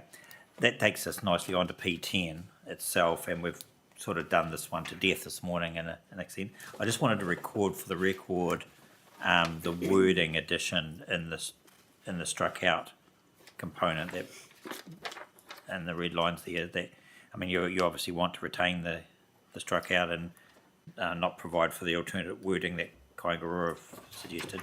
But what would be the wording before the residential design guide that you wanted to add into that policy? The consistent with the design objectives. With the design objectives. Thank you. That would be, now I haven't got the precise wording for it, but a design objective is what we discussed earlier because it links to what's in the design guides. Yes. And Consistent with the design objectives of the residential design guide. Yeah. of the, thank you. And I'm just wondering there, would you need to include relevant? Or do you think it would be enabling enough to keep it general? I think in that sense, Mr. McIndoe discussed how the design guide is structured, and at the start of it does say only relevant Okay. ones apply. But in terms of, this is the guiding direction Yeah.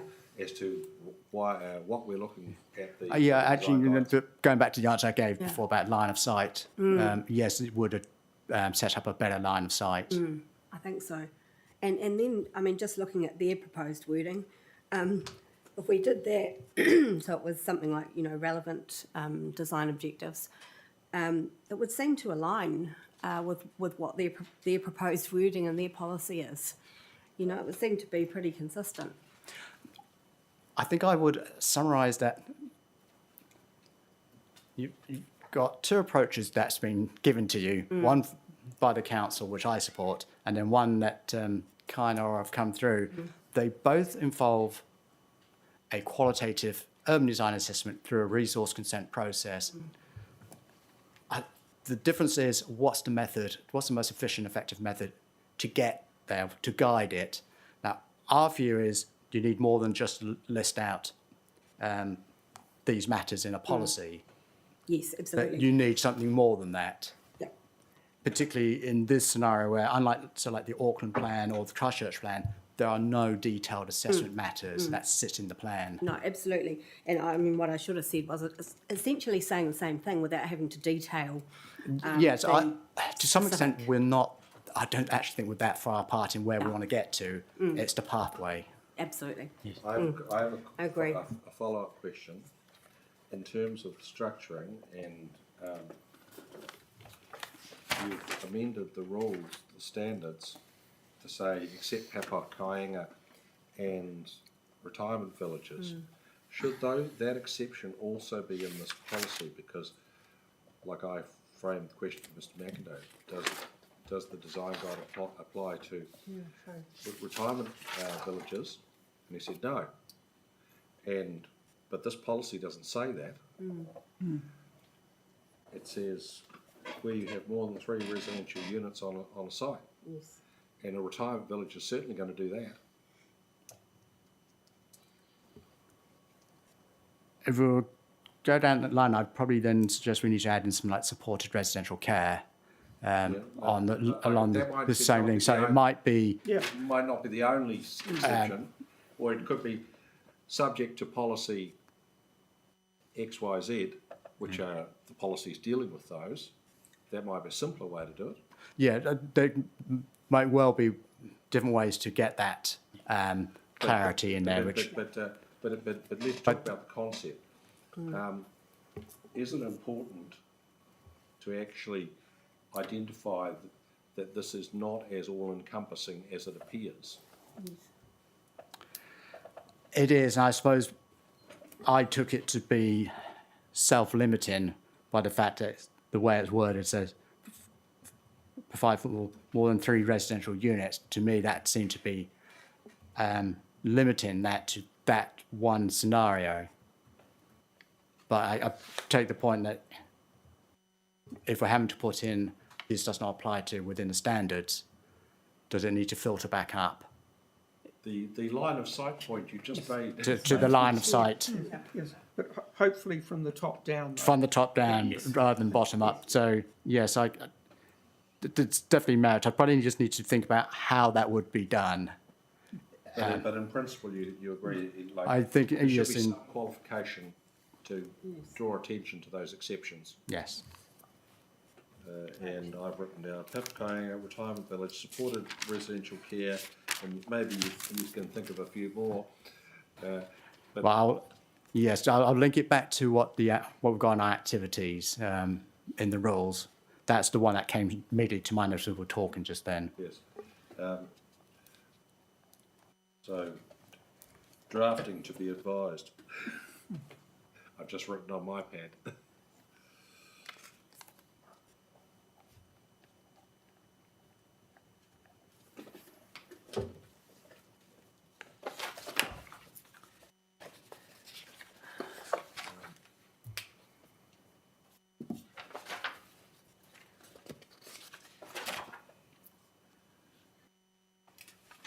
P11, any comments on?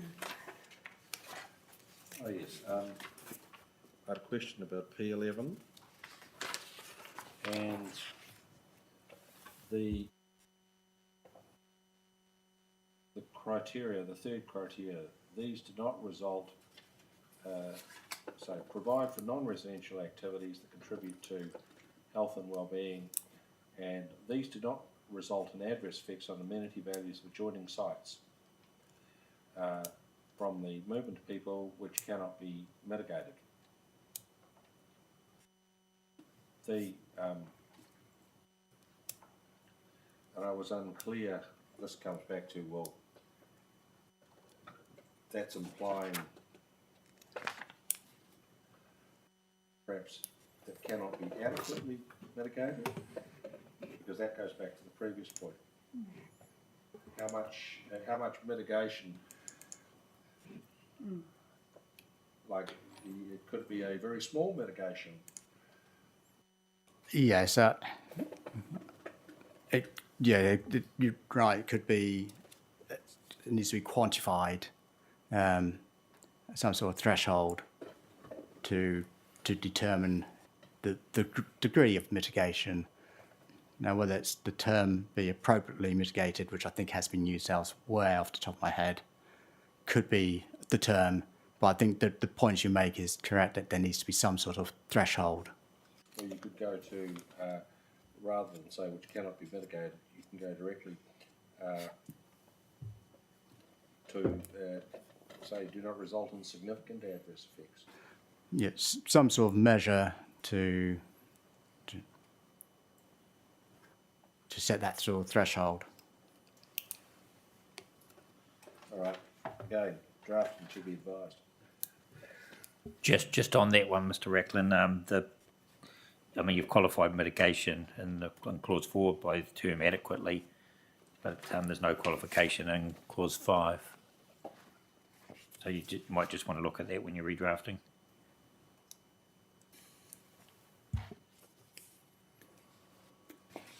So is that clause 5 to say for the one that relates to emergency services facilities? No, I think the Commissioner's reading Kaingora's red line, which has 1 through 5, and inferring, so he's talking about any adverse effects on amenity can be adequately mitigated.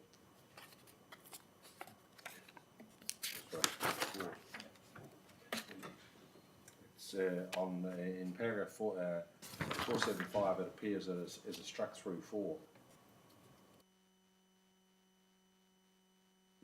We're just referring to that for convenience. But the point being that has adequately mitigated. So whatever in your redrafting of following one, the wording, the language should be consistent.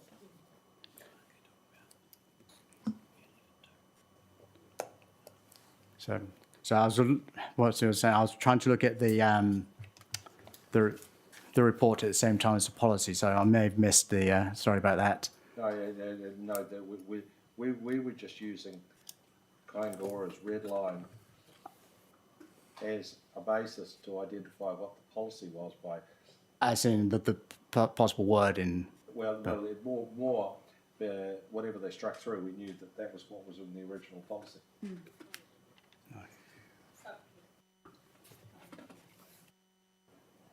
Oh yes. So I think the message is when you look at the drafting of this. Yes. I can see Mr. Reckland. They've added a new 3, so it would have been subclause 3. Well, it would have been 2 because they added a new 1 as well. So it's in yes. 2. Currently in 2 refers to adequately mitigated. All but we're saying, Mr. Reckland, is that in the policy is notified there's 2 concepts of mitigated. One is adequately mitigated and the other was mitigated. And yeah, could so there be some consistency between all of them. Sure. Must be time for a cuppa. All right, rocking along. The retirement village policy R13.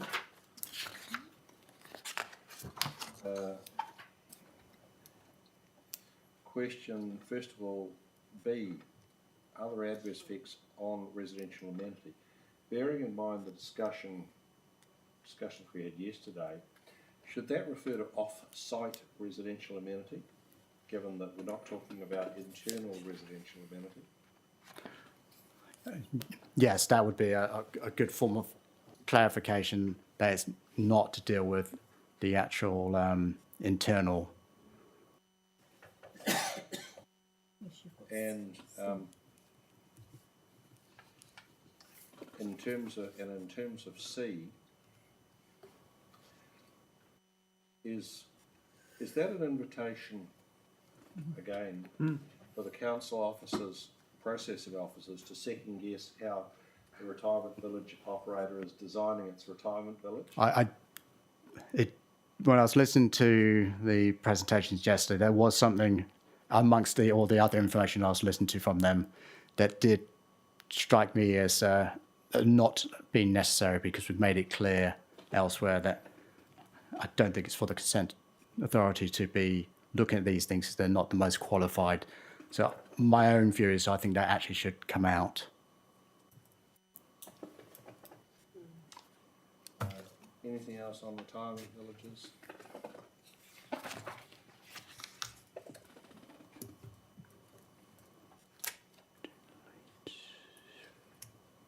Go to the high density residential zone chapter.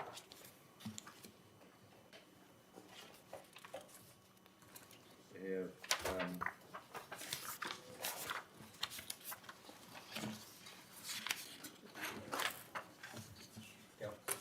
yes, we've dealt with some of these already.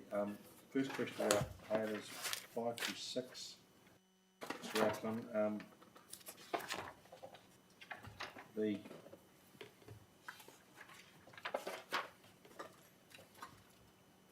and I think that Mr. McIntyre may have answered this question. I'm just trying to recall. The rhetorical question is, well, MDRS has 3 residential units permitted. HDRZ still has only 3, but you've scaled it up to 6 stories. Why doesn't it increase proportionately? So the thresholds that we've used come from the 2020 PDP, and they were based on advice provided by Mr. McIndoe at that time about the nature of effects from having more than 3 residential units on the site. So for me, the nature of those effects will be the same on the site, regardless what zone it's in. For me, it doesn't mean because it's a high density residential zone that it automatically somehow must have a higher threshold. I don't think, for me, it's not necessary to signal that you're seeking higher densities here. What signals that is the planned urban built environment, the objective. The method by which you get there, I don't think needs that sort of level of signalling. I suppose the issue is if you have a 6-story apartment and 6 apartments, a 6-story apartment block with 6 apartments, for argument's sake, what is the effects rationale why that needs to be the subject of regulation? This was, so the advice was was that the relationship between, so I think this is, the HRZ does provide for that, but equally it provides for 3 detached units on a site. So it's trying to establish a threshold that will capture the relationship between the units on a site. So there might be a strata relationship, but there might equally be ones where they're next to each other. So the threshold is designed to try and capture that level of development. And I suppose the uncertainty that we might well be seeing townhouses in this location, not just apartments. I suppose the follow-up question then is, why are we focusing on residential units and not residential buildings? If it's a built form issue rather than the number of residential units, why aren't we focusing on the number of buildings? Might need to get Mr. McIndoe to come in on, because this was based on the guidance he gave in 2020 about the 3 or more, why that should trigger the threshold, or I should say 4 or more.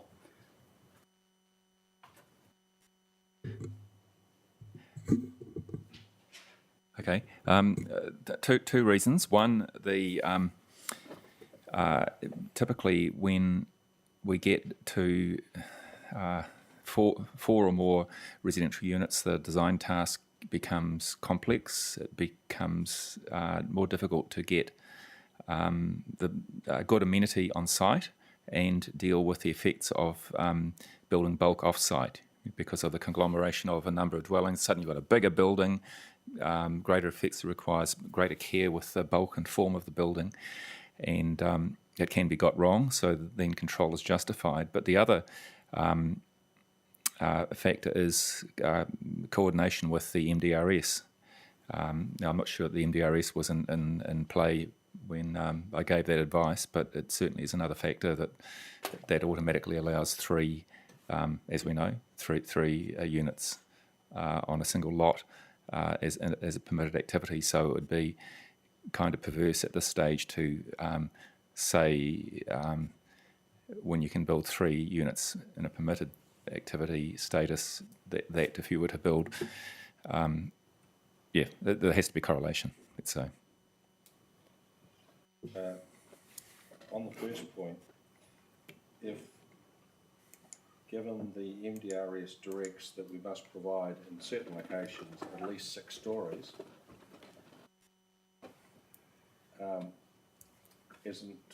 aren't the built form issues already the subject of direction?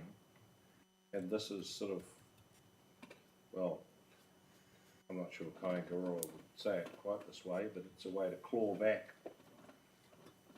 the effect, the enabling effect of directing 6 stories. I wouldn't put it in that way because the MPS. Like I accept there are pejorative overtones in that suggestion, but it's more, should it be more than 3 buildings or more than 3 residential lots, whichever is the greater, we're not whichever is greater. More than 3 buildings is the test, should be the test, other than more than 3 residential lots. The 3 residential units. Well, the 3 residential units just come from the MDRS, which relates to residential units rather than buildings per se. So that already provides, if you like, the direction on the language to be used.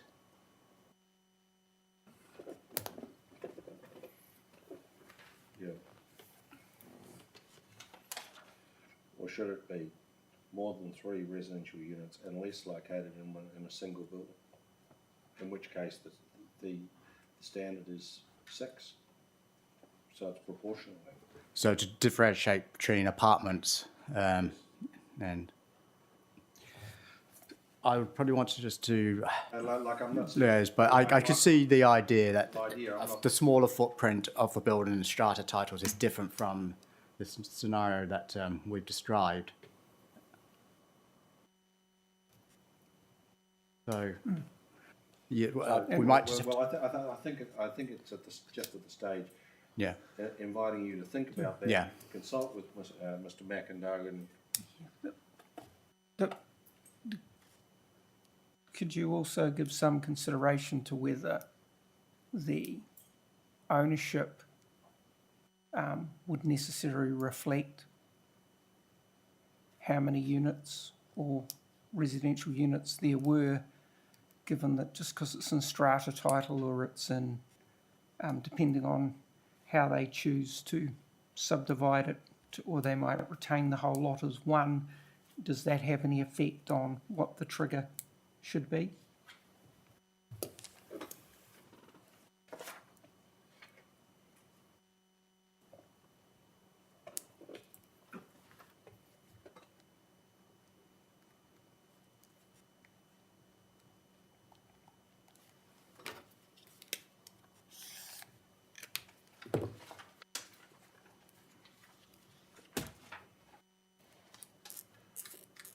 Like have a 6-story apartment with run as a big boarding house for effectively. Yes, yeah, could. With It's a boarding house. Some other with a kitchen on each floor, for instance. Because that's all tied into the definition of what is a residential unit. Yeah.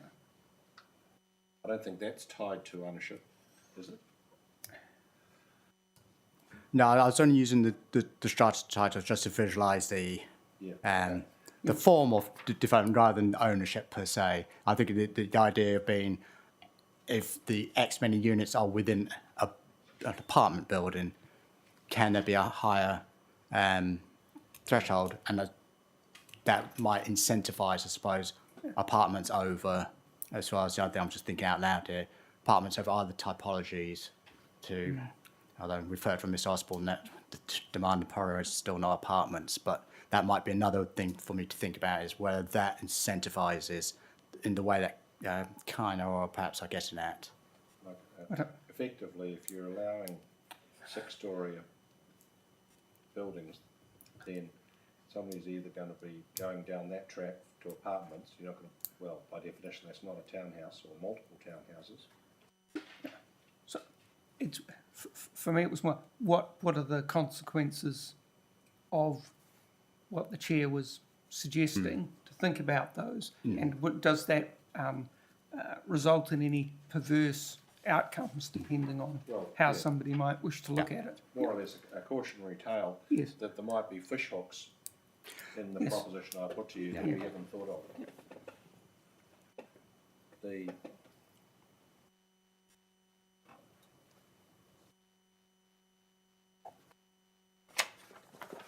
discussion in, on page 122, and this is really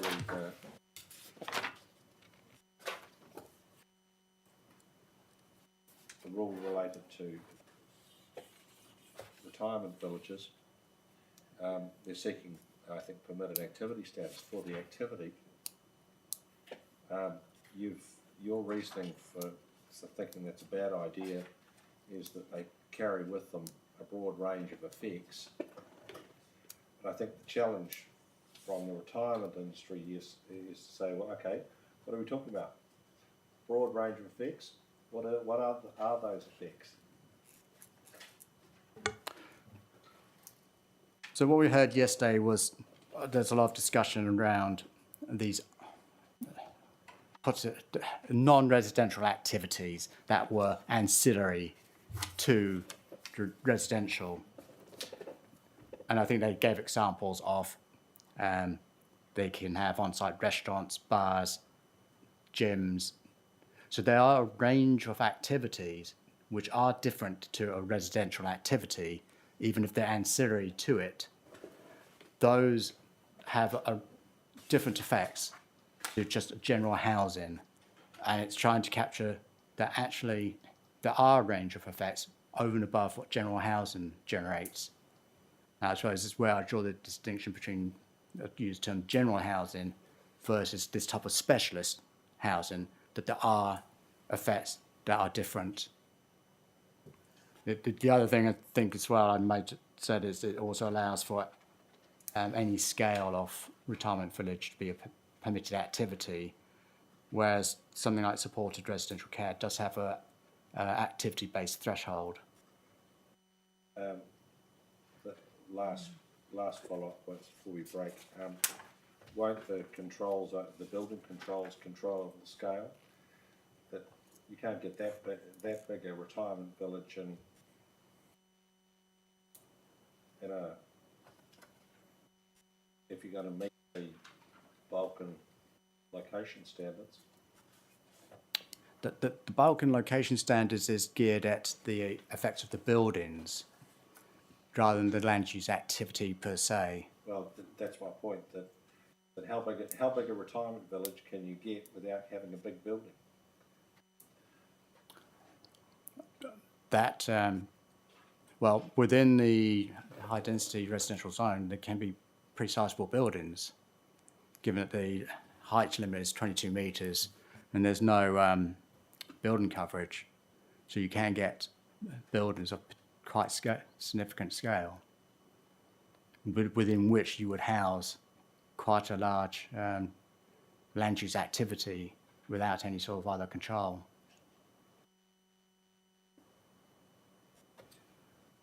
I'll break for a cup of tea and then we'll talk about how we're going and whether we shift focus to NDA immediately or have another few minutes on residential matters. So we'll be back at 4:45.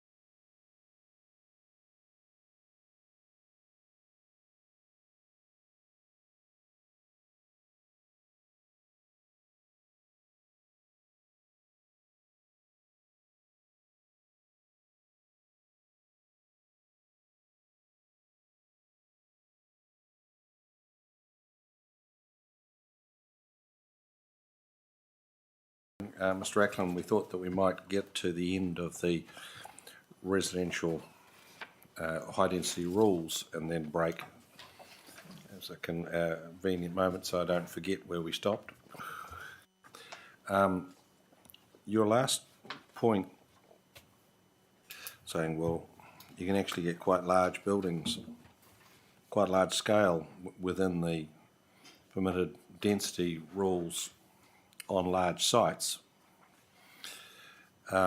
which prompted me to wonder if that's a possibility, does there need to be a more general control,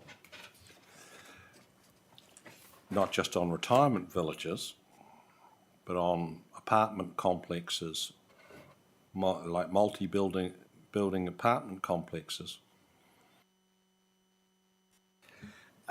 So it's like when you say controls, you mean land use control or the urban design side of it? Yes, on the urban design side. So the urban design will be triggered by the 3 or more. Okay, gotcha. So that's what will trigger that level of control or get an urban design input into those. In terms of non-residential activities, then it is the bulk and location standards. So you're achieving the outcomes through the standards that are imposed.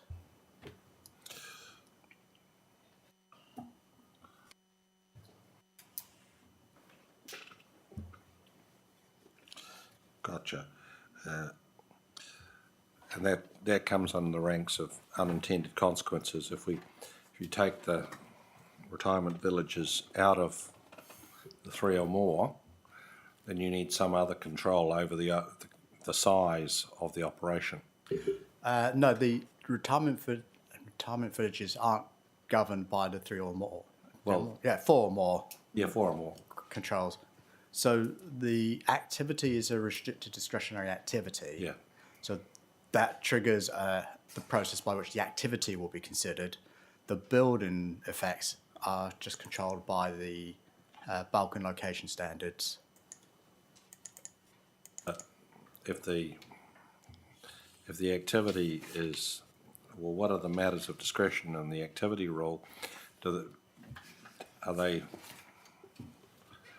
we have them? So that's Res P13.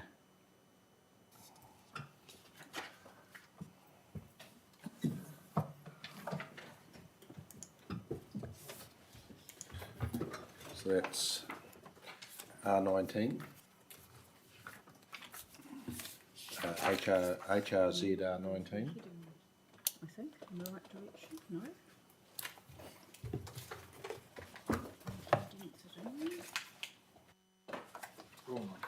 Rule 19.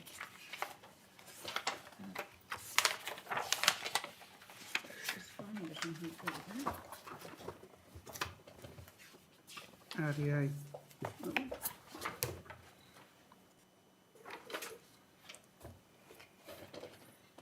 The matters in P13. So that's external. So that would control it in that way. So that would, so the P13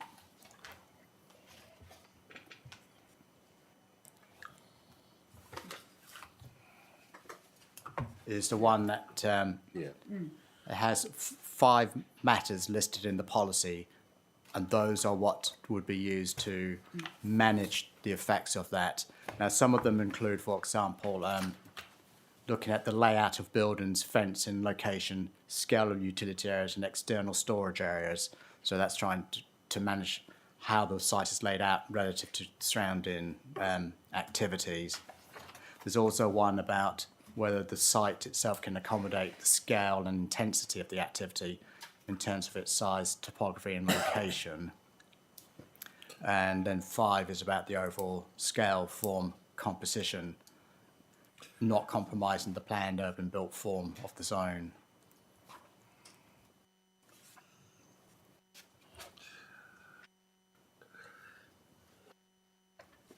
Excuse me. I think Commissioner McMahon has a question on R20. Thank you, Trevor. Mr. Racklin, I guess the question I got here is the the appropriateness of small-scale commercial activities being permitted by way of a DA compared to a restricted discretionary activity. And I'm very familiar with a case in the Wakatani district involving Forest and Bird, where Judge Kirkpatrick said that where an outcome can be achieved by one or more activity statuses, from an effectiveness and efficiency point of view, you should choose the lesser of the two statuses, so long as the outcome, ability to achieve the outcome is not compromised by those activity statuses. And I wonder whether this might be a case here in terms of providing for small-scale commercial activities, putting aside what the metric might be to describe what they are, whether it's 200 square metres or whatever. Is there anything that a discretionary activity would enable the council to consider that couldn't effectively be considered as a matter of discretion, as a restricted discretionary in relation to those sort of activities? So the commercial activity, the activity status of discretionary does come from the advice of property economics about the scale of activities in residential areas and how they may impact on local centres or neighbourhood centres, but also on the wider hierarchy. And I think Mr. Osborne did address this in his supplementary. Yes. So there's two components, a retail distribution type effect, if we want to call it that, and also an amenity type effect. amenity, and I suppose when we're talking about retail distribution, within that context of we've got a hierarchy of centres which is trying to maintain because it underpins other outcomes. Yes. So in terms of amenity, let's put aside the retail distribution for the moment. In terms of amenity, what the rule that Porirua is proposing would be limited to the ground floor of any tenancy, would have a limited floor area, limited hours of operation.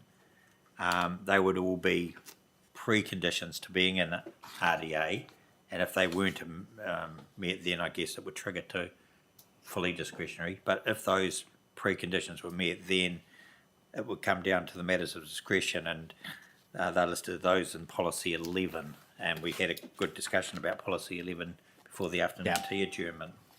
And you're going to come back with some drafting suggestions on that also. But is there anything inherently missing in terms of the matters of discretion that are covered in that policy that would suggest that restricted discretionary is not appropriate? So in my supplementary, I've said in there that I recognise the benefits that have been identified by the likes of Karen Williams and Nick Gray.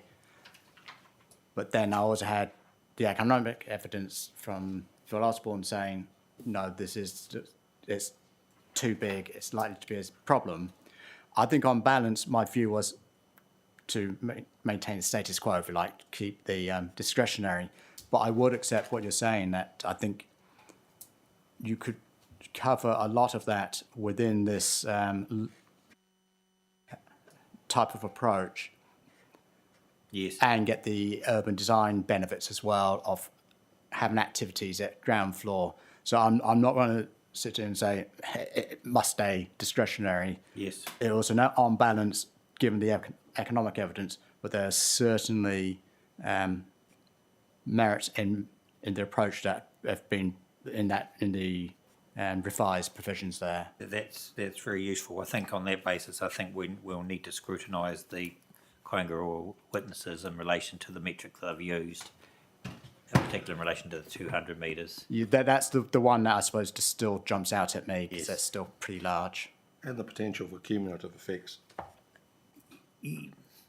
Yes, and yeah, I don't want to put words in anyone's mouth, but well, I'll ask you: is there an ability to assess cumulative effects as a restricted discretionary activity? No, I think that would have to be discretionary. I suppose my thinking when I said on balance would be, I don't see that we're going to be getting a lot of this happening. So the cumulative effect may not arise. Okay.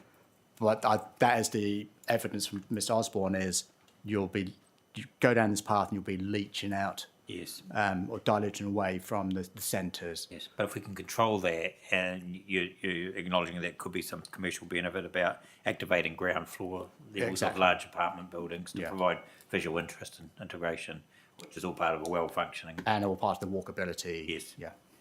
Yes, it's interesting you say that on the Wellington hearing, the concept of walkability. Many people talked about the interesting buildings along the way at ground floor level, motivating them to walk as opposed to taking another mode of travel. Yeah, or place finding Yeah. you use these landmarks where it's an activity or a building to guide yourself around an urban environment. Or in Wellington's case, a coffee shop en route. Yes. Exactly. No, thank you. That's a really good discussion. Thank you. Thanks. So that brings us to the end of the HDZ rules. So we'll pause once again. Mr. Ackland can have a rest. If, with your permission, I'd like to go and work on some slides. Hey, if it's on a good cause, you're very welcome.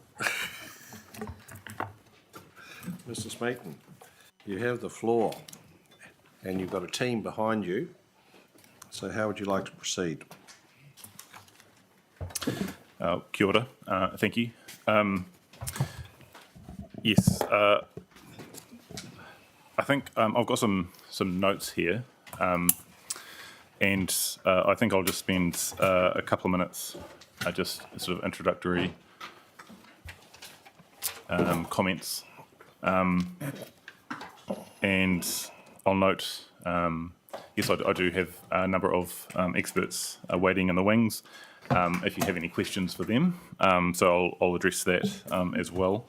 Some are only available today, so I'll note who those are, and we can try and get to them as soon as possible.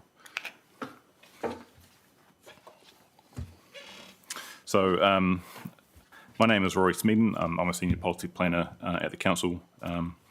Been here since April 2020, providing evidence on behalf of the council in relation to the Northern Growth Development Area, and a summary of my qualifications and experience is attached to the Section 42A report. I note I prepared the chapter, the Section 32 and the Section 42A report relating to the Northern Growth Development Area. And I've read the evidence from submitters relating to the chapter. I note that no specific technical expert evidence was provided on behalf of the council in relation to the Section 42A report. But as I've noted already, the technical experts who provided input into the reports for the development of the chapter are available for questions today, and I'll just very briefly go through who those are. Mr. Tim Kelly, in relation to traffic and transport. So Mr. Kelly is available today. Luckily for him, I suppose he's got some leave from tomorrow, so he won't be available tomorrow. So any questions on traffic and transport matters, we should try and address today. Ms. Emma McRae, in relation to landscape, natural character and visual amenity. Mr. Bruno Gilmore, urban design. Dr. Vaughan Keesing, ecology. Mr. David Wilson, stormwater management and water sensitive design. Mr. Wilson is available tomorrow for questions. He's not available today.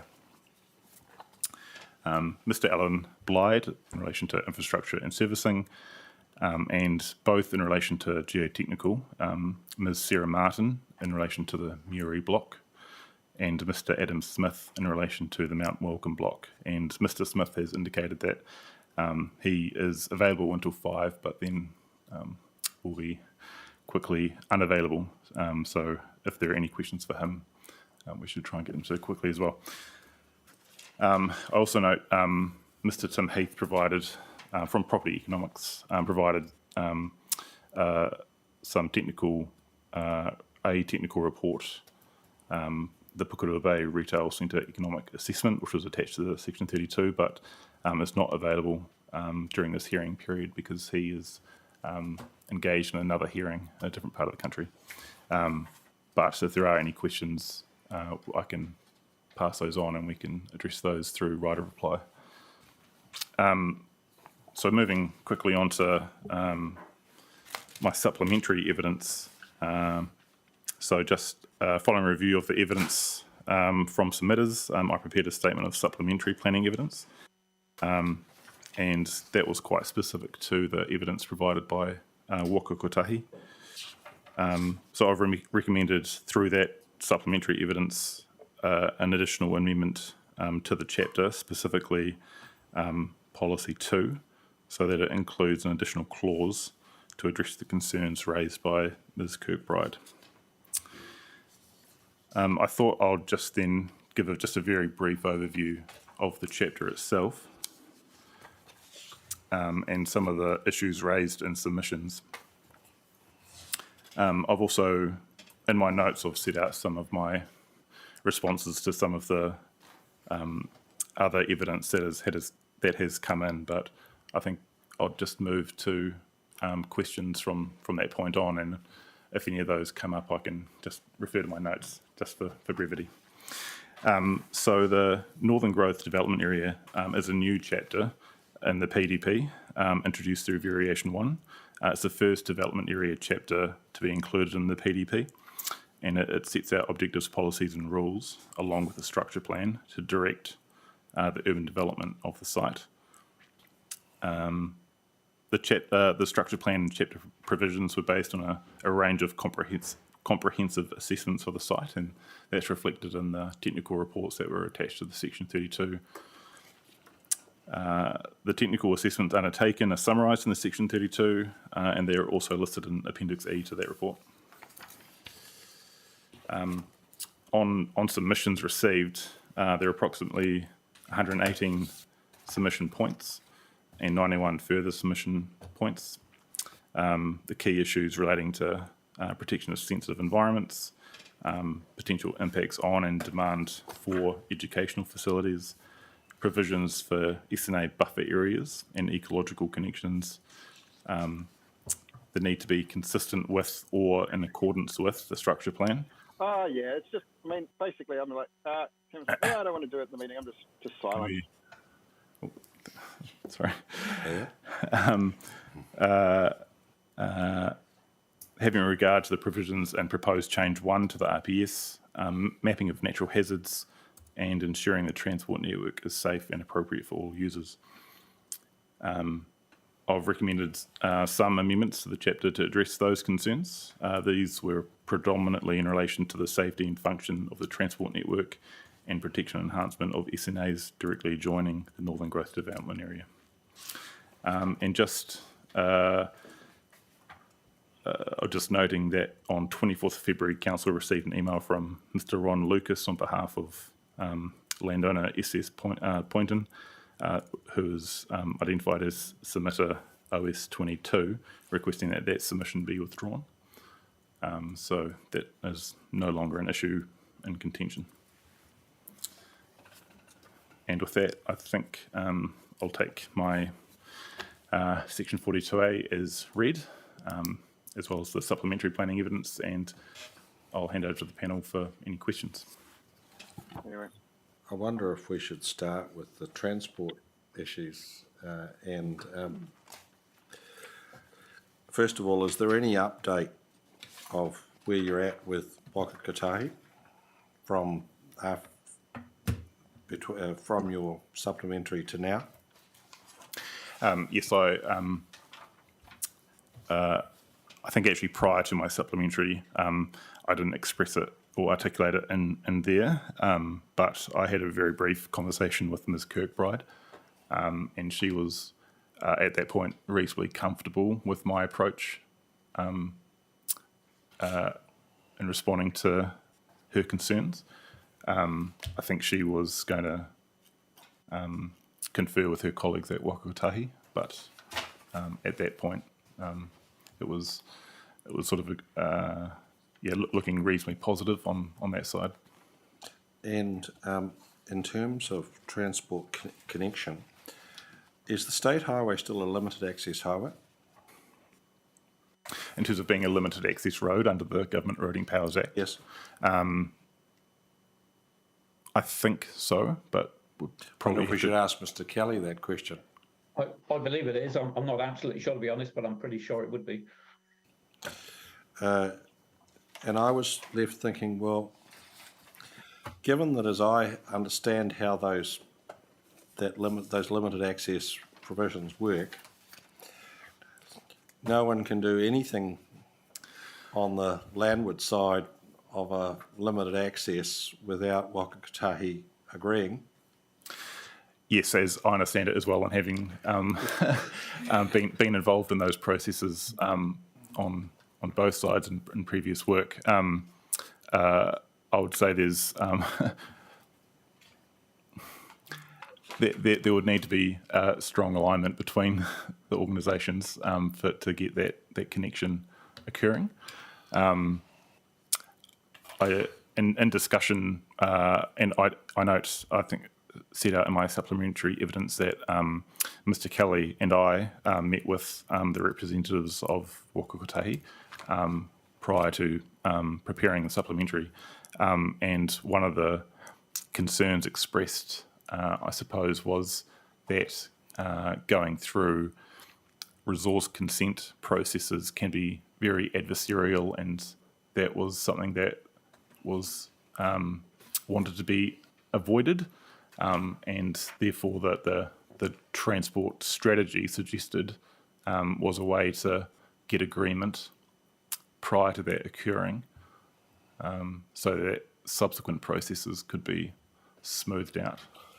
Well, that's the resource consent process, but if Waka Kotahi has got an absolute veto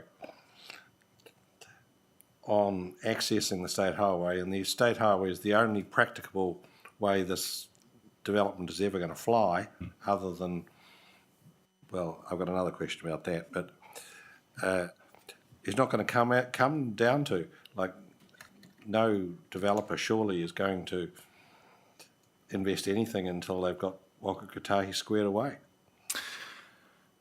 I think that's a valid assumption. Although I do note in the infrastructure report for the Northern Growth Development Area, it states that development would likely first occur nearer to the state highway, but also further north near Murray Road. There could be a transport connection through that existing residential zoned land adjacent to that site. The other way to look at it is that your suggested solution is duplicating the limited access controls Waka Kotahi already have. Mm.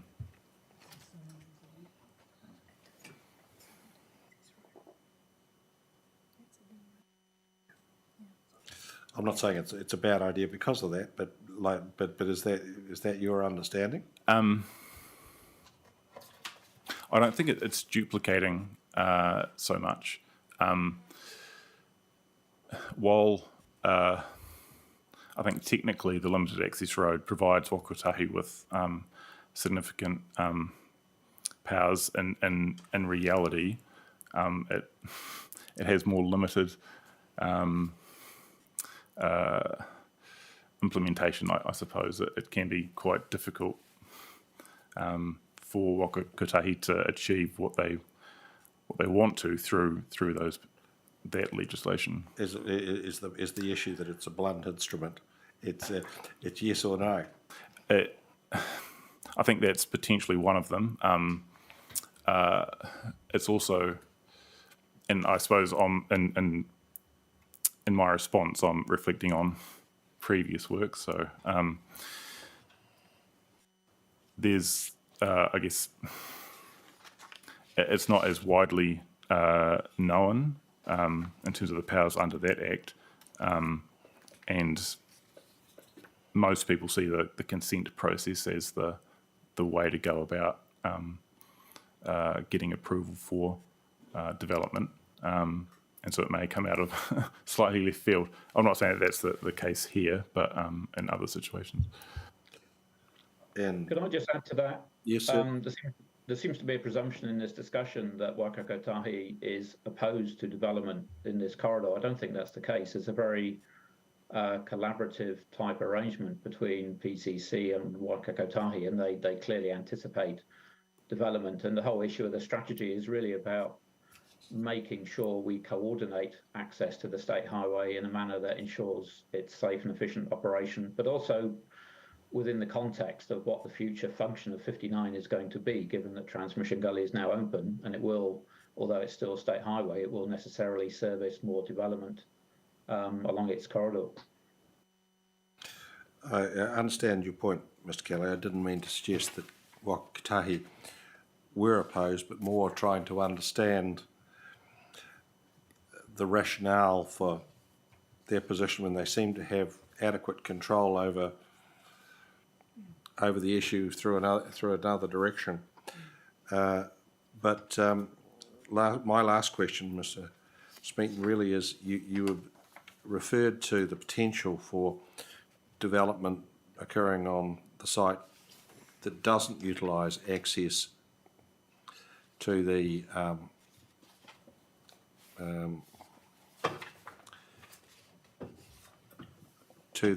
state highway. And looking at the diagram, there are connections to the south, and there are 3 connections into the back end of Porirua Bay.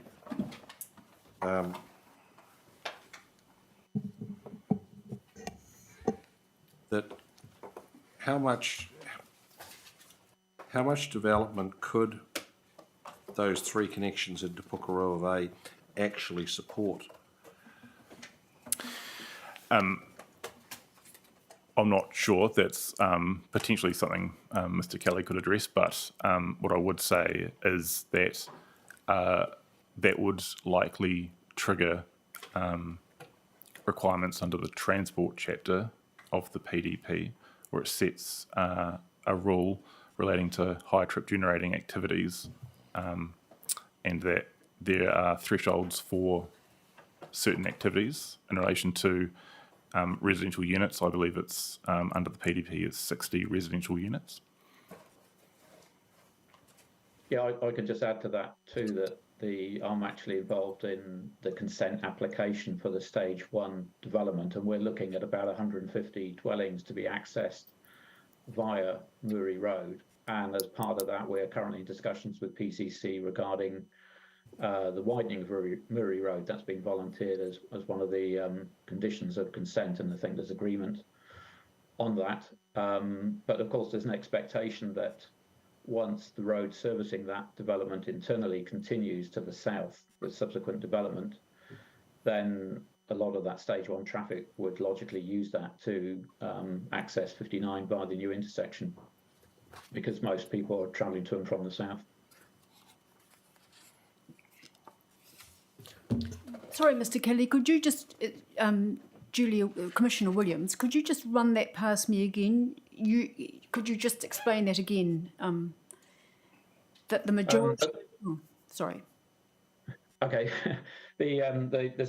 what we've called the stage 1 development, which is the Muri block to the north, that's the subject of a consent application currently to PCC. That consent application has been lodged. It's currently at a Section 92 stage, further information. And so we're looking at about 150 dwellings in that area. Now, that application considered in isolation will, of course, be a cul-de-sac. So all of the traffic associated with that development will access it via Muri Road and Grey Road through to State Highway 59.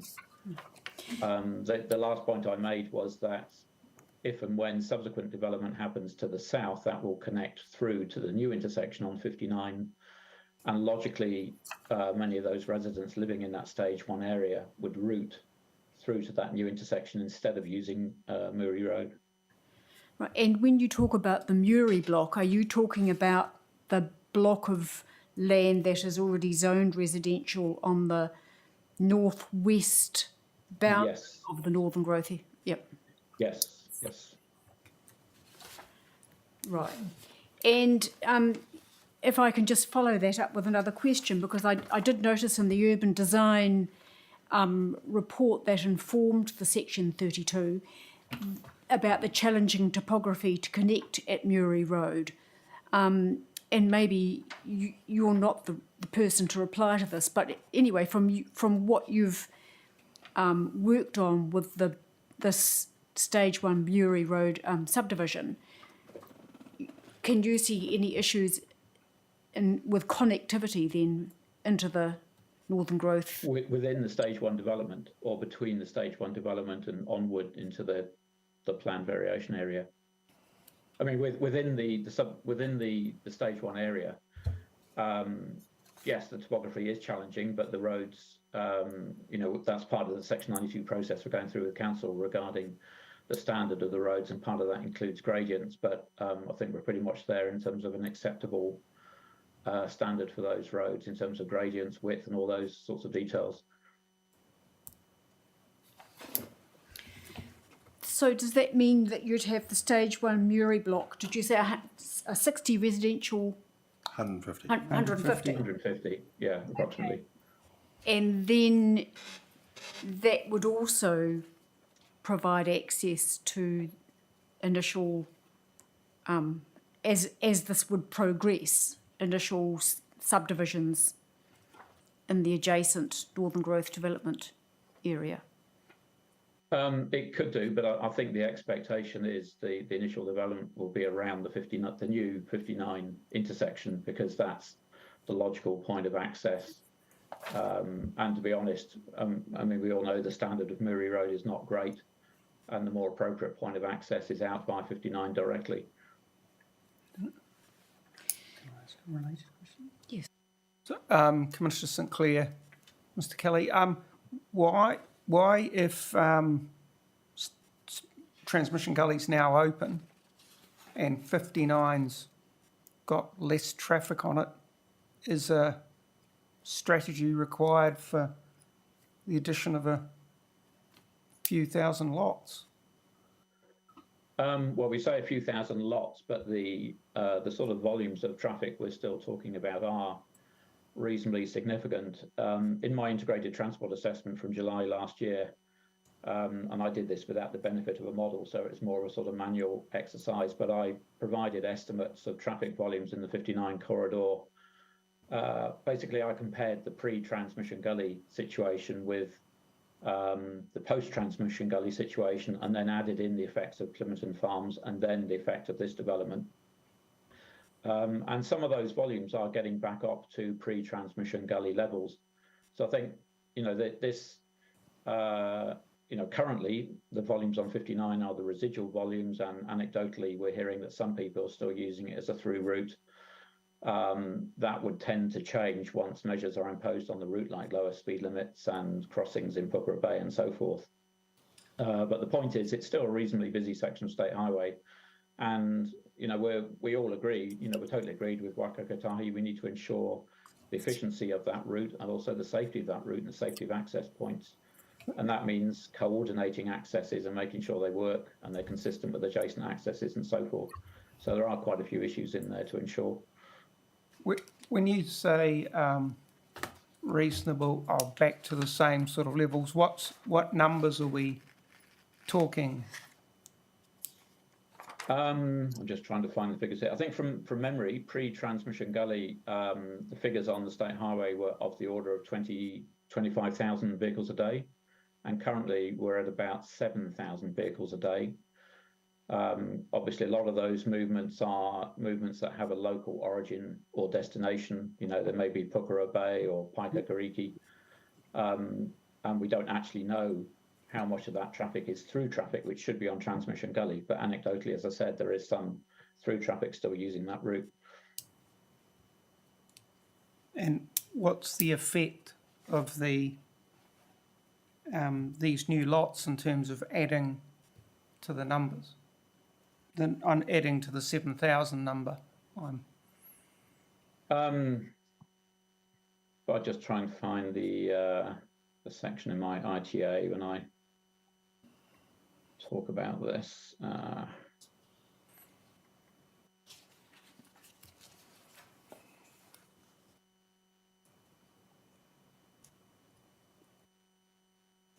Yeah, so if we, for example, if you look at Mana Esplanade, the pre-transmission gully volumes were of the order of 2,800 per hour in the peak periods. And if you then add in the effects of Plimmerton Farms and the Northern Growth Area together, so it's the compounding effect, then you're pretty much back at the same level or even slightly above. So that's the sort of general context, if you like. It's a compound effects of Plimmerton Farms plus this development. And when all that development occurs, obviously a lot of those people going to and from the south, it will increase volumes in this corridor. So, but the people from Plimmerton Farms aren't accessing State Highway 59 at the same point, are they? Oh, no. There are three separate access points for the Plimmerton Farms. There's the James Street intersection and two other intersections on 59. And that's sort of partly the point, really, with these new intersections going on 59. There's a need to coordinate these intersections and ensure that the efficient operation of 59 is maintained with these new access points. Thank you. So I'm not quite sure who I'm addressing this question to, but is there then a time frame, a sort of race going on where Waka Kotahi will only provide a connection to State Highway 59 once the planned future form of the road corridor is confirmed? And what you've said is that effectively you would anticipate that any subdivision or development within the Northern Growth Area will be using the State Highway 59 connection. That's correct, yes. Well, in terms of a race, I don't think there's really a race going on as such. It's just a matter of ensuring that in the longer term, that the effects of the development are able to be accommodated by the state highway network. And, we're totally on board with Waka Kotahi in that respect. We're not working against them. We're all working together on this. Mm. And that's where a strategy would be particularly helpful, because that sets the framework. Because at the moment, part of the problem is we have limited information about Waka Kotahi's intentions for the 59 corridor. So, for example, to what extent are they going to apply measures within that corridor to try and detract through traffic, and that will affect its level of service. And we also have limited information about the form of the access intersections for Plimmerton Farms. So all that information will become available over time. So at the time a strategy is required, that is the sensible means of taking that information on board and then planning the access in a coordinated manner. Thank you.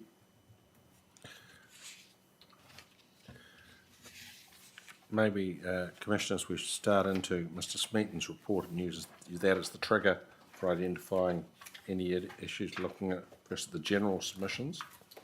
All right. So that's starting page 9, 10. Well, just before we get into your Section 42 report, Mr. Smeaton, can I just clarify in your supplementary, you have revised policy 2, but I just want to go back to your objective 2, because you had recommended an amendment to 02.5. I just wanted to make sure that was still going to stand. I think you were going to put the word predominantly before medium density. Yes, thank you. I'm not sure why that hasn't carried over from that was in the Section 42A report where I recommended that. So, yes, I'm not sure why it hasn't been picked up in that version of it. Thank you. But I'll make sure to include that in my writer reply to clarify that. Well, good.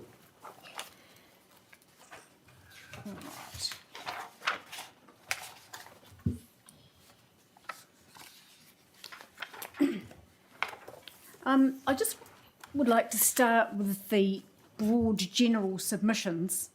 And I suppose I'm probably drawing a wide bow here, but I'm going to come back to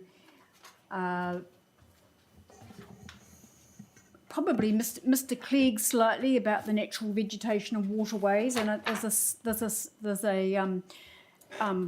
an environmental protection, then Queen Elizabeth Trust and PRA, and that is, I'd like, I suppose, some explanation about the extension of the residential zoning into the rural area. So effectively, what I see is a change from the PDP to the NGDA. As there's a zoning change in there from the fuzz, an extension of the rural lifestyle and residential boundary, an extension to the east, and it would be useful to have an explanation of how that is justified, explained, accommodated. Sure. So I'll actually point you back to the section 32, where I assessed that particular point, and I'm just trying to find the exact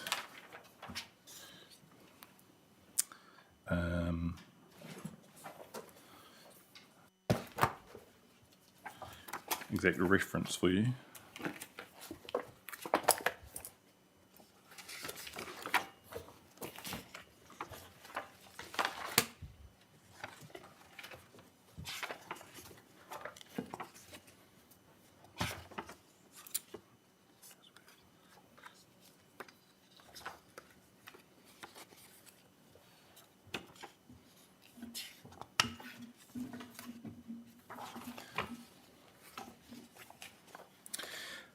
So in section 5.2.5 of the section 32, development of the proposal, which goes through some of the high level options that were looked at the.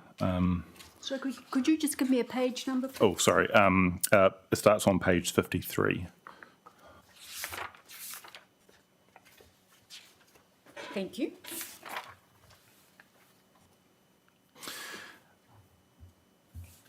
So under that section on page 54, it actually identifies high-level rezoning options, setting out 4 options there. And in figure 18, it identifies the extension of the proposed residential area on top of the existing fuzz area.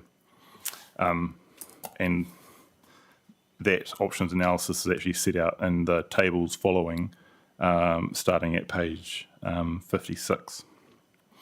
But at a very high level, this area was identified with approximately 1,500 residential units potentially being developed on it. The assessments that were completed to support the section 32 identified that the area of land to the east would also be appropriate for residential development. And in addition to that, the assessments relating to Indigenous biodiversity and freshwater and water sensitive design meant that some of the existing fuzz may not necessarily be able to be developed for urban purposes, so that extension offset some of that potential loss in that area. So that is set out in that options analysis and looks at some of the costs and benefits around that. And the conclusion was to extend that proposed area to be rezoned to the east to incorporate that land, which would be rural lifestyle. So was that the drive? Are you telling us that the driver for looking to extend the land to the east was that you were losing some capacity? That is partially it's part of the reason. As I was saying, the assessments that were undertaken for the sites were also indicating that that land would be suitable for residential development. And I guess that there are other factors there, such as marginal costs for providing infrastructure to that part. Yeah, I mean, I've read the Section 32 and I've read the underlying reports. What I can't,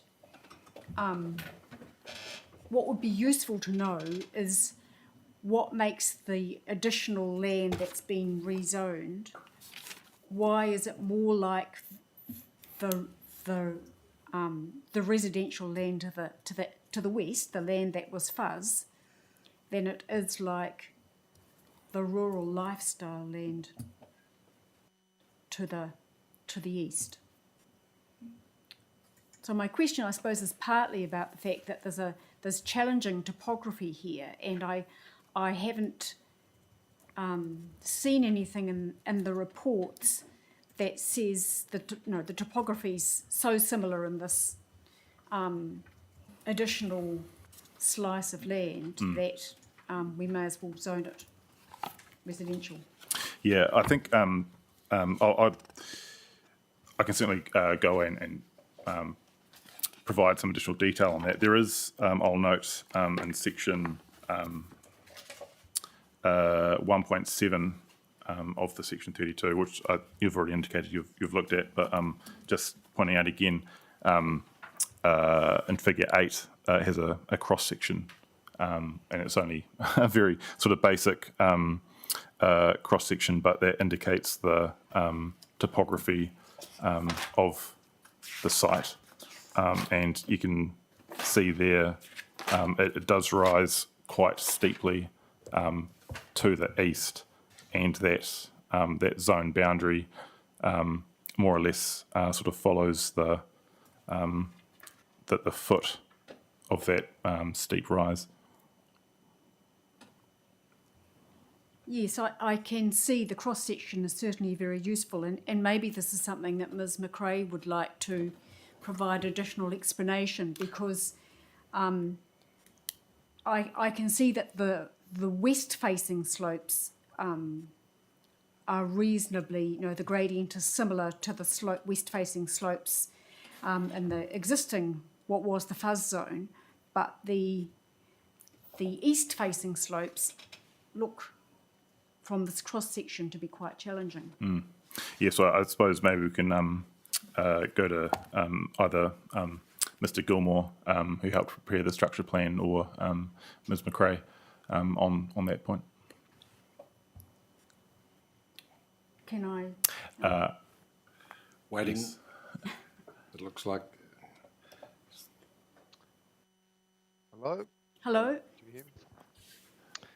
Hi. I was just trying to remind myself of the context there.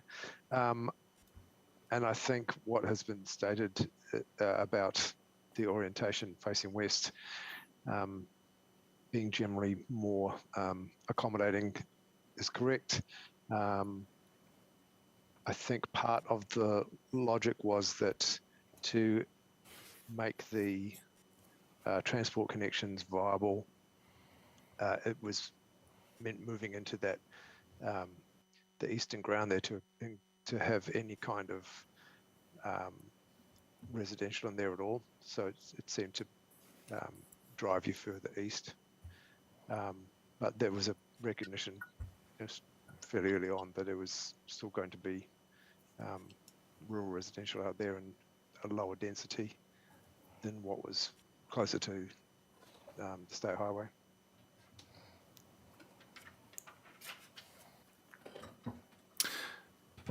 I see Ms McRae is there as well. Is there anything you'd like to add?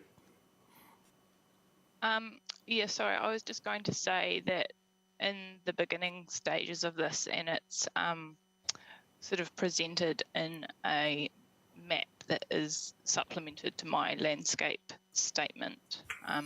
If Commissioner Williams has seen that, I think it's my figure 3. That looks at some landscape analysis that essentially identified that that eastern part of the site had much steeper slopes.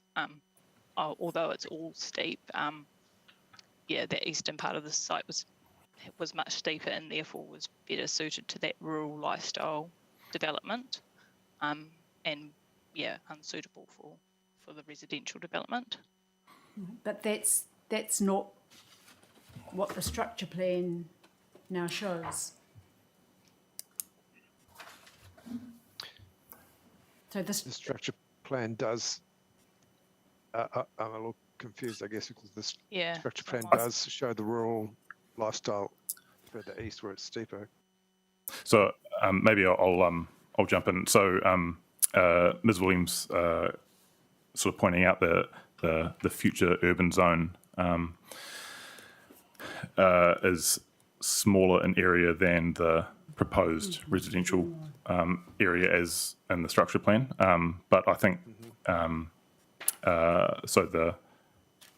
it's extended eastward from the future urban zone. But I think maybe I can sort of take it offline, so to speak, and discuss and come back with some further info if you'd like. I think that would be very useful, because some of the submissions dwell on the effects of runoff and water management, and effectively by extending the residential zone down into another catchment. I'd be interested in the observation of how that then affects, the environmental effects that then flow through to Pāwatahinui Inlet. Yes, and I think maybe that's also something we can touch on with Mr. Wilson tomorrow, who prepared the stormwater technical reports for that, and how that's managed in that area. It's probably something that he could provide further information on. Just a follow-up question for Mr. Gilmore. You said that extending it to the east made the transport connections viable. Can you explain why that is, and what you mean by that? What I meant by that was I admit that I'm trying to recall the logic off the top of my head. I apologise for that. But from what I recall, the viability of some of the areas further east was improved by extending the zone to the east. It meant that there was better opportunity to create viable linkages if we could extend it a little bit further, rather than the way that was sitting before. There was sort of potential to have some urban use, but it was constrained by not being able to have particularly a sort of a north-south connection that looped back towards the sort of relatively easier ground to the west, if that makes sense. So it made it more viable to make connections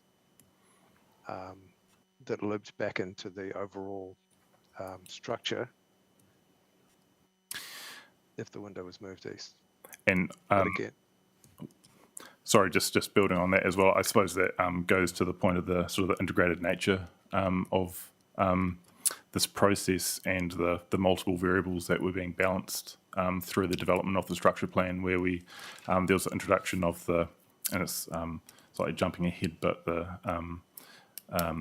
freshwater management areas that are shown on the structure plan, the significant natural areas that were mapped and were identified as being in addition to those that were previously notified through the PDP. So it was ensuring that the development, as Mr. Gilmore is pointing out, would still be viable and could be undertaken with all the transport connections that were required as well. Essentially meant that all that sort of needs to be balanced up, and that, the additional land to the east was seen as a way to achieve that. Well, look, thank you. It would be good to have a sort of a written explanation perhaps tomorrow, and maybe being mindful that the transport connection to the south could easily be achieved if the zone stopped on the ridgeline of the road that's shown heading north-south along the ridgeline, is with or without the extension to the east. But anyway, we'll see that tomorrow. Thank you. Going to Mr. Clegg's submission, I'm just trying to get my head around it. He's asking for 50% constructed wetlands or other FMAs, natural vegetation. Presumably that would mean, once you've excluded roads, that the developable area would be, the coverage would be less than 50%. Like if you start carving out, if you carve out 50% for those things, there will be other requirements for land. Yes, that was the way I understood or read his submission. So, if you took out 50% of the existing area, you'd then have to somehow put in all the other infrastructure within the other 50%, and then somehow fit in houses in there. I mean, I suppose you could ask the GIS people to actually see just how much of the development is green and blue. Have you got a figure for that? Not at the moment, not currently. I did start to look at that myself, and it is reasonably significant. I think in my analysis, I actually... Sorry.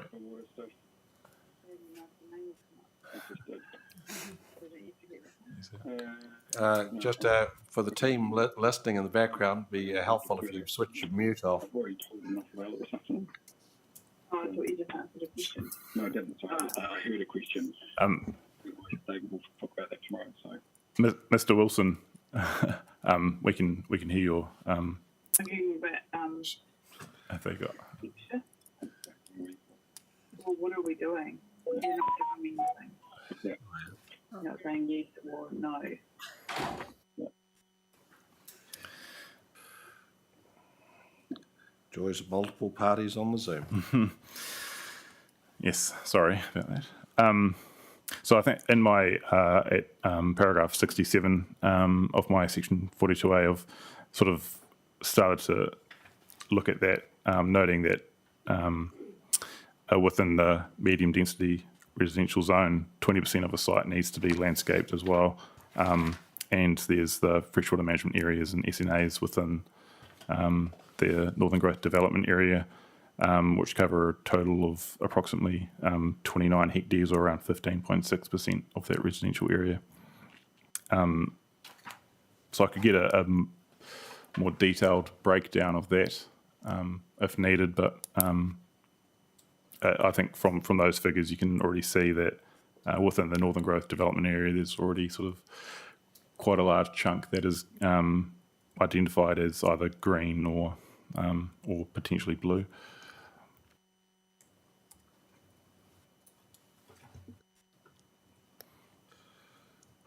So it looks like it's the difference between 35 and 50%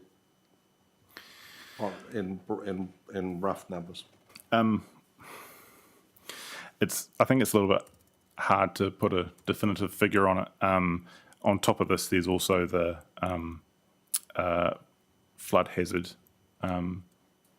areas, which aren't that big, but and are mostly incorporated within that freshwater management area, as indicated by the submission from Porirua Property Development. There's also potentially some urban uses that may occur within that freshwater management area. So to say that it is completely excluded wouldn't be correct, but I think I don't think that there's all that much merit in Mr. Clegg's submission with 50% of the area. That would seem to exclude quite a large chunk of the potential urban development of the site. Do the provisions provide for any additional, say, urban reserves or urban open space that might be used for active purposes and that? Yes, on the structure plan, there's neighbourhood reserves and a neighbourhood community park on there as well. They're not spatially defined in terms of the area. Right. So there's that as well. And I think in my analysis, I also sort of mentioned that even within road reserves, there's the berms and other sort of areas that would be, I suppose, counted as sort of green areas, but so it is slightly difficult to put an exact figure on it. Moving on to the MPSUD consideration, starting on page 14, Mr. Smeaton. My recollection is that the NGA was identified in the growth strategy as a medium-term development. I suppose what was the impetus to shift from fuzz to live zone effectively so quickly? Like, it's only 2 years since you notified it as a fuzz, which is not the medium term. To be honest, I wasn't involved in that directly myself, but I believe there was motivated landowners to pursue the live zoning.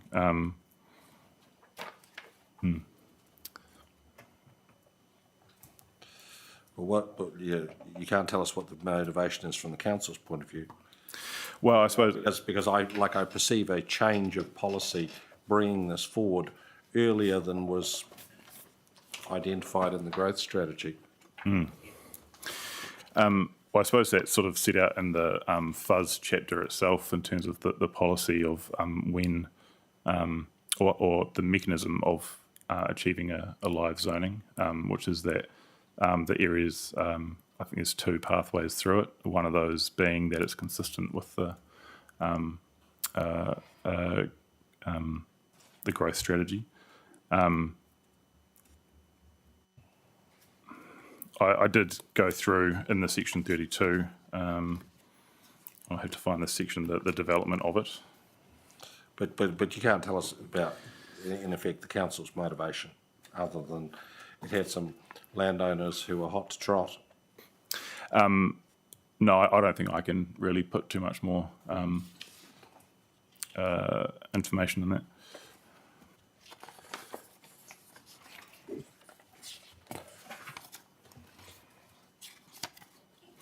I suppose, I could say it's the NPSUD does set requirements for, and it's set out in a Appendix 2, the Section 32, which I think one of the policies of the NPSUD is to, I can't remember the exact wording, I think it's to recognise where significant proposals, where proposals would include significant additional housing capacity or something to that effect. Sorry, yes. Thank you to my colleague to my left. Policy 8, local authority decisions affecting urban environments are responsive to plan changes that would add significantly to development capacity and contribute to well-functioning urban environments. Yeah, but that's private plan changes. This is the council's own plan change. So correct. Okay. The next question I had, it related to SNAs and buffers, ecological connections. You've suggested 155, you need to provide in the rule for adjoining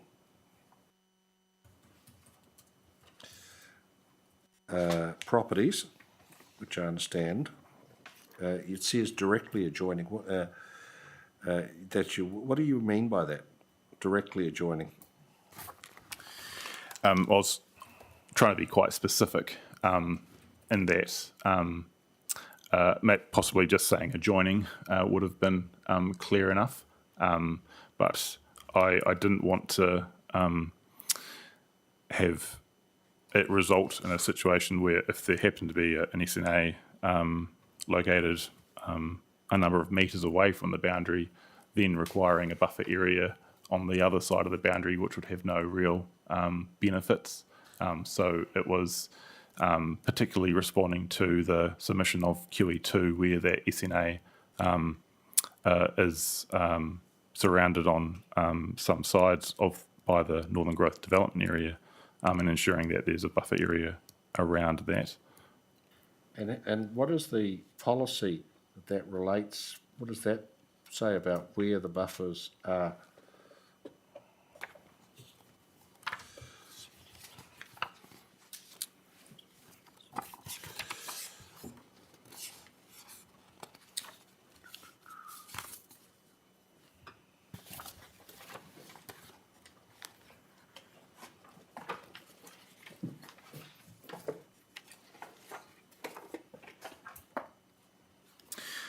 So through my section 42A, I also recommended an amendment to policy P3 clause 2D, maintaining and enhancing ecological values within, and then I had additional wording and adjacent to the development area.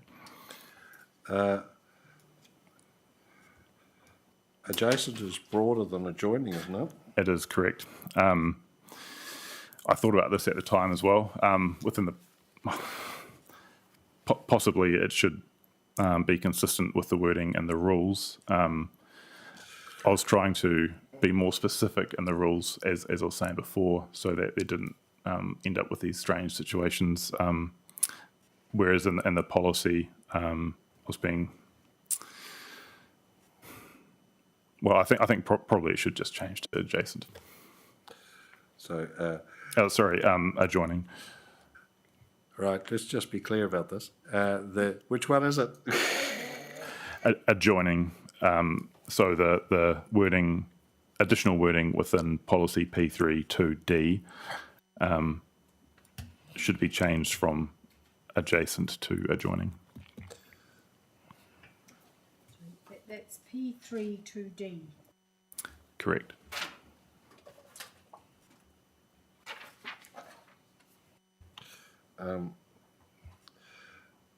As you know, I'm not a planner, but I always understood you worked from the policies to the rules rather than the other way around. Correct, as we were discussing before, the line of sight. The line of sight. But I suppose given you're amending them both, it'd be a good idea to amend them in the same way. Correct.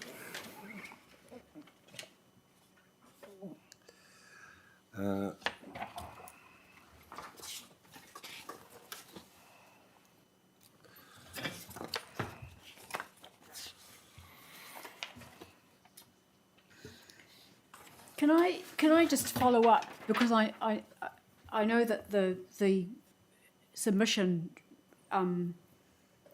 was originally concerned about the proximity of the SNA 29 to the neighbourhood centre. Is that right? So you've got in your you've got a rule about SNAs allowing a 5 metre buffer. Is that right? In Rule 3? Correct.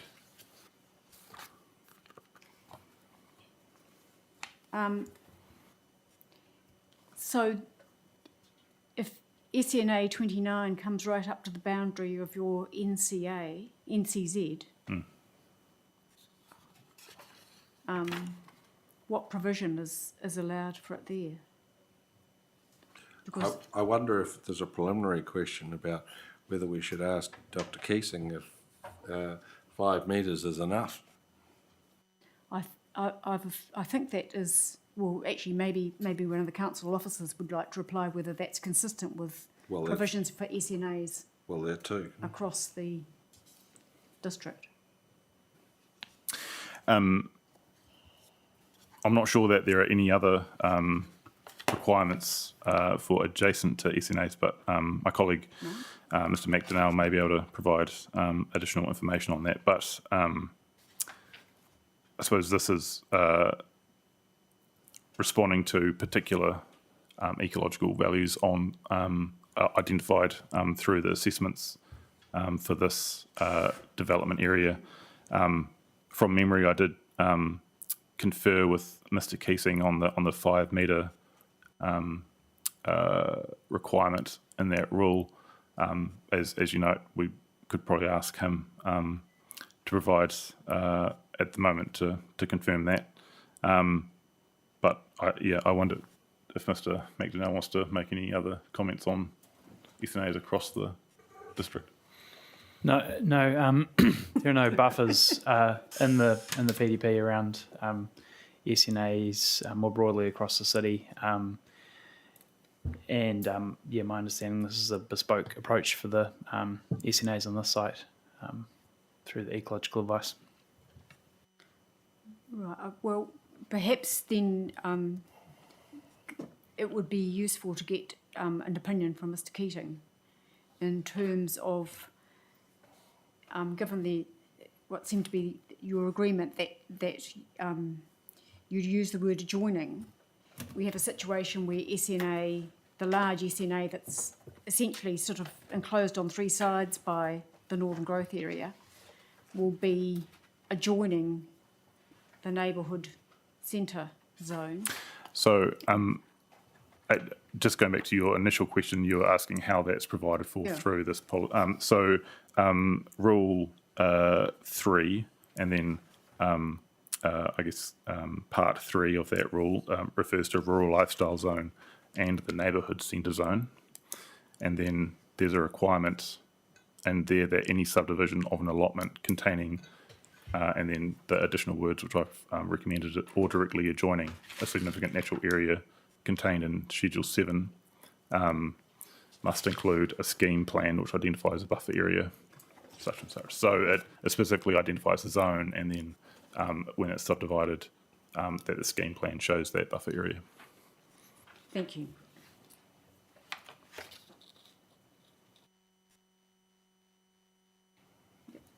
Should we ask Vaughan? He's gone. Is he there? Yep. No, He's there. Up there. I could shed some light. Can you hear me? Yes. Light is good. Right. Lots of sunlight. So, as you've been told, the rules currently don't require any kind of buffers or buffering around SNAs. Since this is a new structure plan put in place, I recommended the insertion of a 5 metre buffer in order to ensure that that was a heavily vegetated band between the development and the existing SNA. At the moment, all of those SNAs undergo a range of edge effects related to the rural farming, short grass, grazing. They're fenced, but there's still a humidity and wind edge effect currently. The development of housing instead of rural grazing changes that dynamic a little, but I felt that the inclusion of a 5 metre vegetated buffer between any development and this SNA would put in place a humidity and temperature regulation between those things. Nothing stops the predators going backwards and forwards though.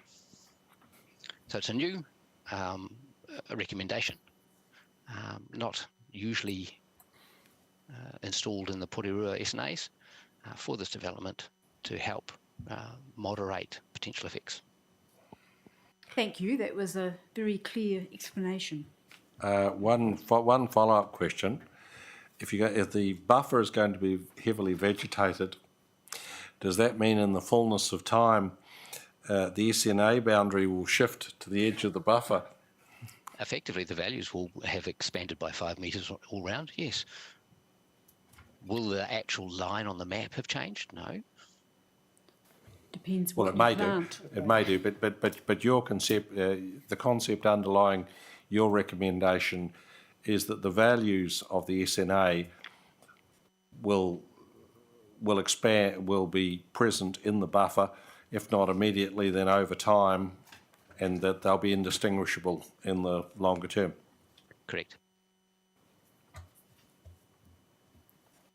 And can I clarify, you're making the point that the SNAs in their current condition on this land experience some weathering and some grazing. They're not pristine. They're not pristine. Most of them are fenced now, though, but they still have edge effects related to exposure to wind and temperature because there's weedy, scattered edges of them. So they're not full vegetation edges that protect the interior currently. Thank you. Moving on to a planning question. 3.9, Mr. Smeaton. Consistent versus in accordance with. Where have we heard this before? We had the discussion in the context of in design guides. The concern of the developer is that in accordance with is too tough for a high level. Others, you've said, well, you prefer that to consistent with, even though there's a minor difference. Other structure plans I've seen have a permitted level of departure. The roads are in this position subject to a 100 metre tolerance, that kind of thing. And they, like, presumably the SNAs are not going to move. The flood hazard might move, but over time, but it'll do what it'll do. Nature will prevail. Can you suggest a way to address the concern of the submitter without losing the intent of the structure plan? Well, what I was considering, one of the options I was considering when I was preparing my section 42A was something that you raised earlier, and I've sort of alluded to in my assessment, is it's normally for a resource consent conditions. Condition 1 is normally in general accordance. Yes, that was going to be my plan B, having already asked that question.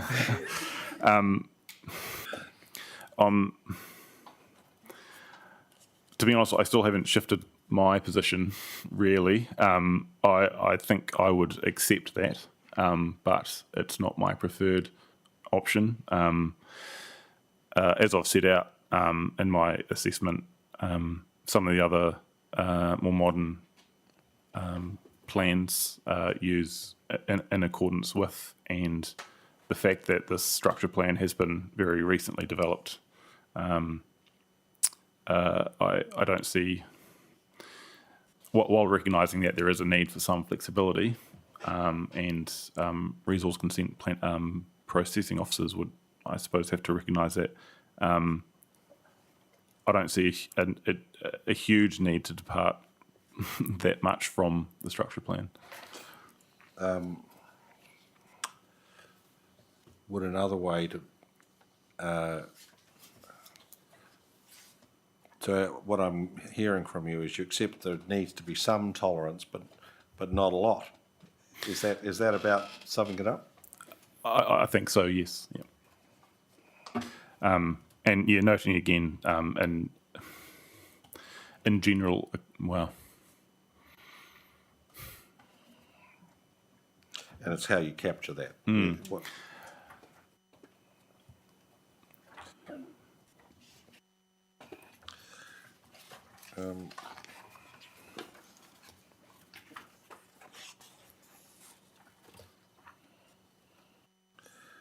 going to the plan provisions, I'm up to page 38.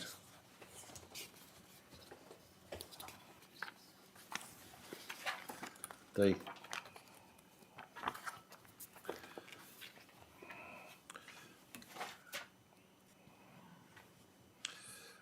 understand the purpose of the amendment you've made to 025.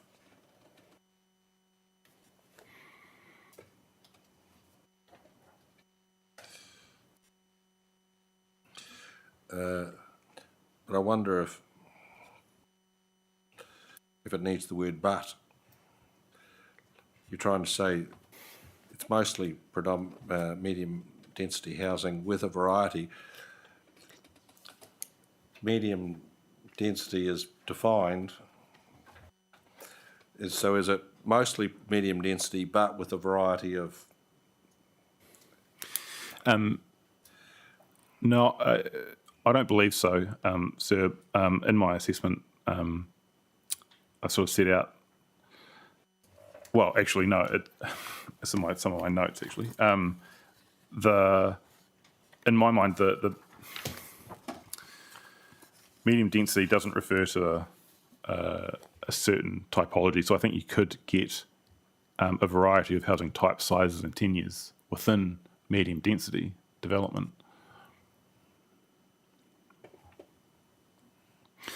And that's, I suppose, going back to the conversation you were having before with my colleague, Mr. Racklin, around the different types of buildings that could be developed within the residential zones. That would still, would still be medium density. Would still be medium density, correct?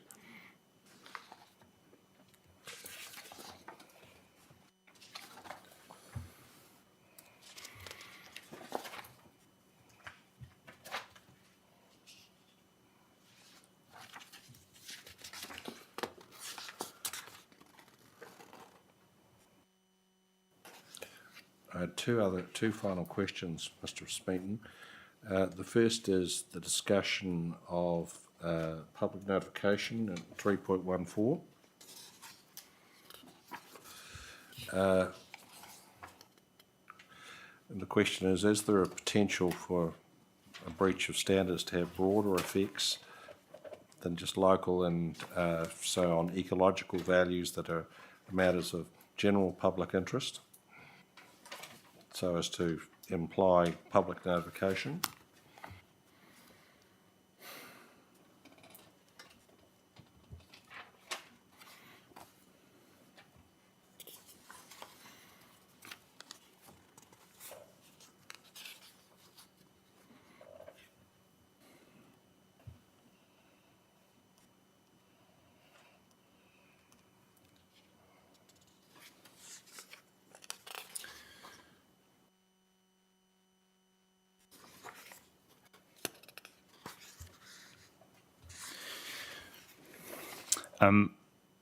I don't believe so, sir. So I note that there is no notification preclusion statement in the subdivision rule or in Rule 4, activities that are not otherwise provided for in this table. So the only rules that do preclude public notification relate to activities that are permitted activities in the underlying zone or earthworks, which I think because the SNAs are otherwise protected under the eco chapter, if there were to be any effects on those, then that would be dealt with through that chapter.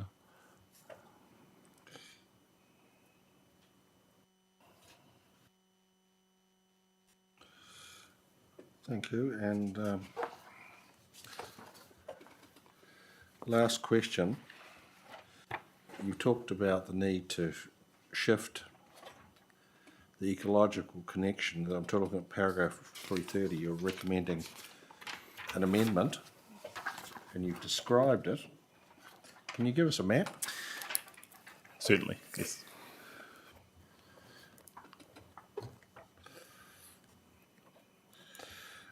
Commissioner, anything that you've got left?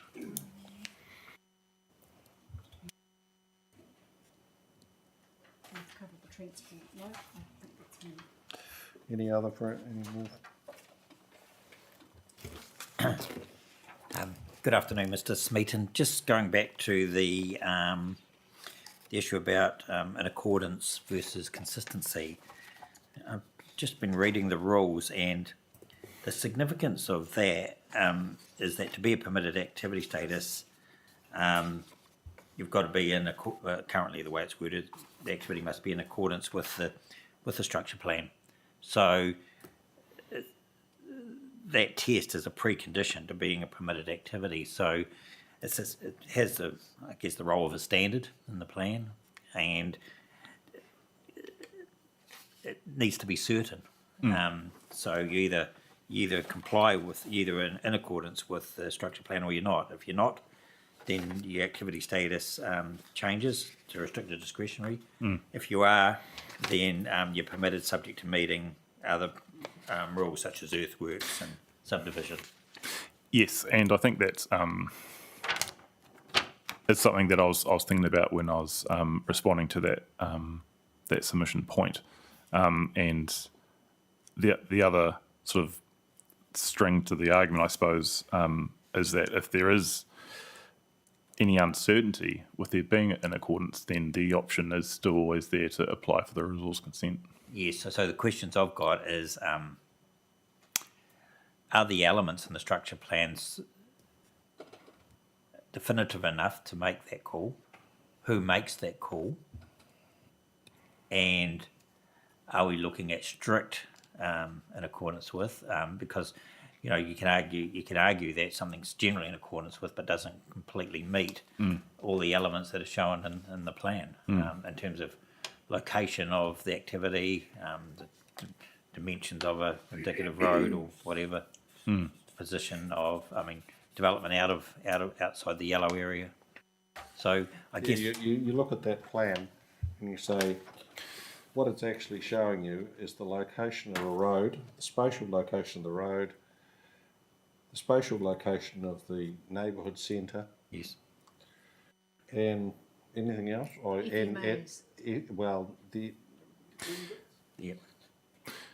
think, or the connections. That might be the other thing.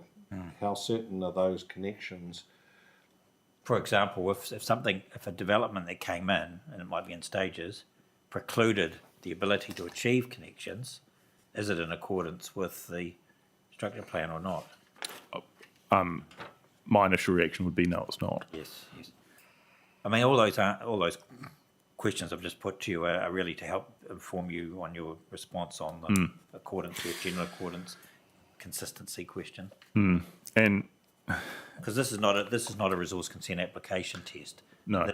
There's good case law as to why general accordance is used in condition 1. This is about plan certainty with a rule. Yes. Yes, absolutely. So I completely agree. And yes, I will think about those questions in more detail. That was all from me, Sue. Is that it from us, team? I think there's one other issue that, do you want to follow up on that, like the geotech question about expanding the boundary, or are we just going to wait till Mr. Smeaton reverts with a written commentary? I think wait till he reverts with a written commentary. Well, I think that's it from us, and the message to those who've been listening patiently, especially those who were not called upon to speak. We appreciate you being present and listening in, and to those who did contribute, thank you for your contribution. I think that we'll take a view when we see Mr. Smeaton's further input as to whether we need more technical input from the team, but we'll play it by ear on that basis. Before we finish up, I was just wondering if I could make a couple of observations in relation to your earlier question around the council's timing of this proposed rezoning. Yeah. I just note that it seems to be discussed at 5.2 of the Section 32 evaluation. And I'd just also make the observation that the National Policy Statement on Urban Development was came into effect not long before the notification of the PDP, and that part of the intention of Variation 1 was to give effect to the National Policy Statement, which would include the rezoning of this land. I think when you say came into effect not long before, I think it was a month. Yes, so there wasn't sufficient time to Well, fully digest and give effect to it through the PDP process. The other way of putting it, I guess, is that the PDP might have given effect to the MPS UDC, but not the Indeed, but not the MPS MPS UD. Yes. And the as Variation 1 picked up the slack. exactly, and as set out in the Section 32 report, the fuzz was identified in the PDP. It was always the intention that a structure planning process would be undertaken for this land. And then with the additional time, that structure planning process has subsequently been undertaken. Yes. Is that the Appendix 11 approach? Is it the structure planning? Yes, it is. So that's set out in the Future Urban Zone chapter itself, where it sets out this, the process for doing that, and then yes, the Appendix 11 sets out what that structure plan has to address. And yes, thank you. I was trying to rifle through my quite lengthy Section 32 to get to that section, but I didn't quite get there. So Section 5.2 sets out the process for the initial process for the development of the site. Okay, thank you for that. We seem to be running behind time on Mr. Racklin's report, but we're having completed the NGA, subject only to your further feedback, Mr. Smeaton. I think we've gained an hour and 3/4 of hearing time on the schedule, so hopefully, we'll look forward to another exciting day tomorrow. We'll adjourn until 9 o'clock in the morning. Thank you.